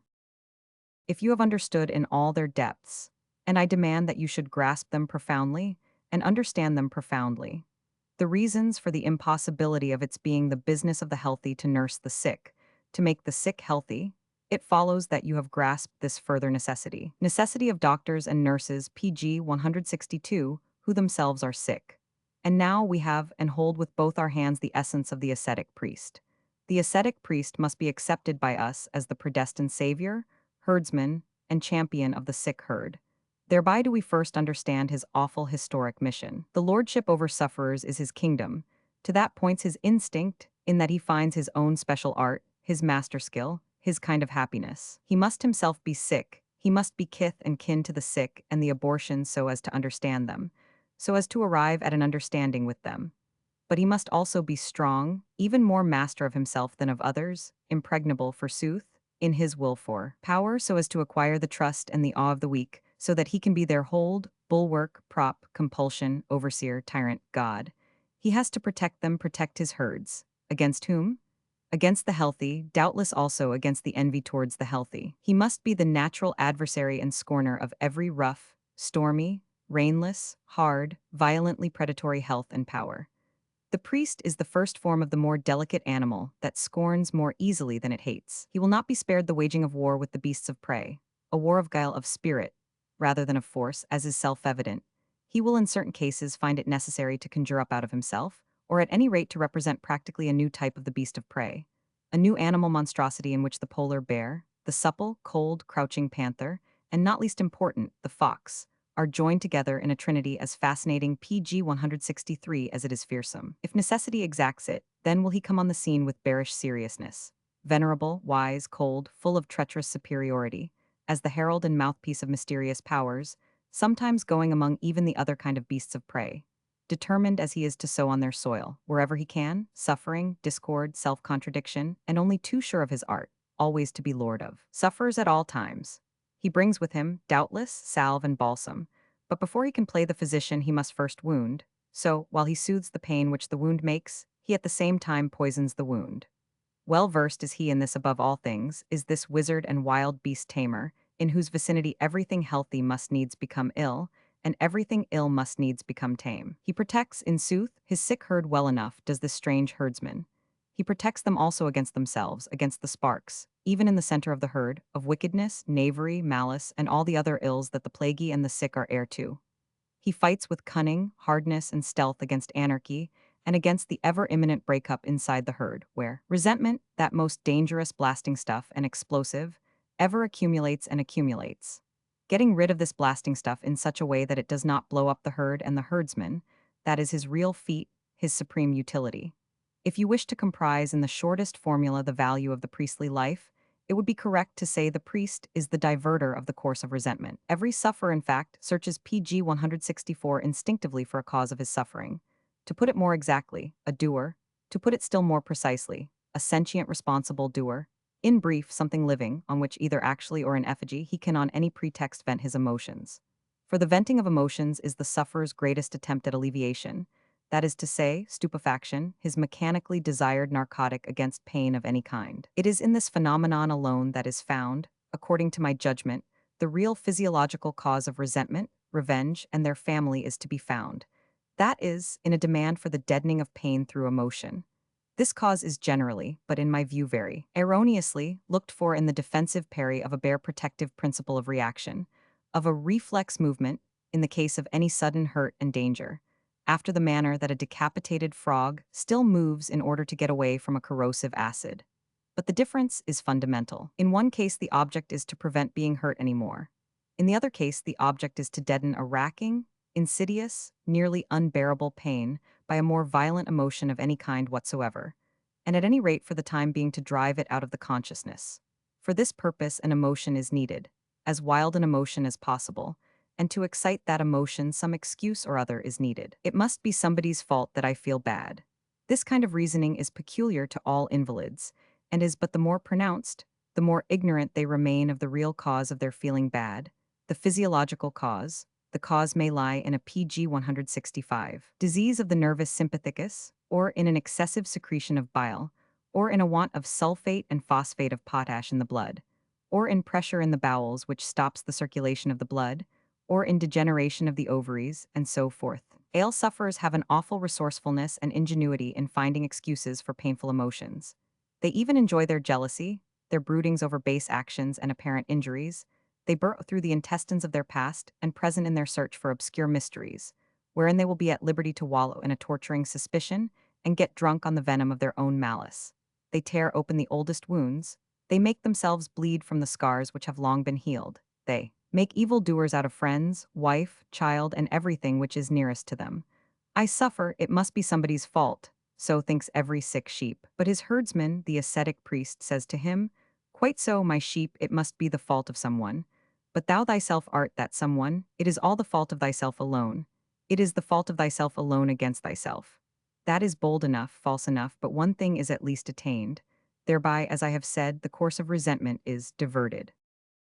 You can see now what the remedial instinct of life has at least tried to effect, according to my conception, through the ascetic priest, and the PG 166 purpose for which he had to employ a temporary tyranny of such paradoxical and anomalous ideas as guilt, sin, sinfulness, corruption, damnation. What was done was to make the sick harmless up to a certain point, to destroy the incurable by means of themselves, to turn the milder cases severely onto themselves, to give their resentment a backward direction. Man needs but one thing, and to exploit similarly the bad instincts of all sufferers with a view to self-discipline, self-surveillance, self-mastery. It is obvious that there can be no question at all in the case of a medication of this kind, a mere emotional medication, of any real healing of the sick in the physiological sense. It cannot even for a moment be asserted that, in this connection, the instinct of life has taken healing as its goal and purpose. On the one hand, a kind of congestion and organization of the sick. The word church is the most popular name for it. On the other, a kind of provisional safeguarding of the comparatively healthy, the more perfect specimens, the cleavage of a rift between healthy and sick for a long time, that was all.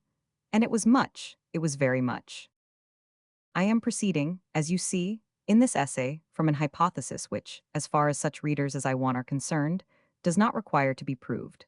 The hypothesis that sinfulness in man is not an actual fact, but rather merely the interpretation of a fact, of a physiological discomfort, a discomfort seen through a moral religious perspective which is no longer binding upon us. PG 167, the fact, therefore, that anyone feels guilty, sinful, is certainly not yet any proof that he is right in feeling so, any more than anyone is healthy simply because he feels healthy.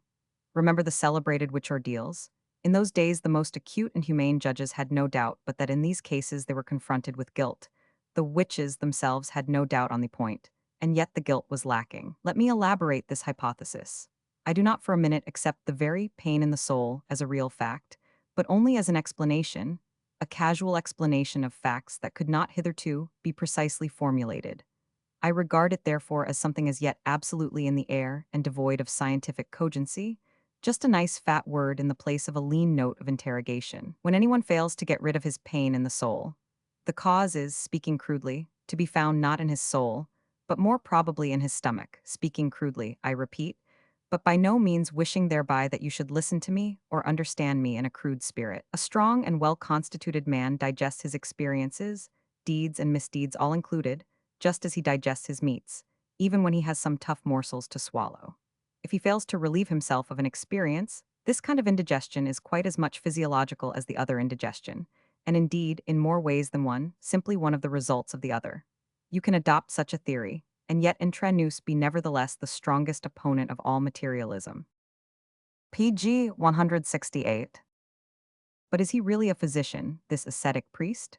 We already understand why we are scarcely allowed to call him a physician, however much he likes to feel a savior, and let himself be worshipped as a savior. 3. It is only the actual suffering, the discomfort of the sufferer, which he combats, not its cause, not the actual state of sickness. This needs must constitute our most radical objection to priestly medication. But just once put yourself into that point of view, of which the priests have a monopoly, you will find it hard to exhaust your amazement at what from that standpoint he has completely seen, sought, and found. The mitigation of suffering, every kind of consoling, all this manifests itself as his very genius. With what ingenuity has he interpreted his mission of consoler, with what aplomb and audacity has he chosen weapons necessary for the part. Christianity in particular should be dubbed a great treasure chamber of ingenious consolations. Such a store of refreshing, soothing, deadening drugs has it accumulated within itself. So many of the most dangerous and daring expedients has it hazarded. With such subtlety, refinement, oriental refinement, has it divined what emotional stimulants can conquer, at any rate for a time, the deep depression, the leaden fatigue, the black melancholy of physiological cripples.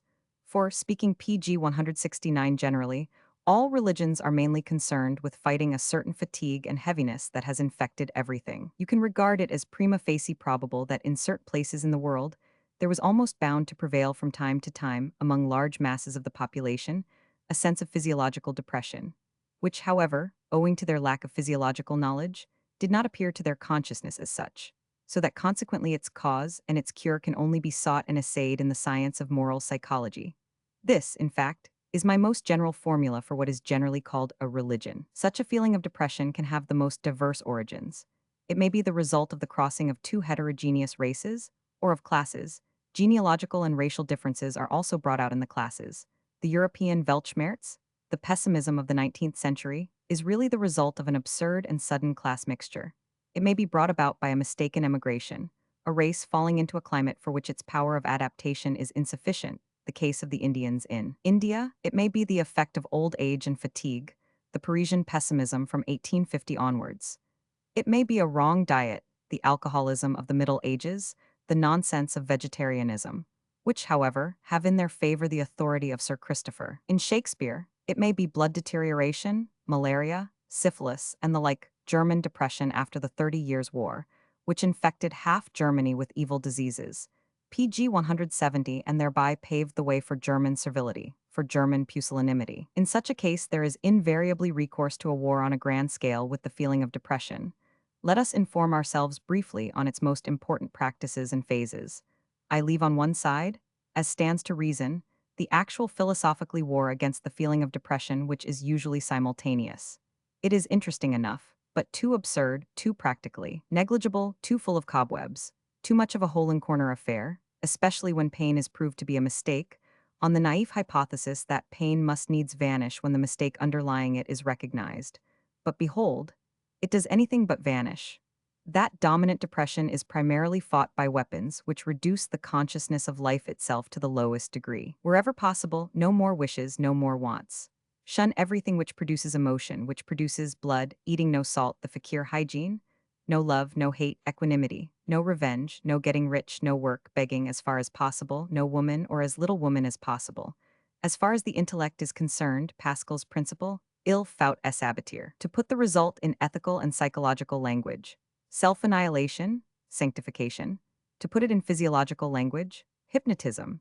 Their attempt to find some approximate human equivalent for what hibernation is for certain animals, for what stivation is for many tropical plants, a minimum of assimilation and metabolism, in which life just manages to subsist without really coming into the PG 171 consciousness. An amazing amount of human energy has been devoted to this object, perhaps uselessly. There cannot be the slightest doubt but that such sportsmen of saintliness, in whom at times nearly every nation has abounded, have really found a genuine relief from that which they have combated with such a rigorous training.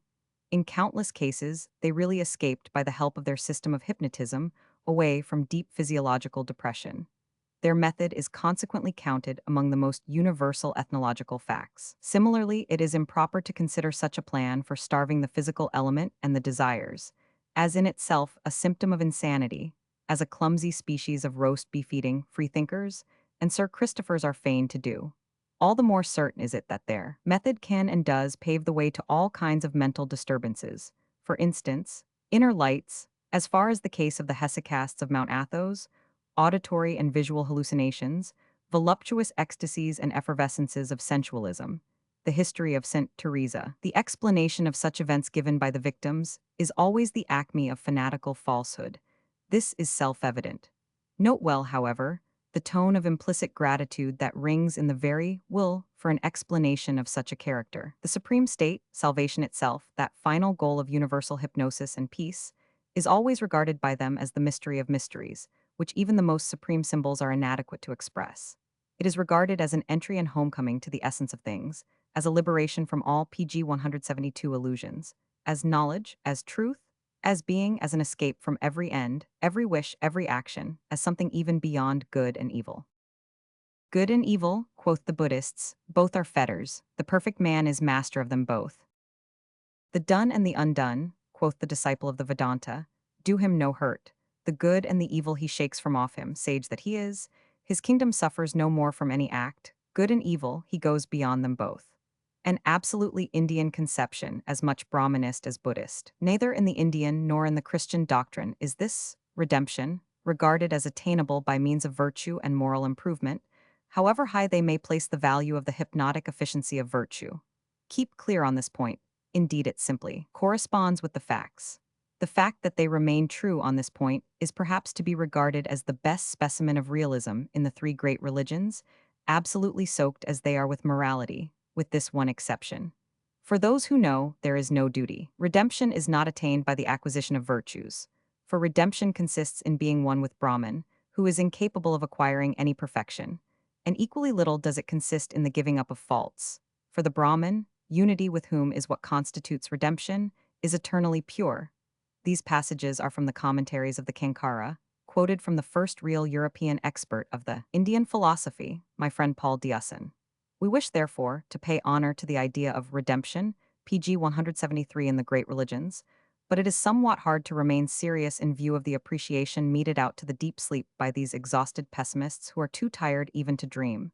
To the deep sleep considered, that is, as already a fusing into Brahman, as the attainment of the unio mystica with God. When he has completely gone to sleep, says on this point the oldest and most venerable script, and come to perfect rest, so that he sees no more any vision then, O dear one, is he united with being, he has entered into his own self.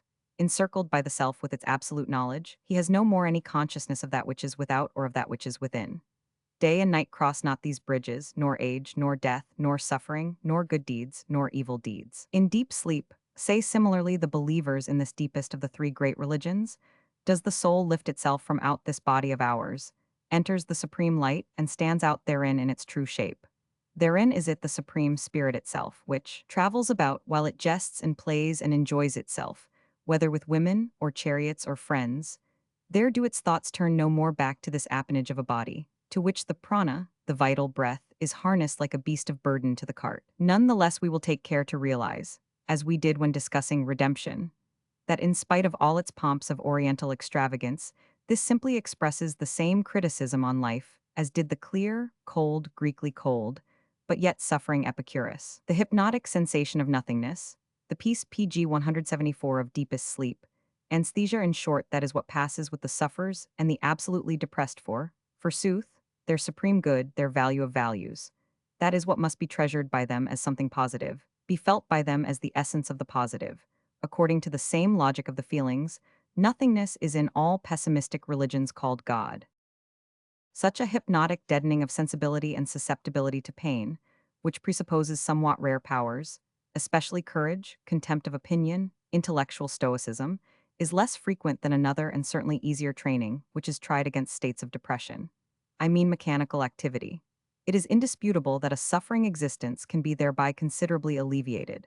This fact is called today by the somewhat ignoble title of the blessing of work. The alleviation consists in the attention of the sufferer being absolutely diverted from suffering, in the incessant monopoly of the consciousness by action, so that consequently there is little room left for suffering, for narrow is it, this chamber of human consciousness. Mechanical activity and its corollaries, such as absolute regularity, punctilious unreasoning obedience, the chronic routine of life, the complete occupation of time, a certain liberty to be impersonal, nay, a training in impersonality, self-forgetfulness, incuria sui, with what thoroughness and expert subtlety have all pg 175 these methods been exploited by the ascetic priest in his war with pain. When he has to tackle sufferers of the lower orders, slaves or prisoners, or women, who for the most part are a compound of labor-slave and prisoner, all he has to do is to juggle a little with the names, and to rechristen so as to make them see henceforth a benefit, a comparative happiness, in objects which they hated. The slave's discontent with his lot was at any rate not invented by the priests. An even more popular means of fighting depression is the ordaining of a little joy, which is easily accessible and can be made into a rule. This medication is frequently used in conjunction with the former ones. The most frequent form in which joy is prescribed as a cure is the joy in producing joy, such as doing good, giving presents, alleviating, helping, exhorting, comforting, praising, treating with distinction, together with the prescription of love your neighbor. The ascetic priest prescribes, though in the most cautious doses, what is practically a stimulation of the strongest and most life-assertive impulse, the will for power. The happiness involved in the smallest superiority, which is the concomitant of all benefiting, helping, extolling, making one's self useful, is the most ample consolation, of which, if they are well advised, physiological distortions avail themselves. In other cases they hurt each other, and naturally in obedience to the same radical instinct. An investigation of the origin of Christianity in the Roman world shows that cooperative unions for poverty, pg 176 sickness, and burial sprang up in the lowest stratum of contemporary society, amid which the chief antidote against depression, the little joy experienced in mutual benefits, was deliberately fostered. Perchance this was then a novelty, a real discovery.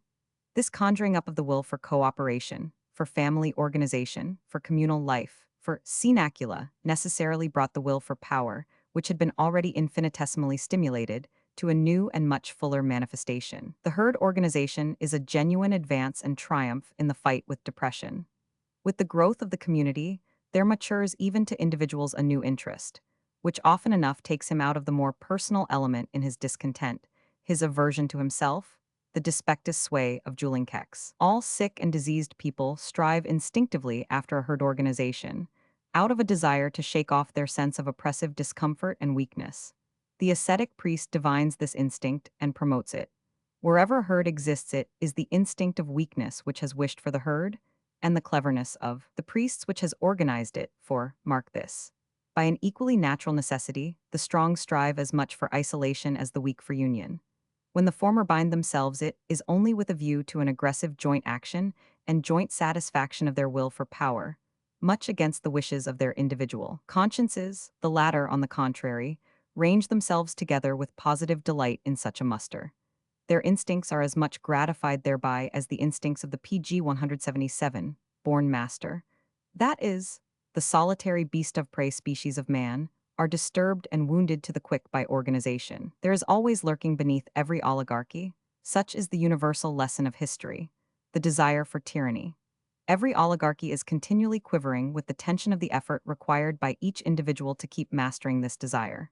Such, e.g., was the Greek. Plato shows it in 100 places. Plato, who knew his contemporaries and himself. The methods employed by the ascetic priest, which we have already learnt to know, stifling of all vitality, mechanical energy, the little joy, and especially the method of love your neighbor, herd organization, the awaking of the communal consciousness of power to such a pitch that the individual's disgust with himself becomes eclipsed by his delight in the thriving of the community. These are, according to modern standards, the innocent methods employed in the fight with depression. Let us turn now to the more interesting topic of the guilty methods. The guilty methods spell one thing: to produce emotional excess, which is used as the most efficacious anesthetic against their depressing state of protracted pain. This is why priestly ingenuity has proved quite inexhaustible in thinking out this one question. By what means can you produce an emotional excess? This sounds harsh. It is manifest that it would sound PG 178 nicer and would grate on one's ears less, if I were to say, forsooth. The ascetic priest made use at all times of the enthusiasm contained in all strong emotions. But what is the good of still soothing the delicate ears of our modern effeminates? What is the good on our side of budging one single inch before their verbal pecksniffianism? For us psychologists to do that would be at once practical pecksniffianism, apart from the fact of its nauseating us. The good taste, others might say, the righteousness of a psychologist nowadays consists, if at all, in combating the shamefully moralized language with which all modern judgments on men and things are smeared. For, do not deceive yourself. What constitutes the chief characteristic of modern souls and of modern books is not the lying, but the innocence which is part and parcel of their intellectual dishonesty. The inevitable running up against this innocence everywhere constitutes the most distasteful feature of the somewhat dangerous business which a modern psychologist has to undertake. It is a part of our great danger. It is a road which perhaps leads us straight to the great nausea. I know quite well the purpose which all modern books will and can serve, granted that they last, which I am not afraid of, and granted equally that there is to be at some future day a generation with a more rigid, more severe, and healthier taste. The function which all modernity generally will serve with posterity, that of an emetic, and this by reason of its moral sugriness and falsity, its PG 179 ingrained feminism, which it is pleased to call idealism, and at any rate believes to be idealism. Our cultured men of today, our good men, do not lie, that is true, but it does not redound to their honor. The real lie, the genuine, determined, honest lie, on whose value you can listen to Plato, would prove too tough and strong an article for them by a long way.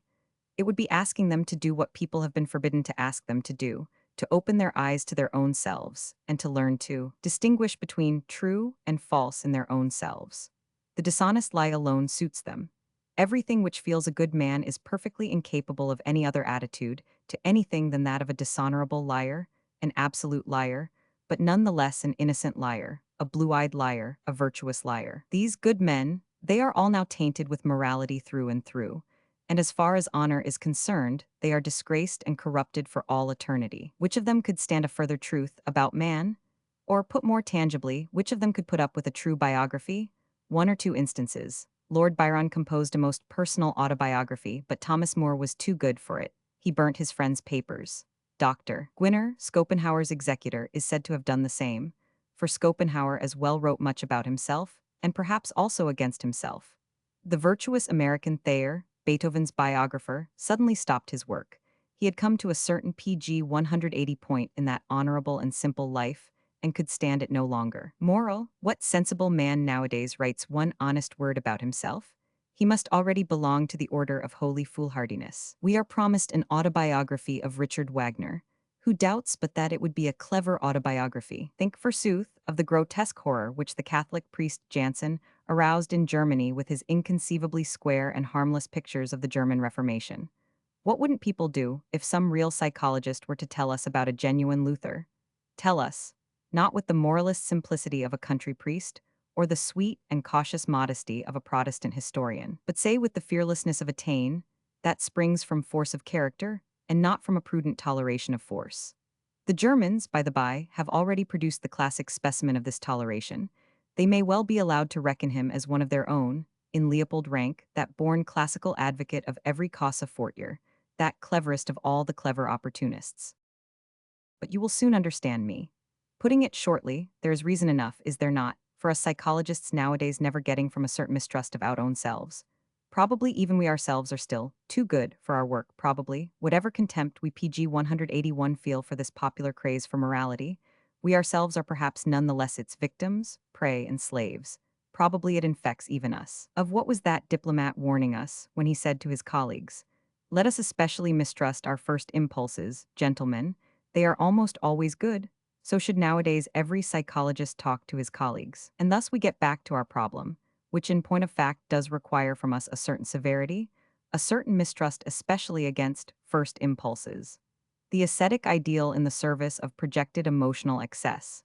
He who remembers the previous essay will already partially anticipate the essential meaning compressed into these above 10 words. The thorough unswitching of the human soul, the plunging of it into terror, frost, ardor, rapture so as to free it, as through some lightning shock, from all the smallness and pettiness of unhappiness, depression, and discomfort. What ways lead to this goal? And which of these ways does so most safely? At bottom, all great emotions have this power, provided that they find a sudden outlet. Emotions such as rage, fear, lust, revenge, hope, triumph, despair, cruelty. And in sooth, the ascetic priest has had no scruples in taking into his service the whole pack of hounds that rage in the human kennel, unleashing now these and now those, with the same constant object of waking man out of his protracted melancholy, of chasing away, at any rate for a time, his dull pain, his shrinking misery, but always under the sanction of a religious interpretation and justification. PG 182, this emotional excess has subsequently to be paid for. This is self-evident. It makes the ill more ill, and therefore this kind of remedy for pain is according to modern standards a guilty kind. The dictates of fairness, however, require that we should all the more emphasize the fact that this remedy is applied with a good conscience, that the ascetic priest has prescribed it in the most implicit belief in its utility and indispensability, often enough almost collapsing in the presence of the pain which he created. That we should similarly emphasize the fact that the violent physiological revenges of such excesses, even perhaps the mental disturbances, are not absolutely inconsistent with the general tenor of this kind of remedy. This remedy, which, as we have shown previously, is not for the purpose of healing diseases, but of fighting the unhappiness of that depression, the alleviation and deadening of which was its object. The object was consequently achieved. The keynote by which the ascetic priest was enabled to get every kind of agonizing and ecstatic music to play on the fibers of the human soul was, as everyone knows, the exploitation of the feeling of guilt. I have already indicated in the previous essay the origin of this feeling as a piece of animal psychology and nothing else. We were thus confronted with the feeling of guilt, in its crude state, as it were. It was first in the hands of the priest, real artist that he was in the feeling of guilt, that it took shape. Oh, what a shape! PG 183 Sin, for that is the name of the new priestly version of the animal bad conscience, the inverted cruelty, has up to the present been the greatest event in the history of the diseased soul. In sin, we find the most perilous and fatal masterpiece of religious interpretation. Imagine man, suffering from himself, some way or other, but at any rate physiologically, perhaps like an animal shut up in a cage, not clear as to the why and the wherefore. Imagine him in his desire for reasons. Reasons bring relief. In his desire again for remedies, narcotics at last, consulting one, who knows even the occult. And see, lo and behold, he gets a hint from his wizard, the ascetic priest, his first hint on the cause of his trouble. He must search for it in himself, in his guiltiness, in a piece of the past. He must understand his very suffering as a state of punishment. He has heard, he has understood, has the unfortunate. He is now in the plight of a hen round which a line has been drawn. He never gets out of the circle of lines. The sick man has been turned into the sinner. And now, for a few thousand years, we never get away from the sight of this new invalid, of a sinner. Shall we ever get away from it? Wherever we just look, everywhere the hypnotic gaze of the sinner always moving in one direction, in the direction of guilt, the only cause of suffering. Everywhere the evil conscience, this Grulich-Thier. For to use Luther's language, everywhere rumination over the past, a distorted view of action, the gaze of the green-eyed PG 184 monster, turned on all action. Everywhere the willful misunderstanding of suffering, its transvaluation into feelings of guilt, fear of retribution. Everywhere the scourge, the hairy shirt, the starving body, contrition. Everywhere the sinner breaking himself on the ghastly wheel of a restless and morbidly eager conscience. Everywhere mute pain, extreme fear, the agony of a tortured heart, the spasms of an unknown happiness, the shriek for redemption. In point of fact, thanks to this system of procedure, the old depression, dullness, and fatigue were absolutely conquered.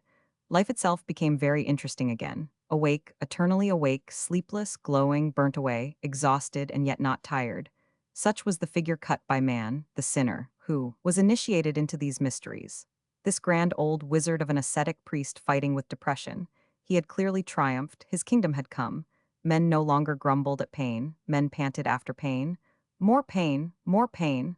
So for centuries on end shrieked the demand of his acolytes and initiates. Every emotional excess which hurt, everything which broke, overthrew, crushed, transported, ravished, the mystery of torture chambers, the ingenuity of hell itself. All this was now discovered, divined, exploited, all this was at the service of the wizard, all this served to promote the triumph of his ideal, the ascetic ideal. My kingdom is not of this world, quoth he, both at the beginning and at the end. Had he still the right to talk like that? Goethe has maintained that there are only 36 tragic situations. We would infer from that, did we not know otherwise, PG 185, that Goethe was no ascetic priest. He knows more. So far as all this kind of priestly medicine mongering, the guilty kind, is concerned, every word of criticism is superfluous. As for the suggestion that emotional excess of the type, which in these cases the ascetic priest is fain to order to his sick patients, under the most sacred euphemism, as is obvious and equally impregnated with the sanctity of his purpose, has ever really been of use to any sick man, who, forsooth, would feel inclined to maintain a proposition of that character. At any rate, some understanding should be come to as to the expression be of use. If you only wish to express that such a system of treatment has reformed man, I do not gainsay it. I merely add that reformed conveys to my mind as much as tamed, weakened, discouraged, refined, daintified, emasculated, and thus it means almost as much as injured. But when you have to deal principally with sick, depressed, and oppressed creatures, such a system, even granted that it makes the ill better, under any circumstances also makes them more ill. Ask the mad doctors the invariable result of a methodical application of penance torture, contrition, and salvation ecstasies. Similarly, ask history. In every body politic where the ascetic priest has established this treatment of the sick, disease has on every occasion spread with sinister speed throughout PG 186 its length and breadth. What was always the result? A shattered nervous system, in addition to the existing malady, and this in the greatest as in the smallest, in the individuals as in masses. We find, in consequence of the penance and redemption training, awful epileptic epidemics, the greatest known to history, such as the St. Vitus and St. John dances of the Middle Ages. We find, as another phase of its after effect, frightful mutilations and chronic depressions, by means of which the temperament of a nation or a city, Geneva, Bale, is turned once for all into its opposite. This training again is responsible for the witch hysteria, a phenomenon analogous to somnambulism. 8 great epidemic outbursts of this only between 1564 and 1605. We find similarly in its train those delirious death cravings of large masses, whose awful shriek, "Eve vive la mort," was heard over the whole of Europe, now interrupted by voluptuous variations, and anon by a rage for destruction, just as the same emotional sequence with the same intermittencies and sudden changes is now universally observed in every case where the ascetic doctrine of sin scores once more a great success. Religious neurosis appears as a manifestation of the devil. There is no doubt of it. What is it? Queritor. Speaking generally, the ascetic ideal and its sublime moral cult, this most ingenious, reckless, and perilous systematization of all methods of emotional excess, is writ large in a dreadful and unforgettable fashion on the whole history of man, and unfortunately not only on history. I was scarcely able to put forward any other element which attacked the PG 187 health and race efficiency of Europeans with more destructive power than did this ideal. It can be dubbed, without exaggeration, the real fatality in the history of the health of the European man. At the most, you can merely draw a comparison with the specifically German influence. I mean the alcohol poisoning of Europe, which up to the present has kept pace exactly with the political and racial predominance of the Germans, where they inoculated their blood, there too did they inoculate their vice. Third in the series comes syphilis, magno sed proximo intervallo. The ascetic priest has, wherever he has obtained the mastery, corrupted the health of the soul. He has consequently also corrupted taste in artibus et literis. He corrupts it still. Consequently, I hope I shall be granted this consequently. At any rate, I am not going to prove it first. One solitary indication, it concerns the Archbook of Christian Literature, their real model, their book in itself. In the very midst of the Grco-Roman splendor, which was also a splendor of books, face to face with an ancient world of writings which had not yet fallen into decay and ruin, at a time when certain books were still to be read, to possess which we would give nowadays half our literature in exchange. At that time, the simplicity and vanity of Christian agitators, they are generally called fathers of the Church, dared to declare, "We too have our classical literature, we do not need that of the Greeks."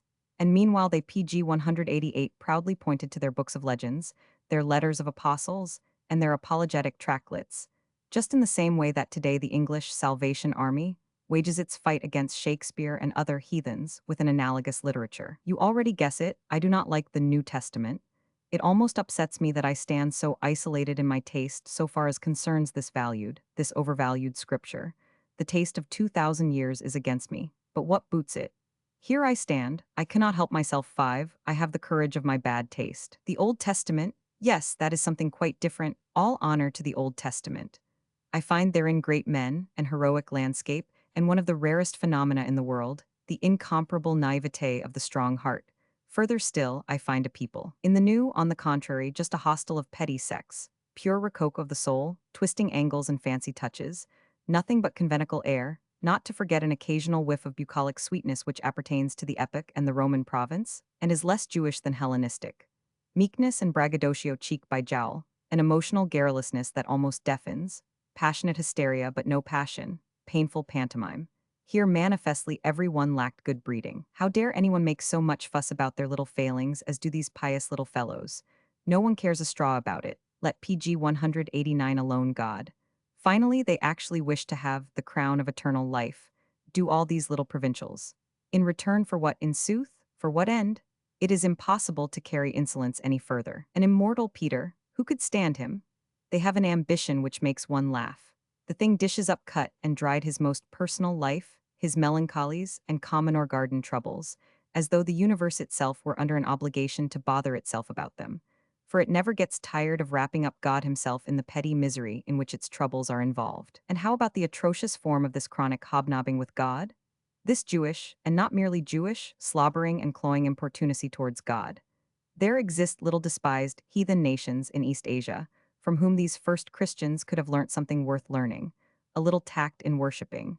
These nations do not allow themselves to say aloud the name of their God. This seems to me delicate enough. It is certain that it is too delicate, and not only for primitive Christians.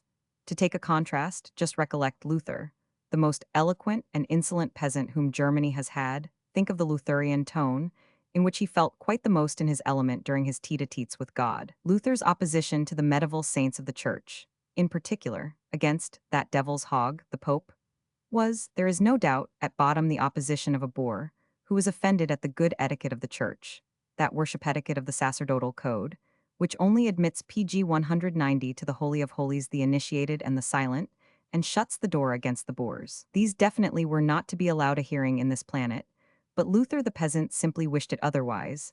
As it was not German enough for him. He personally wished himself to talk direct, to talk personally, to talk straight from the shoulder with his God. Well, he's done it. The ascetic ideal, you will guess, was at no time and in no place a school of good taste, still less of good manners. At the best it was a school for sacerdotal manners. That is, it contains in itself something which was a deadly enemy to all good manners. Lack of measure, opposition to measure, it is itself a non plus ultra.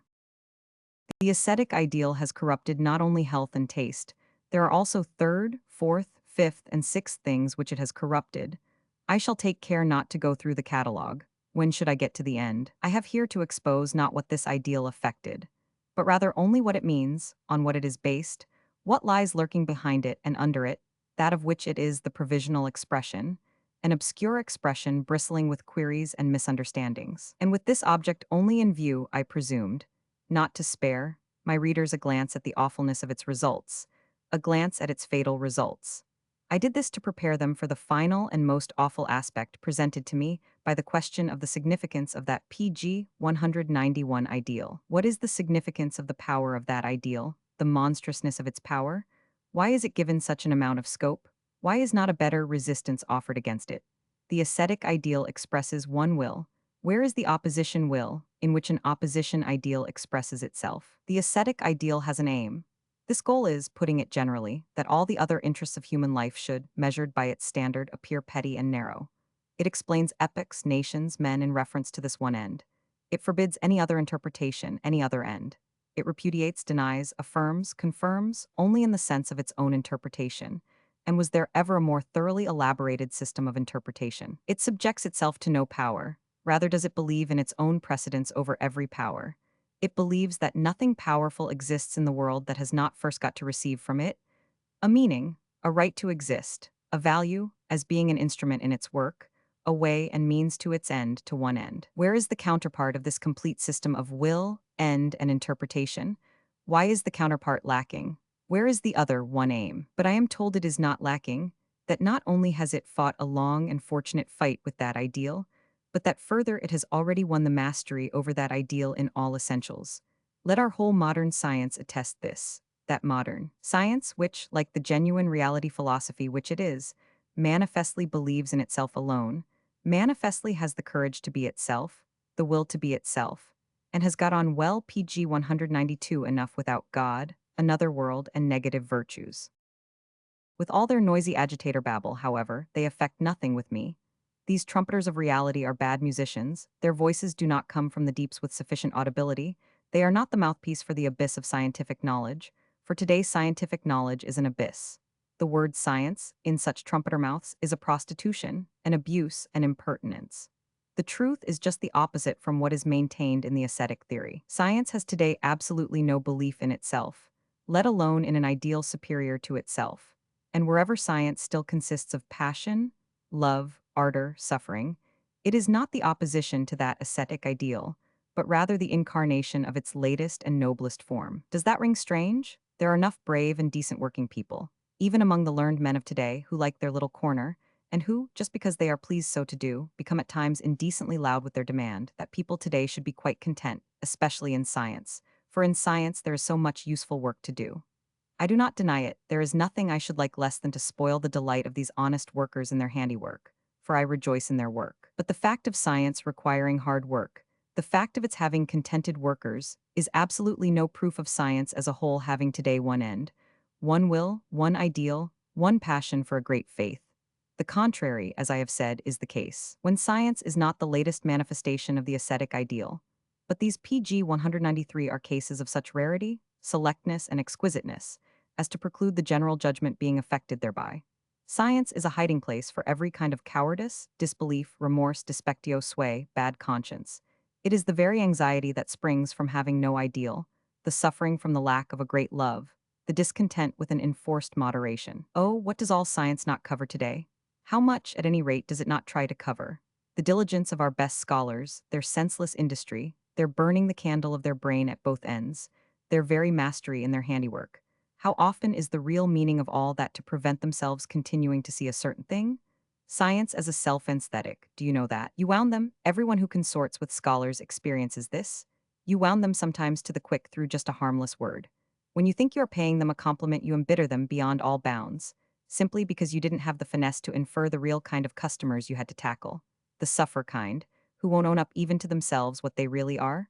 The dazed and unconscious kind who have only one fear, coming to consciousness. And now look at the other side, at those rare cases, of which I spoke, the most supreme idealists to be found nowadays among philosophers and scholars. Have we, perchance, found in them the sought-for opponents of the ascetic ideal, its PG 194 anti-idealists?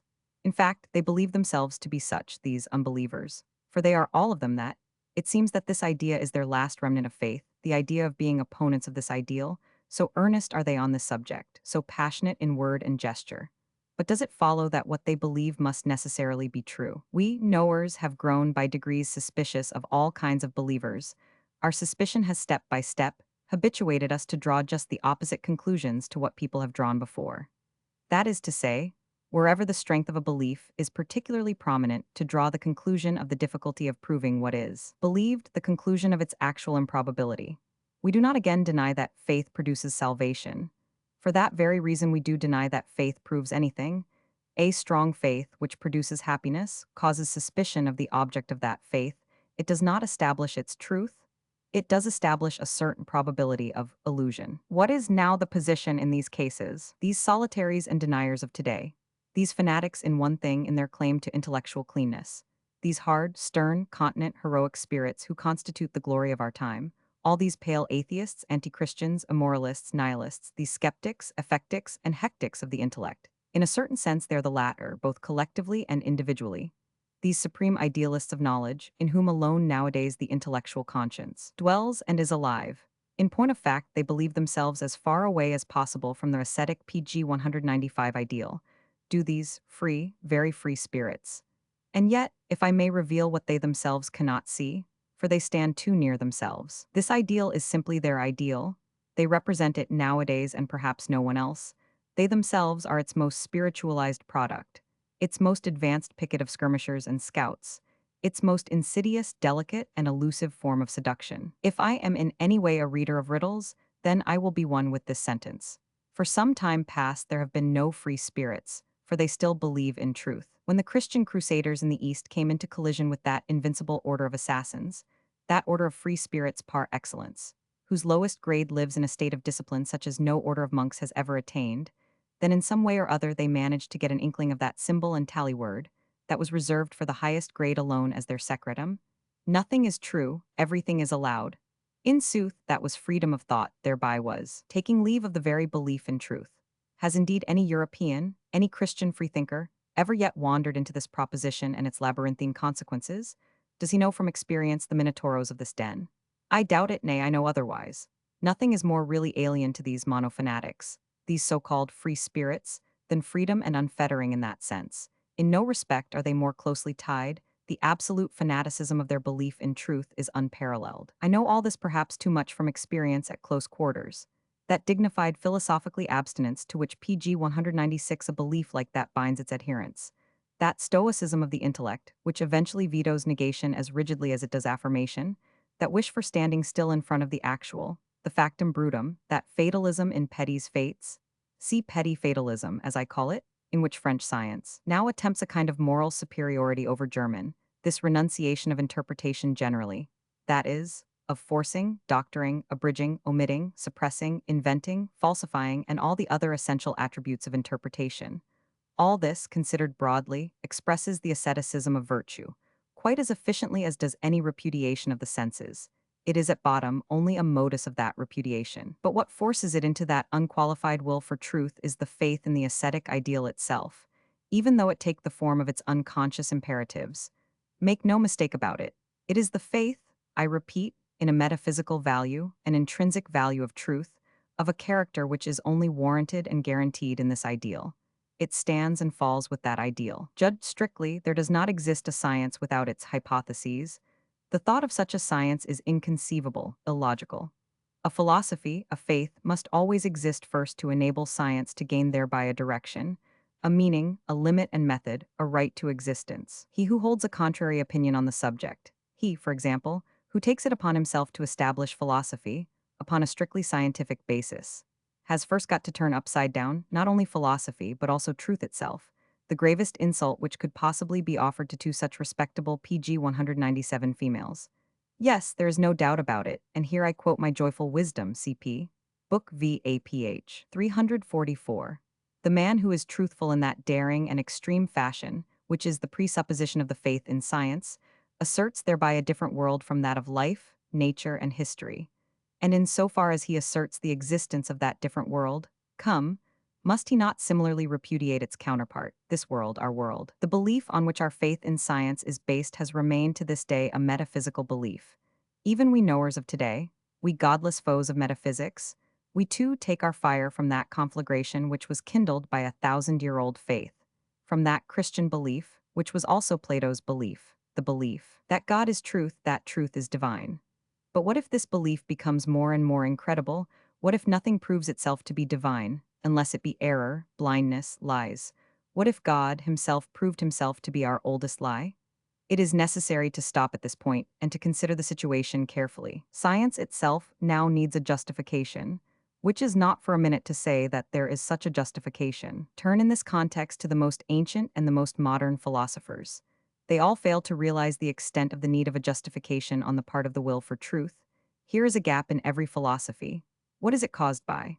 Because up to the present, the ascetic ideal dominated all philosophy, because truth was fixed as being, as God, as the Supreme Court of Appeal, because truth was not allowed to be a problem. Do you understand this PG 198, allowed?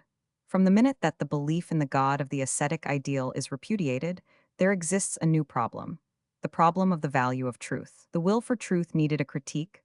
Let us define by these words our own task. The value of truth is tentatively to be called in question. If this seems too laconically expressed, I recommend the reader to peruse again that passage from the Joyful Wisdom which bears the title, How Far We Also Are Still Pious, APH 344, and best of all the whole fifth book of that work, as well as the preface to the Dawn of Day. No, you can't get round me with science. When I search for the natural antagonists of the ascetic ideal, when I put the question, where is the opposed will in which the opponent ideal expresses itself? Science is not, by a long way, independent enough to fulfill this function. In every department, science needs an ideal value, a power which creates values, and in whose service it can believe in itself. Science itself never creates values.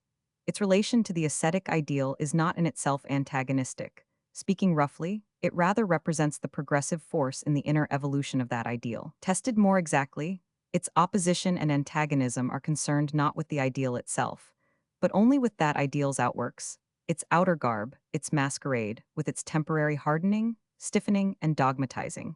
It makes the life in the ideal free once more, while it repudiates its superficial PG 199 elements. These two phenomena, science and the ascetic ideal, both rest on the same basis. I have already made this clear. The basis, I say, oft the same overappreciation of truth, more accurately the same belief in the impossibility of valuing and of criticizing truth, and consequently they are necessarily allies, so that, in the event of their being attacked, they must always be attacked and called into question together. A valuation of the ascetic ideal inevitably entails a valuation of science as well. Lose no time in seeing this clearly, and be sharp to catch it. Art, I am speaking provisionally, for I will treat it on some other occasion in greater detail. Art, I repeat, in which lying is sanctified and the will for deception has good conscience on its side, is much more fundamentally opposed to the ascetic ideal than is science. Plato's instinct felt this. Plato, the greatest enemy of art which Europe has produced up to the present. Plato versus Homer, that is the complete, the true antagonism on the one side, the whole-hearted transcendental, the great defamer of life. On the other, its involuntary panegyrist, the golden nature. An artistic subservience to the service of the ascetic ideal is consequently the most absolute artistic corruption that there can be, though unfortunately it is one of the most frequent phases, for nothing is more corruptible than an artist. Considered physiologically, moreover, science rests on the same basis as does the ascetic ideal. A certain impoverishment of life is the presupposition of the latter as of the former frigidity of the emotions, slackening of the tempo, the substitution of dialectic for PG 200 instinct, seriousness impressed on mien and gesture, seriousness, that most unmistakable sign of strenuous metabolism, of struggling, toiling life. Consider the periods in a nation in which the learned man comes into prominence. They are the periods of exhaustion, often of sunset, of decay, the effervescing strength, the confidence in life, the confidence in the future are no more. The preponderance of the mandarins never signifies any good, any more than does the advent of democracy, or arbitration instead of war, equal rights for women, the religion of pity, and all the other symptoms of declining life. Science handled as a problem. What is the meaning of science? Upon this point, the preface to the birth of tragedy. No, this modern science, mark you this well, is at times the best ally for the ascetic ideal, and for the very reason that it is the ally which is most unconscious, most automatic, most secret, and most subterranean. They have been playing into each other's hands up to the present. Have these, poor in spirit, and the scientific opponents of that ideal, take care, by the by, not to think that these opponents are the antithesis of this ideal, that they are the rich in spirit, that they are not. I have called them the hectic in spirit. As for these celebrated victories of science, there is no doubt that they are victories, but victories over what? There was not for a single minute any victory among their list over the ascetic ideal, rather was it made stronger, that is to say, more elusive, more abstract, more insidious, from the fact that a wall, an outwork, that had got PG 201 built onto the main fortress and disfigured its appearance, should from time to time be ruthlessly destroyed and broken down by science. Does anyone seriously suggest that the downfall of the theological astronomy signified the downfall of that ideal? Has, perchance, man grown less in need of a transcendental solution of his riddle of existence, because since that time, this existence has become more random, casual, and superfluous in the visible order of the universe? Has there not been since the time of Copernicus an unbroken progress in the self-belittling of man and his will for belittling himself? Alas, his belief in his dignity, his uniqueness's irreplaceableness in the scheme of existence, is gone. He has become animal, literal, unqualified, and unmitigated animal, he who in his earlier belief was almost God, child of God, demigod. Since Copernicus, man seems to have fallen on to a steep plane. He rolls faster and faster away from the center. Whither? Into nothingness? Into the thrilling sensation of his own nothingness. Well, this would be the straight way to the old ideal. All science, and by no means only astronomy, with regard to the humiliating and deteriorating effect of which Kant has made a remarkable confession, it annihilates my own importance. All science, natural as much as unnatural, by unnatural I mean the self-critique of reason, nowadays sets out to talk man out of his present opinion of himself, as though that opinion had been nothing but a bizarre piece of conceit. You might go so far as to say that science finds its peculiar pride, its peculiar bitter form of stoical ataraxia, in preserving man's contempt of himself PG 202, that state which it took so much trouble to bring about, as man's final and most serious claim to self-appreciation. Rightly so in point of fact, for he who despises is always one who has not forgotten how to appreciate. But does all this involve any real effort to counteract the ascetic ideal? Is it really seriously suggested that Kant's victory over the theological dogmatism about God, soul, freedom, immortality, has damaged that ideal in any way, as the theologians have imagined to be the case for a long time past? And in this connection, it does not concern us for a single minute if Kant himself intended any such consummation. It is certain that from the time of Kant, every type of transcendentalist is playing a winning game. They are emancipated from the theologians. What luck! He has revealed to them that secret art, by which they can now pursue their heart's desire, on their own responsibility, and with all the respectability of science. Similarly, who can grumble at the agnostics, reverers, as they are, of the unknown and the absolute mystery, if they now worship their very query as God? Xaver Dowden talks somewhere of the ravages which El habitude d'admirer, El unintelligible, au lieu de rister tout simplement, Dan's El Inconu has produced the ancients, he thinks, must have been exempt from those ravages. Supposing that everything, known to man, fails to satisfy his desires, and on the contrary contradicts and horrifies them, what a divine way out of all this to be able to look for the responsibility, not in the desiring, but in knowing. Their PG 203 is no knowledge. Consequently, there is a God. What a novel elegantia syllogismy. What a triumph for the ascetic ideal. Or, perchance, does the whole of modern history show in its demeanor greater confidence in life, greater confidence in its ideals? Its loftiest pretension is now to be a mirror. It repudiates all teleology. It will have no more proving.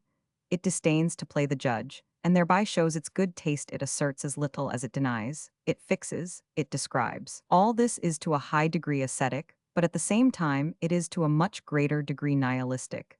Make no mistake about this. You see in the historian a gloomy, hard but determined gaze, an eye that looks out as an isolated North Pole explorer looks out, perhaps so as not to look within, so as not to look back. There is snow here as life silence. The last crows which caw here are called whither? Vanity, nada. Here nothing more flourishes and grows, at the most the metapolitics of St. Petersburg and the pity of Talst. But as for that other school of historians, a perhaps still more modern school, a voluptuous and lascivious school which ogles life and the ascetic ideal with equal fervor, which uses the word artist as a glove, and has nowadays established a corner for itself in all the praise given to contemplation.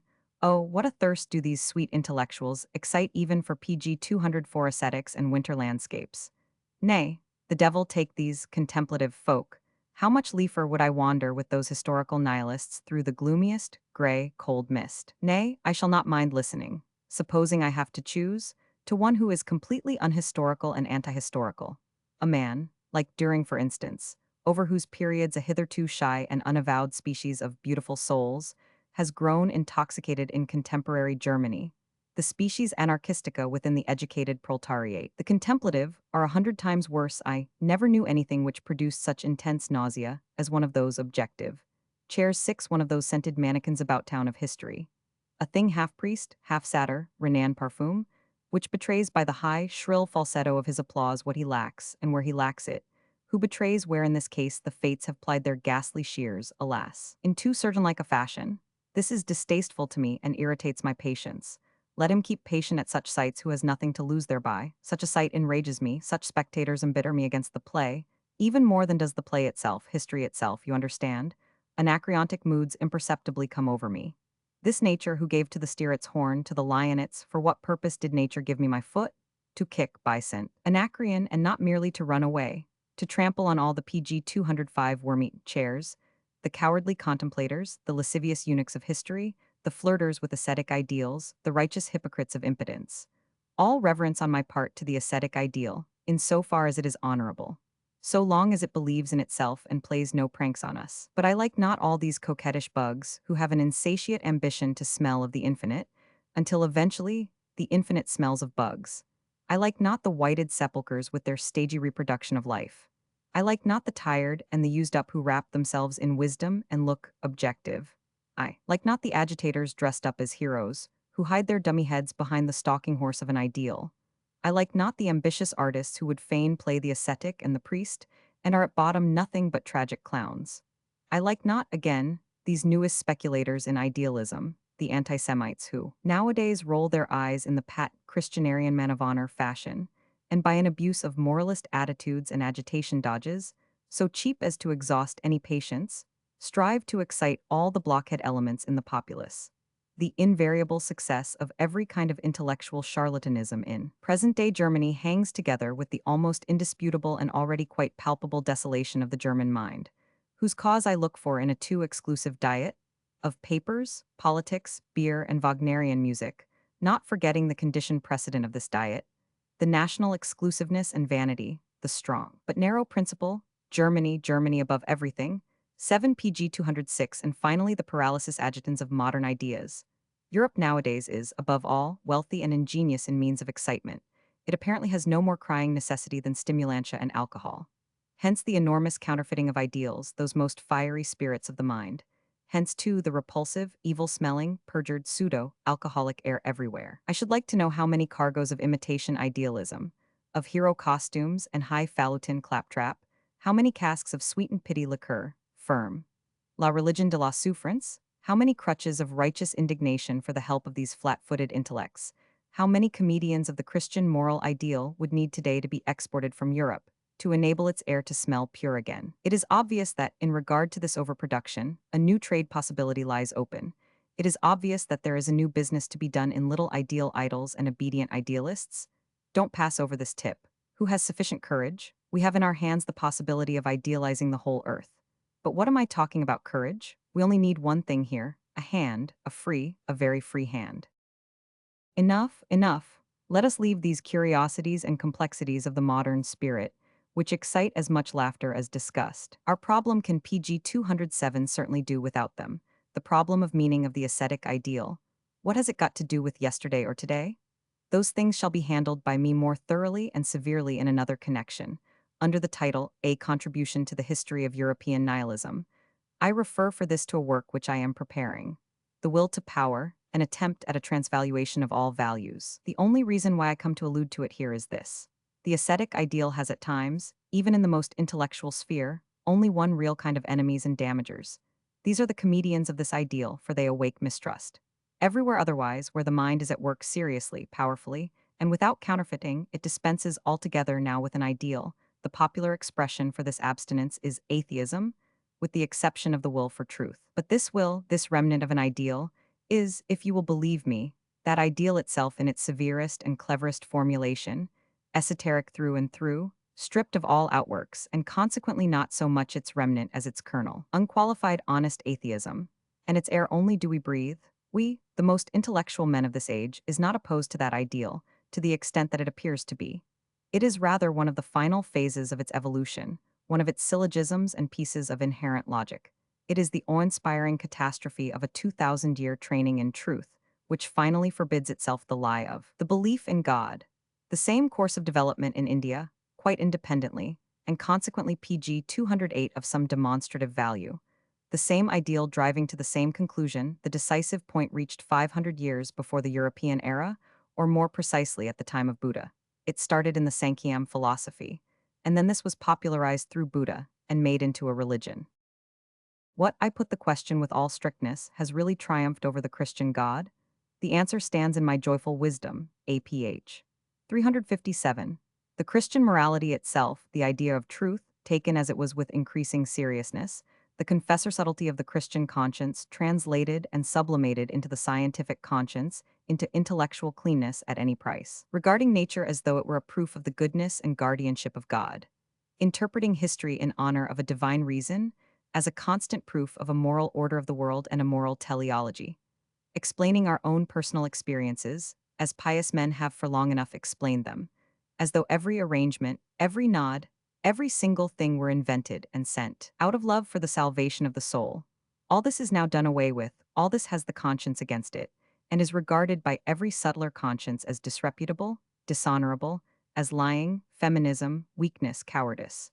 By means of this severity, if by means of anything at all, are we, in sooth, good Europeans and heirs of Europe's longest and bravest self-mastery. All great things go to ruin by reason of themselves, by reason of an act of self-dissolution. So wills the law of life, PG 209 the law of necessary, self-mastery, even in the essence of life, ever is the lawgiver finally exposed to the cry, pater legem quam ips celisti. In thus wise did Christianity go to ruin as a dogma, through its own morality. In thus wise must Christianity go again to ruin today as a morality. We are standing on the threshold of this event. After Christian truthfulness has drawn one conclusion after the other, it finally draws its strongest conclusion, its conclusion against itself. This, however, happens when it puts the question, what is the meaning of every will for truth? And here again do I touch on my problem, on our problem, my unknown friends, for as yet I know of no friends. What sense has our whole being, if it does not mean that in our own selves that will for truth has come to its own consciousness as a problem? By reason of this attainment of self-consciousness on the part of the will for truth, morality from henceforward, there is no doubt about it, goes to pieces. This is that great 100-act play that is reserved for the next 2 centuries of Europe, the most terrible, the most mysterious, and perhaps also the most hopeful of all plays. If you accept the ascetic ideal, man, the animal man had no meaning. His existence on earth contained no end. What is the purpose of man at all? Was a question without an answer. The will for man and the world was lacking. Behind every great human destiny rang as a refrain a still PG 210 greater vanity. The ascetic ideal simply means this, that something was lacking, that a tremendous void encircled man. He did not know how to justify himself, to explain himself, to affirm himself. He suffered from the problem of his own meaning. He suffered also in other ways. He was in the main a diseased animal.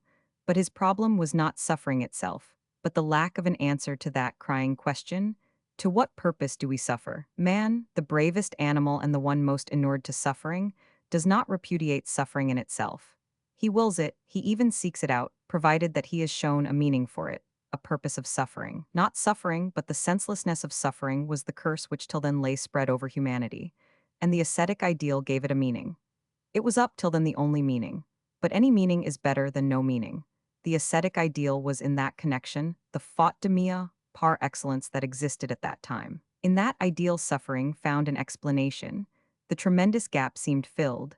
The door to all suicidal nihilism was closed. The explanation, there is no doubt about it, brought in its train new suffering, deeper, more penetrating, more venomous, gnawing more brutally into life. It brought all suffering under the perspective of guilt, But in spite of all that, man was saved. Thereby he had a meaning, and from henceforth was no more like a leaf in the wind, a shuttlecock of chance of nonsense. He could now will something absolutely immaterial to what end, to what purpose, with what means he wished. PG 211 The will itself was saved. It is absolutely impossible to disguise what in point of fact is made clear by every complete will that has taken its direction from the ascetic ideal.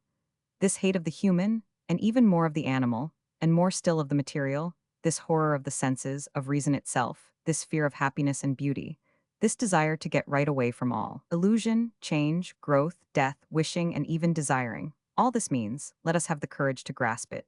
A will for nothingness, a will opposed to life, a repudiation of the most fundamental conditions of life, but it is and remains a will. And to say at the end that which I said at the beginning, man will wish nothingness rather than not wish at all. PG 213. PG 215. Peoples and Countries. Translated by J. M. Kennedy.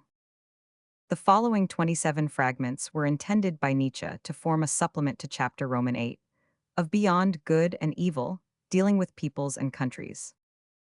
The Europeans now imagine themselves as representing, in the main, the highest types of men on earth. A characteristic of Europeans, inconsistency between word and deed. The Oriental is true to himself in daily life. How the European has established colonies is explained by his nature, which resembles that of a beast of prey. This inconsistency is explained by the fact that Christianity has abandoned the class from which it sprang. This is the difference between us and the Hellenes. Their morals grew up among the governing castes. Thucydides' morals are the same as those that exploded everywhere with Plato. Attempts towards honesty at the Renaissance, for example, always for the benefit of the arts. Michelangelo's conception of God as the tyrant of the world was an honest one. PG 216. I rate Michelangelo higher than Raphael, because, through all the Christian clouds and prejudices of his time, he saw the ideal of a culture nobler than the Christo-Raphaelian. Whilst Raphael truly and modestly glorified only the values handed down to him, and did not carry within himself any inquiring, yearning instincts. Michelangelo, on the other hand, saw and felt the problem of the lawgiver of new values, the problem of the conqueror made perfect, who first had to subdue the hero within himself. The man exalted to his highest pedestal, master even of his pity, who mercilessly shatters and annihilates everything that does not bear his own stamp, shining in Olympian divinity. Michelangelo was naturally only at certain moments so high and so far beyond his age in Christian Europe. For the most part, he adopted a condescending attitude towards the eternal feminine in Christianity. It would seem, indeed, that in the end he broke down before her and gave up the ideal of his most inspired hours. It was an ideal which only a man in the strongest and highest vigor of life could bear, but not a man advanced in years. Indeed, he would have had to demolish Christianity with his ideal, but he was not thinker and philosopher enough for that. Perhaps Leonardo da Vinci alone of those artists had a really super-Christian outlook. He knows the East, the land of dawn, within himself as well as without himself. There is something super-European PG 217 and silent in him, a characteristic of everyone who has seen too wide a circle of things good and bad. How much we have learnt and learnt anew in 50 years. The whole Romantic school with its belief in the people is refuted. No Homeric poetry as popular poetry. No deification of the great powers of nature. No deduction from language relationship to race relationship. No intellectual contemplations of the supernatural. No truth enshrouded in religion. The problem of truthfulness is quite a new one. I am astonished. From this standpoint, we regard such natures as Bismarck as culpable out of carelessness, such as Richard Wagner out of want of modesty. We would condemn Plato for his pia fraus, Kant for the derivation of his categorical imperative, his own belief certainly not having come to him from this source.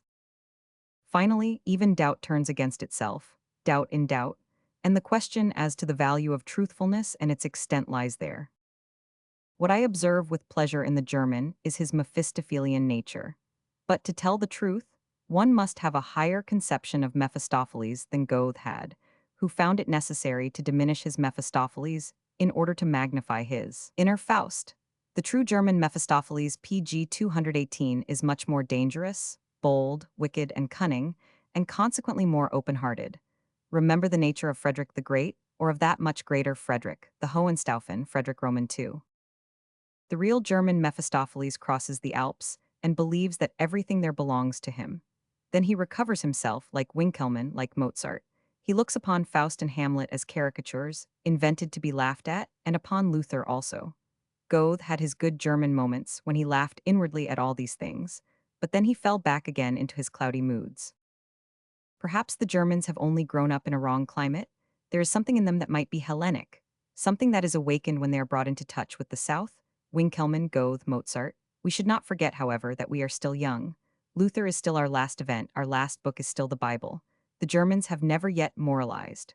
Also, the very food of the Germans was their doom, its consequence, Philistinism. The Germans are a dangerous people. They are experts at inventing intoxicants. Gothic, Rococo, according to Semper, the historical sense and exoticism, Hegel, Richard Wagner, Leibniz, pg 219-2, dangerous at the present day. They even idealized the serving soul as the virtue of scholars and soldiers, also as the simple mind. The Germans may well be the most composite people on earth. The people of the middle, the inventors of porcelain, and of a kind of Chinese breed of privy councillor. The smallness and baseness of the German soul were not, and are not consequences of the system of small states. For it is well known that the inhabitants of much smaller states were proud and independent, and it is not a large state per se that makes souls freer and more manly. The man whose soul obeys the slavish command, "Thou shalt and must kneel," in whose body there is an involuntary bowing and scraping to titles, orders, gracious glances from above, well, such a man in an empire will only bow all the more deeply and lick the dust more fervently in the presence of the greater sovereign than in the presence of the lesser.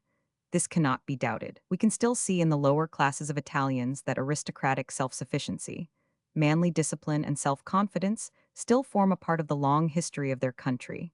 These are virtues which once manifested themselves before their eyes.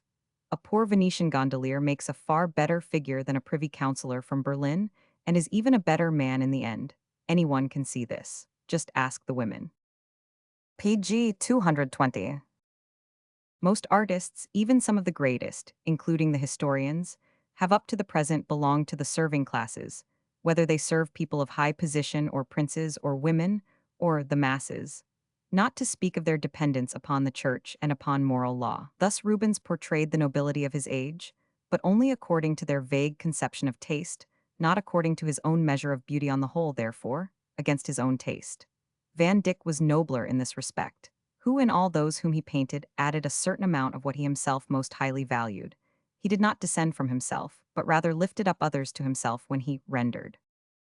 The slavish humility of the artist to his public, as Sebastian Bach has testified in undying and outrageous words in the dedication of his High Mass, is perhaps more difficult to perceive in music, but it is all the more deeply ingrained. A hearing would be refused me if I endeavored to impart my views on this subject. Chopin possesses distinction, like Van Dyck. The disposition of Beethoven is that of a proud peasant, of Haydn that of a proud servant. Mendelssohn, too, possesses distinction, like Goethe, in the most natural way in the world. We could at any time have counted on the fingers of one hand those German learned men pg 221 who possessed wit. The remainder have understanding, and a few of them happily that famous childlike character which divines. It is our privilege. With this divination German science has discovered some things which we can hardly conceive of, and which, after all, do not exist, perhaps. It is only the Jews among the Germans who do not divine like them. As Frenchmen reflect the politeness and esprit of French society, so do Germans reflect something of the deep, pensive earnestness of their mystics and musicians, and also of their silly childishness. The Italian exhibits a great deal of republican distinction and art, and can show himself to be noble and proud without vanity. A larger number of the higher and better endowed men will, I hope, have in the end so much self-restraint as to be able to get rid of their bad taste for affectation and sentimental darkness, and to turn against Richard Wagner as much as against Schopenhauer. These two Germans are leading us to ruin. They flatter our dangerous qualities. A stronger future is prepared for us in Goethe, Beethoven, and Bismarck than in these racial aberrations. We have had no philosophers yet. pg 222. The peasant is the commonest type of noblesse, for he is dependent upon himself most of all. Peasant blood is still the best blood in Germany, for example, Luther, Niebuhr, Bismarck. Bismarck a Slav, Let anyone look upon the face of Germans. Everything that had manly, exuberant blood in it went abroad. Over the smug populace remaining, the slave-sold people, there came an improvement from abroad, especially by a mixture of Slavonic blood. The Brandenburg nobility, and the Prussian nobility in general, and the peasant of certain North German districts, comprise at present the most manly natures in Germany. That the manliest men shall rule, this is only the natural order of things. The future of German culture rests with the sons of the Prussian officers. There has always been a want of wit in Germany, and mediocre heads attain there to the highest honors, because even they are rare. What is most highly prized is diligence and perseverance, and a certain cold-blooded, critical outlook. And for the sake of such qualities, German scholarship and the German military system have become paramount in Europe. Page 223. Parliaments may be very useful to a strong and versatile statesman. He has something there to rely upon.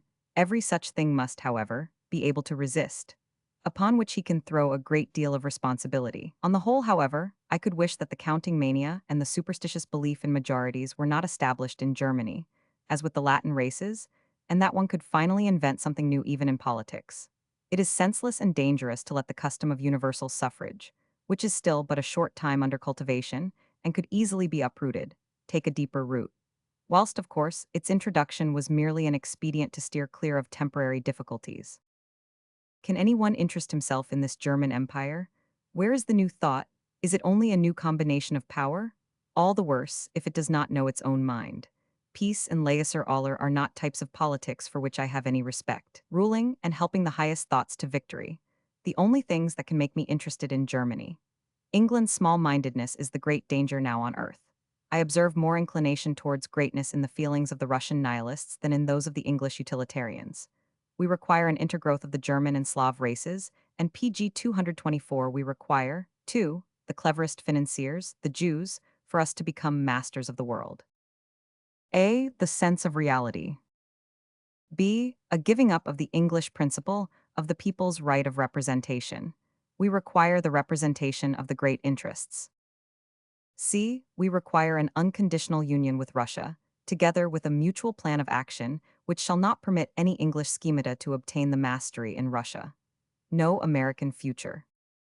D. A national system of politics is untenable, and embarrassment by Christian views is a very great evil. In Europe, all sensible people are skeptics, whether they say so or not.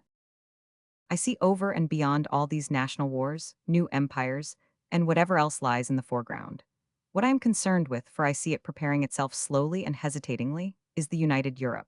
It was the only real work, the one impulse in the souls, of all the broad-minded and deep-thinking men of this century, this preparation of a new synthesis, and the tentative effort to anticipate the future of the European. Only in their weaker moments, or when they grew old, did they fall back again into the national narrowness of the fatherlanders. Then they were once more patriots. I am thinking of men like Napoleon, Heinrich Heine, Goethe, Beethoven, Stendhal, Schopenhauer. Perhaps pg 225 Richard Wagner likewise belongs to their number, concerning whom, as a successful type of German obscurity, nothing can be said without some such perhaps. But to the help of such minds as feel the need of a new unity, there comes a great explanatory economic fact. The small states of Europe, I refer to all our present kingdoms and empires, will in a short time become economically untenable, owing to the mad, uncontrolled struggle for the possession of local and international trade. Money is even now compelling European nations to amalgamate into one power. In order, however, that Europe may enter into the battle for the mastery of the world with good prospects of victory, it is easy to perceive against whom this battle will be waged. She must probably come to an understanding with England. The English colonies are needed for this struggle, just as much as modern Germany, to play her new role of broker and middleman, requires the colonial possessions of Holland. For no one any longer believes that England alone is strong enough to continue to act her old part for 50 years more. The impossibility of shutting out Homines Novi from the government will ruin her, and her continual change of political parties is a fatal obstacle to the carrying out of any tasks which require to be spread out over a long period of time. A man must today be a soldier first and foremost that he may not afterwards lose his credit as a merchant. Enough. Here, as in other matters, the coming century will be found following in the footsteps of pg 226 Napoleon, the first man, and the man of greatest initiative and advanced views of modern times. For the tasks of the next century, the methods of popular representation in parliaments are the most inappropriate imaginable. The condition of Europe in the next century will once again lead to the breeding of manly virtues, because men will live in continual danger. Universal military service is already the curious antidote which we possess for the effeminacy of democratic ideas, and it has grown up out of the struggle of the nations. Nation, men who speak one language and read the same newspapers. These men now call themselves nations, and would far too readily trace their descent from the same source and through the same history, which, however, even with the assistance of the most malignant lying in the past, they have not succeeded in doing. What quagmires and mendacity must there be about if it is possible, in the modern European hodgepodge, to raise questions of race, it being premised that the origin of such writers is not in Borneo and Borneo. Maxim, to associate with no man who takes any part in the mendacious race swindle. PG 227. With the freedom of travel now existing, groups of men of the same kindred can join together and establish communal habits and customs. The overcoming of nations. To make Europe a center of culture, national stupidities should not make us blind to the fact that in the higher regions there is already a continuous reciprocal dependence. France and German philosophy. Richard Wagner and Paris, 1830-50. Goethe and Greece. All things are impelled towards a synthesis of the European past in the highest types of mind. Mankind has still much before it. How, generally speaking, could the ideal be taken from the past? Perhaps merely in relation to the present, which latter is possibly a lower region. This is our distrust, which recurs again and again, our care, which never lets us sleep, our question, which no one listens to or wishes to listen to, our sphinx, near which there is more than one precipice. We believe that the men of present-day Europe are deceived in regard to the things which we love best, and a pitiless demon PG 228, no, not pitiless, only indifferent and puerile, plays with our hearts and their enthusiasm, as it may perhaps have already played with everything that lived and loved. I believe that everything which we Europeans of today are in the habit of admiring as the values of all these respected things called humanity, mankind, sympathy, pity, may be of some value as the debilitation and moderating of certain powerful and dangerous primitive impulses. Nevertheless, in the long run, all these things are nothing else than the belittlement of the entire type, man, his mediocrization. If in such a desperate situation, I may make use of such a desperate expression, I think that the commedia humana for an Epicurean spectator god must consist in this: that the Europeans, by virtue of their growing morality, believe in all their innocence and vanity that they are rising higher and higher, whereas the truth is that they are sinking lower and lower, i.e., through the cultivation of all the virtues which are useful to a herd, and through the repression of the other and contrary virtues, which give rise to a new, higher, stronger, masterful race of men. The first named virtues merely develop the herd animal in man, and stabilitate the animal man. For until now man has been, the animal, as yet unstabilitated. Genius and epoch. Heroism is no form of selfishness, for one is shipwrecked by it. The PG 229 direction of power is often conditioned by the state of the period in which the great man happens to be born, and this fact brings about the superstition that he is the expression of his time. But this same power could be applied in several different ways, and between him and his time there is always this difference, that public opinion always worships the herd instinct, i.e., the instinct of the weak, while he, the strong man, writes for strong ideals. The fate now overhanging Europe is simply this: that it is exactly her strongest sons that come rarely and late to the springtime of their existence. That, as a rule, when they are already in their early youth they perish, saddened, disgusted, darkened in mind, just because they have already, with the entire passion of their strength, drained to the dregs the cup of disillusionment, which in our days means the cup of knowledge, and they would not have been the strongest had they not also been the most disillusionized, for that is the test of their power. They must first of all rise out of the illness of their epoch to reach their own health. A late springtime is their mark of distinction. Also, let us add late merriment, late folly, the late exuberance of joy. For this is the danger of today: everything that we loved when we were young has betrayed us. Our last love, the love which makes us acknowledge her, our love for truth, let us take care that she too does not betray us.